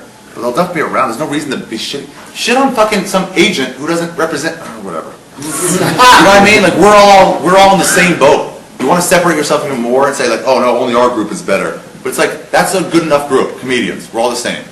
Even the fucking shitty homeless potluckers are still just trying to do what we do. We're not better than them. You know? Just try to remember that. The fight is not there. The fight is networks that won't let you put on real comedy under the network because they're trying to please fucking housewives from Arkansas. That's the enemy. Their way of thinking. Of like, those people were never going to be my fans anyway. They were never going to listen to what I had to say. So why am I stopping from saying the word shit? Because that person who's never going to like me is not going to like that even more.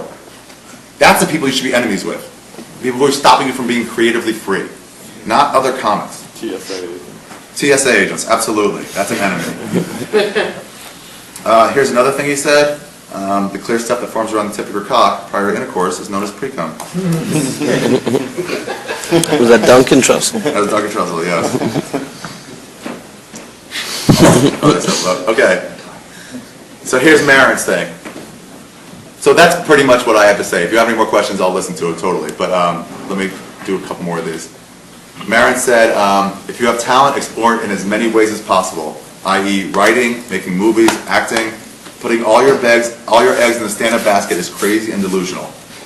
I'm not saying don't do it, but know that. I think most of them do now anyway, okay, like you do. And you said maybe you should talk to some, I'm not going to say the names, but some of these old guys that hang around here that are nothing but comics that haven't gone anywhere. You can see them on the lineups, the fucking 55-year-olds. Buried down. Absolutely. That's the name that's not on here, but that would absolutely be a name that is, yeah, where it's like, what are you doing? This is your end goal? Just to get spots at the store?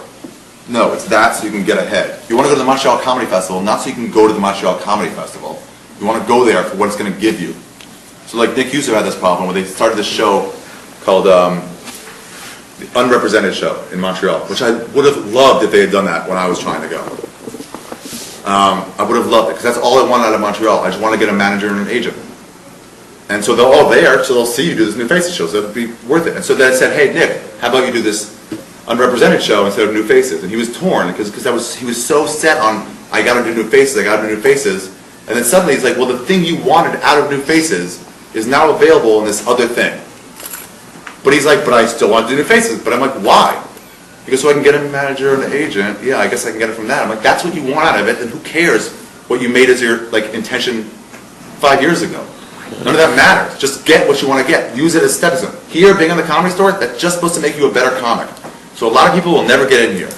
That's not to say that you can stop being a better comic. You have to figure out other ways to get up. Even the people that are here should still go out other places and go up. Use as much stage time as you can. This place isn't going to do it for you. It just was once a really big thing. The Tonight Show used to be a launching ground. But now it's just a thing you do. Like I said, I saw somebody on the Tonight Show showcase and get failed by Mitzi a few days later. So it's like, it didn't help him do anything. Or other than short term, but like your parents see you, those things can help a little bit. Their parents see you, it's like, oh, you're doing something. Okay, we'll send you more money. But like, really, it doesn't matter. That's not the end goal. So just doing stand-up is like, is that what you're really going to want to do in the long term? If it's not, and really think about it, it's probably not. It's probably just expressing yourself creatively. That's what you're going to want to do. So really, you think, well, stand-up's the easiest way. It's just me and a microphone. It is a very pure way. There's other ways to get it done. There's stuff you can do in a script that you could not do on stage. Sketches. You can do sketches you can't do on stage, just you. That means there's situations you can't express on stage, but you can express through other actors and video. But you don't get that payoff of that drug feeling of like a crowd laughing and... Maybe. Yeah, absolutely. That's better. But then look at Chappelle's show. Those are sketches he made in front of nobody laughing, but then he presented them to people who laughed. Yeah. But I mean, Jim Carrey started saying that he wasn't going to do stand-up anymore because the money was better in movies and he could reach a lot more people. He could make 5 million people laugh instead of, even 5,000. He's like, there's no comparison. I'll just kill in front of all these people. Yeah, you don't get the immediate payoff. But that doesn't mean you have to stop doing stand-up. Right. You just do stand-up as you're fucking writing and doing these other things. As you're shooting stuff. So let me ask you, for you then, is your end goal a show? Are you trying to get a show, or do you just want to do stand-up? Man, a show would help you get more fans to come watch you on stage. It would help your draw. When David Tell hasn't done a show in a few years, his draw starts to dwindle. And then you will see him do a show like Insomniac and push back up. Now, Insomniac was a really cool show, and I really liked it. And it was just something he wanted to do, because like this would be a creative, fun thing to do. And in doing that creative, fun thing, he also got his draw higher. So he would do more shows and get more money and fill up audiences more on the road, or in New York or LA. Then he did like the Gong Show, which I got to assume was not like what he really, really wanted to do. But he's like, I got to get back on TV so people know who I am. So a show for that reason, absolutely helps your draw. But if you're just on some show, if you're just like seventh lead of some like drama, some TNT drama, that ain't gonna help you with anything but money. You know? And the money will be okay. But I heard Callan recently turn down one of those things. This is like his stand-up career is just taken off. He's like, you want to lock yourself up for fucking 20 weeks a year, shoot some drama for 20 grand, or do you want to be on the road making $5 grand a week, but doing what you want to do and having complete freedom? Like, is But if you could be on Seinfeld, that'd be hilarious as fuck. You'd want to do that. That's a funny thing to be a part of. Like, does Kumail draw at all from Franklin and Bash? Doubtful. Very doubtful. But what he probably will draw from is that Cartoon Network show that he's on. He'll probably get more fans from that. Right. Absolutely. And from web videos and being a part of the scene. After a while, people will discover you from doing podcasts, from doing videos on people's things. Just like I said about David Tell, how eventually you got to know him. People will eventually get to know you. The more winners you put out there, the more people who are attracted to your aesthetic, your type of comedy, they will start to like you. And you'll get fans. And then you do a show, and it's just more people. It's also 25 to 50 grand a week. And at any of your stages, how can you turn that down? Right? That's a lot of money. Do that for a year and you're fucking set. In that, I would do that, but I wouldn't take a writing job that would pay me a little more than stand-up. So then I couldn't do stand-up? No, I wouldn't do that now. But I'm in a better place now where I can afford to turn that down. But at some time, it was like, that would have been great for me. Mm-hmm. You know? But also right now, I won't MC for somebody, you know, in Minnesota for a week. Because, like, I can do better spots, but, like, you probably would. Because it would be good for where you are now. Yeah, show's fine. It's a great way to get, like, your name out there, but if you're on some, like, Franklin and Bash type show, Kumail continued to run one of the hottest rooms in the city, you know, at Nerd Melt, and he continued to be a cool part of a cool scene in LA. And he's funny, he's very funny, he kept working on his stand-up, so that's just a day job for him. A lot of you guys have day jobs, right? It's like, just because it's on TV doesn't mean you put more of your thought into it. He'll learn his lines, I'm sure, but he's not fretting over, you know, something that went wrong on Franklin and Bash. He's fretting on not being able to finish an ending to this joke. That's what bothers him. Although that rarely happens. He's a fucking good writer. Yeah. Who else has questions? Okay, wait. Here's what Mark Maron said about those people. Kumail. I mentioned a few names, and I said, have them come in to talk. I'm like, on what? On making these people be afraid of what they're going to become. John Ray, like, have a show. And he goes, yeah, but these people are delusional. He's I don't know if really you guys funny. with Barry Diamond types. And he goes, you won't see it that way. There's plenty of examples of people that didn't take initiative and just stay lazy and did only stand up and end up lost. No one thinks this will happen to them. Most of the smarter guys I started with became writers when they realized that they weren't going to be one of the 7 to 10 stand-ups that actually make a good living at any given period of time. And he said, whatever, it's all a roll of your dice with all your life. And that's what it is, really. You're just guessing. There's no right way to do it. There's no wrong way to do it. So you're just trying to get ahead as best you can. I feel like a lot of stand-ups do start in stand-up and then take a period where they become writers, and then they come out of that and become anything like Bill Burr. Mm-hmm. And then, I mean, Jeselnik did it for a bit. What? Jeselnik did it for a bit. Yeah. It's just another way to express yourself. Just like this podcast, you can get better as a comedic presence by doing these other things.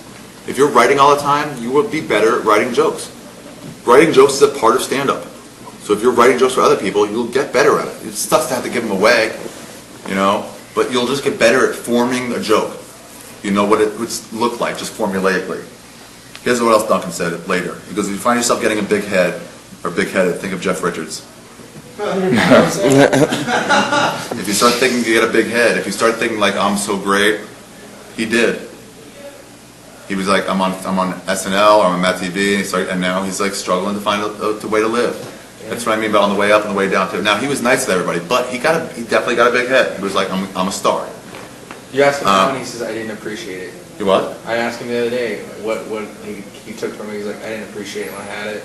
Oh yeah. He's like, I just didn't, like, you had a limo after every show. And yeah, he just felt famous and he didn't have to work hard. But if you feel like you're still struggling, you will continue to work. Bill Burr had a show. Does everybody remember the show Townies? Heard of it. Nobody remembers it. It was like 6 weeks that it went on. It was with that girl from Pizza place, right? Yeah, they worked at a bar. It was with a chick from all those 80s movies. the red hair. Ringwald? Molly Ringwald was on it. Yeah, she was a star. They were trying to promote, and then Jenna Elfman became the star from it. Everyone's like, oh, who's that girl? Bill Burr was on it, and every once in a while, that's my introduction for him. Like, you guys know him from Townies.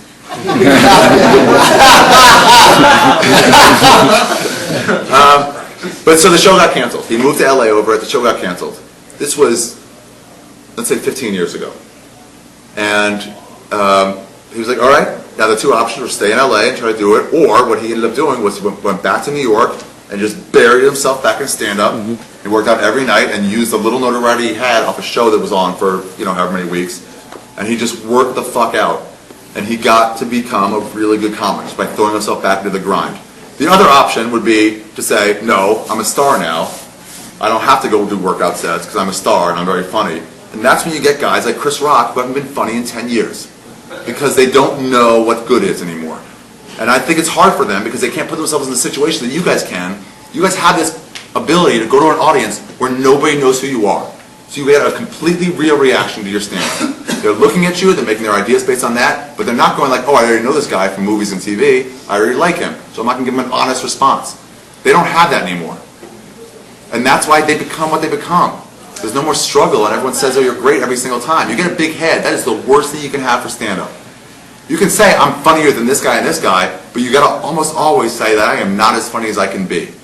And if you just keep having that, it'll be way better for you. Overall, I'm talking about long term, it'll be way better for you. He also said it's no longer about getting on TV, thank God, because he never could. And that's sort of good. There's ways to go around. John LaJoie was already selling out places, and he was just doing YouTube videos. I've never been on TV. Realistically, never. But I can, go up in different rooms now around the country. There's other people too. They're just never on. Reggie Watts. He did it for himself. There's ways around it. That used to be the only way in, and you have these gatekeepers who got to decide. But that's not the way anymore. So just keep moving forward. And if that could be a way, like you said, absolutely, that could be a way. If you land a part in a sitcom, if you become Kramer, or the tall guy on Everybody Loves Ray, or, I don't know what's on TV now. Whatever. No, but like a comedy that's like funny. Modern Family. Modern Family, yeah. If that gay guy Always who's not Sunny. gay wanted to do stand-up, who was a stand-up, what? Always Sunny. Always Sunny in Philadelphia. Yeah, if those guys wanted to do stand-up, that would help their stand-up careers, being on a show like that. I feel like Thomas Lennon kind of got into stand-up after he was doing all his sketch stuff in Reno 911. Yeah, And it gives you a draw where people will come see you. And he's been writing forever, so he can do it. Yeah, the Broken Lizard guys just did it for themselves. Like, we'll make our own movies, and now they're doing stand-up. But even if you were stand-up before, if you get on something funny that reads as funny, it'll help your draw. In any aspect. People will say, I like that guy. Not everybody. But here's what I compare it to. Remember the first time you saw Saturday Night Live? Like, you weren't aware it existed, and then you hit like 10 or 11 or 12, and you got to stay up late, and you watched it, and you were like, whoa, this is way different than these sitcoms, these typical, boring sitcoms. You have a few that are good sitcoms, but most of them are just like, bleh. They're just like, here, we're shitting this at you. It's just all, and then you see the Saturday Night Live, you're like, this is fucking awesome. And not everybody felt that way. Old Christian women don't feel that way. But you and your aesthetic was like, I like this. And so you'll become a fan of that. So if any of those guys are playing in your town, your odds of going to see them, paying money to go see them on stage, went up. They won't necessarily definitely go see them, but their odds went up. So TV can help that, but so can doing YouTube clips, so can doing podcasts, so can doing lots of things. That's not the only way. So don't get locked up with have to get in here, have to get on Tonight Show, have to do this in order to get there. And also, he said, just because you have shitloads of Twitter followers doesn't mean you're ready to stand up on Kimmel. That's another thing with big heads, where it's like, well, I'm doing all this and this, that means my comedy must be good. It's like, it's not a straight line. Let's just say you're on Franklin and Bash. Let's just say that. And let's say you got a lot of Twitter followers because of it, or people like you, if you're on some serious drama. What's like the number one drama now? NCIS. NCIS, okay. Okay, well, those are cooler people. NCIS, let's say. That is not, if you're on that, you will be a regular and people will know who you are. And you get a lot of Twitter followers. That will not make your stand-up any better. Right. It won't. So just don't get that big head. Continue to think you have room to improve. In whatever way you do it. I don't want to tell you write jokes. I don't want to tell you how to do it. You have to sort of find that for yourself. But just continue to improve. What else? Who else questions? How much do those festivals help, like Laughing Skull, Boston? Here's how much those festivals help. This is my theory. When I was starting, we didn't have the internet. Wasn't that long ago. So what I did is I looked at the LA Weekly every week to see what the stand-up shows were, open mics and stuff. I don't know if you guys, how do you guys find open mics now? Comedy Bureau. Comedy Bureau, and it shows all the open mics. It does have other cities too, right? Like if you're in another Bad city. Slava. What is it? Bad Slava shows like Batch local Lava? cities. Bad Slava. Bad. BADSLAVA. Bad Slava, okay. And it shows you in other cities too? Yeah. Yeah, we definitely didn't have to have that. We had to just find a paper and hope. And we knew what the sign-up process was. Not like, oh, you have to be here 15 minutes early. I'm like, oh, fuck no. But, so I would sit and read the LA Weekly. I was just waiting for the show. And I would see all the people that are doing like book shows. They would have those listed too. And I would see their names. And I'd be like, oh, those guys are doing stuff. You know the difference between open mics and book shows, right? It's like those people they're better comics mostly. And like, you see that as some sort of success. Who's on at the Comedy Store? Who's on at Nerd Melt or UCB? Or like, who's on at whatever the rooms are? Holy Fuck, or all those other rooms. And you start like looking up to those people without having seen their comedy. So I realized that if I did that with other comics would do that with me. And if you just get on these festivals, if you just continue to get on them, other comics will look at you and they'll say you must be doing stuff that's good because you're on these festivals, like Laughing Skull, like whatever, even at the bad festivals. And then when they start looking at you as someone who's doing something good and succeeding, they'll start treating you differently. And I could see through it because I was shit on for so long. It took me 4.5 years of working here every day, 35 showcases before she finally said okay. I never got up in places, I couldn't get an agent and all that stuff. But when I started getting on these festivals a little bit, and people were like, oh, you're doing stuff, right? And I could hear them, I could see through it, and they'd be like, yeah, you're getting way funnier. I'm like, you don't know. You have no idea. You haven't seen me. You're just doing that because of this fucking perceived hype. And it sort of sickens me, but that's the deal. And that's why I wasn't successful before, because other people had the hype. So just fucking take it when it's time. So if you can get on those festivals, absolutely it'll be good for you, because people will see. Same thing as doing Conan or doing Kimmel. Everyone bombs on Kimmel, that's what they say. But the reality is, if you do those things, if you do Conan, people say, hey, I heard you did Conan. They won't see the set. And even if they do, they'll just forget it later. They won't see, I mean, not that you should do bad, don't try to do bad, but like it doesn't matter, good or bad. It mostly matters just getting on there. And now recently I've seen that with music festivals too, and that's why I did South by Southwest last year and try to do some of these things where it's like, just be the guy that everyone thinks is a winner. Perception's reality? Yeah, it helps for festivals. That's what festivals help for. Now, things like Laughing Skull or Bridgetown, the ones you have to pay for yourself to go, put yourself up, that's an amount of money you got to decide whether it's worth it or not.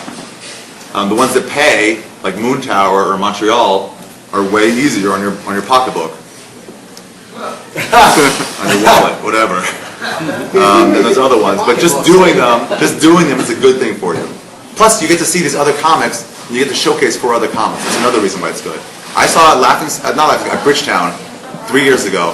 Kinane went on, and I was in the back watching him, and I saw all these people in the back, Steve Agee, all these other comics that I respected, all in the back with me watching Kyle Kinane. And I realized like he's showcasing for all of us now.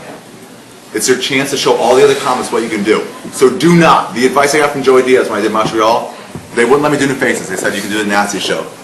Just because I opened for Rogan in Montreal and I pulled my dick out on stage. And they said, oh, we want you to do the Nazi show. I was like, what? I've been trying to get in with jokes for fucking 10 years. My dick out was enough.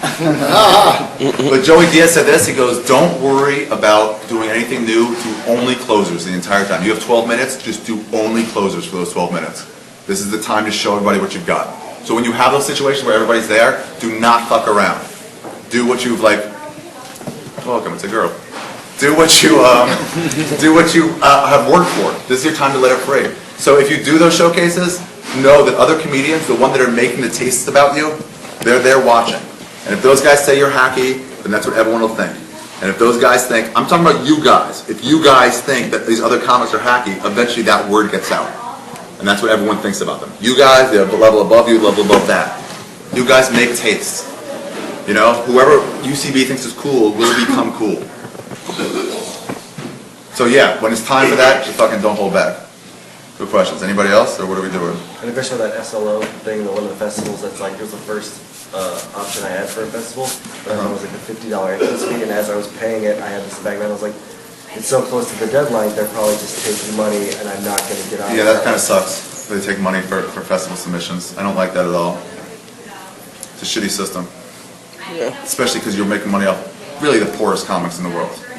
The ones who cannot afford $50. It's not like, I mean, it's not like they're making Zach Galifianakis pay $50. You know, they'll just call or they'll call him.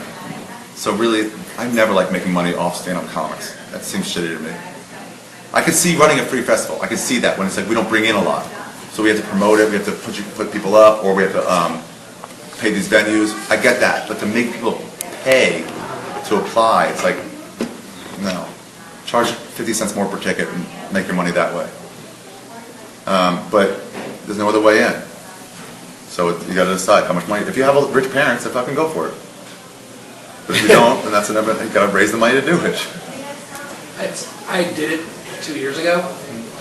It's one of those things where like you just kind of have to look at it as an investment. Like I met the head of comedy at Sirius Radio. And I heard it's like more, but you pay to get the hangout collective, Yeah, not just the I stage. got, fun as shit. I got good. It's super fun to do. Yeah. And I actually got some good stuff for myself, and that's to decide again. Like you're saying, if it's worth the money that you may or may not. I got rejected from it this last year, and I submitted really late and paid the higher fee.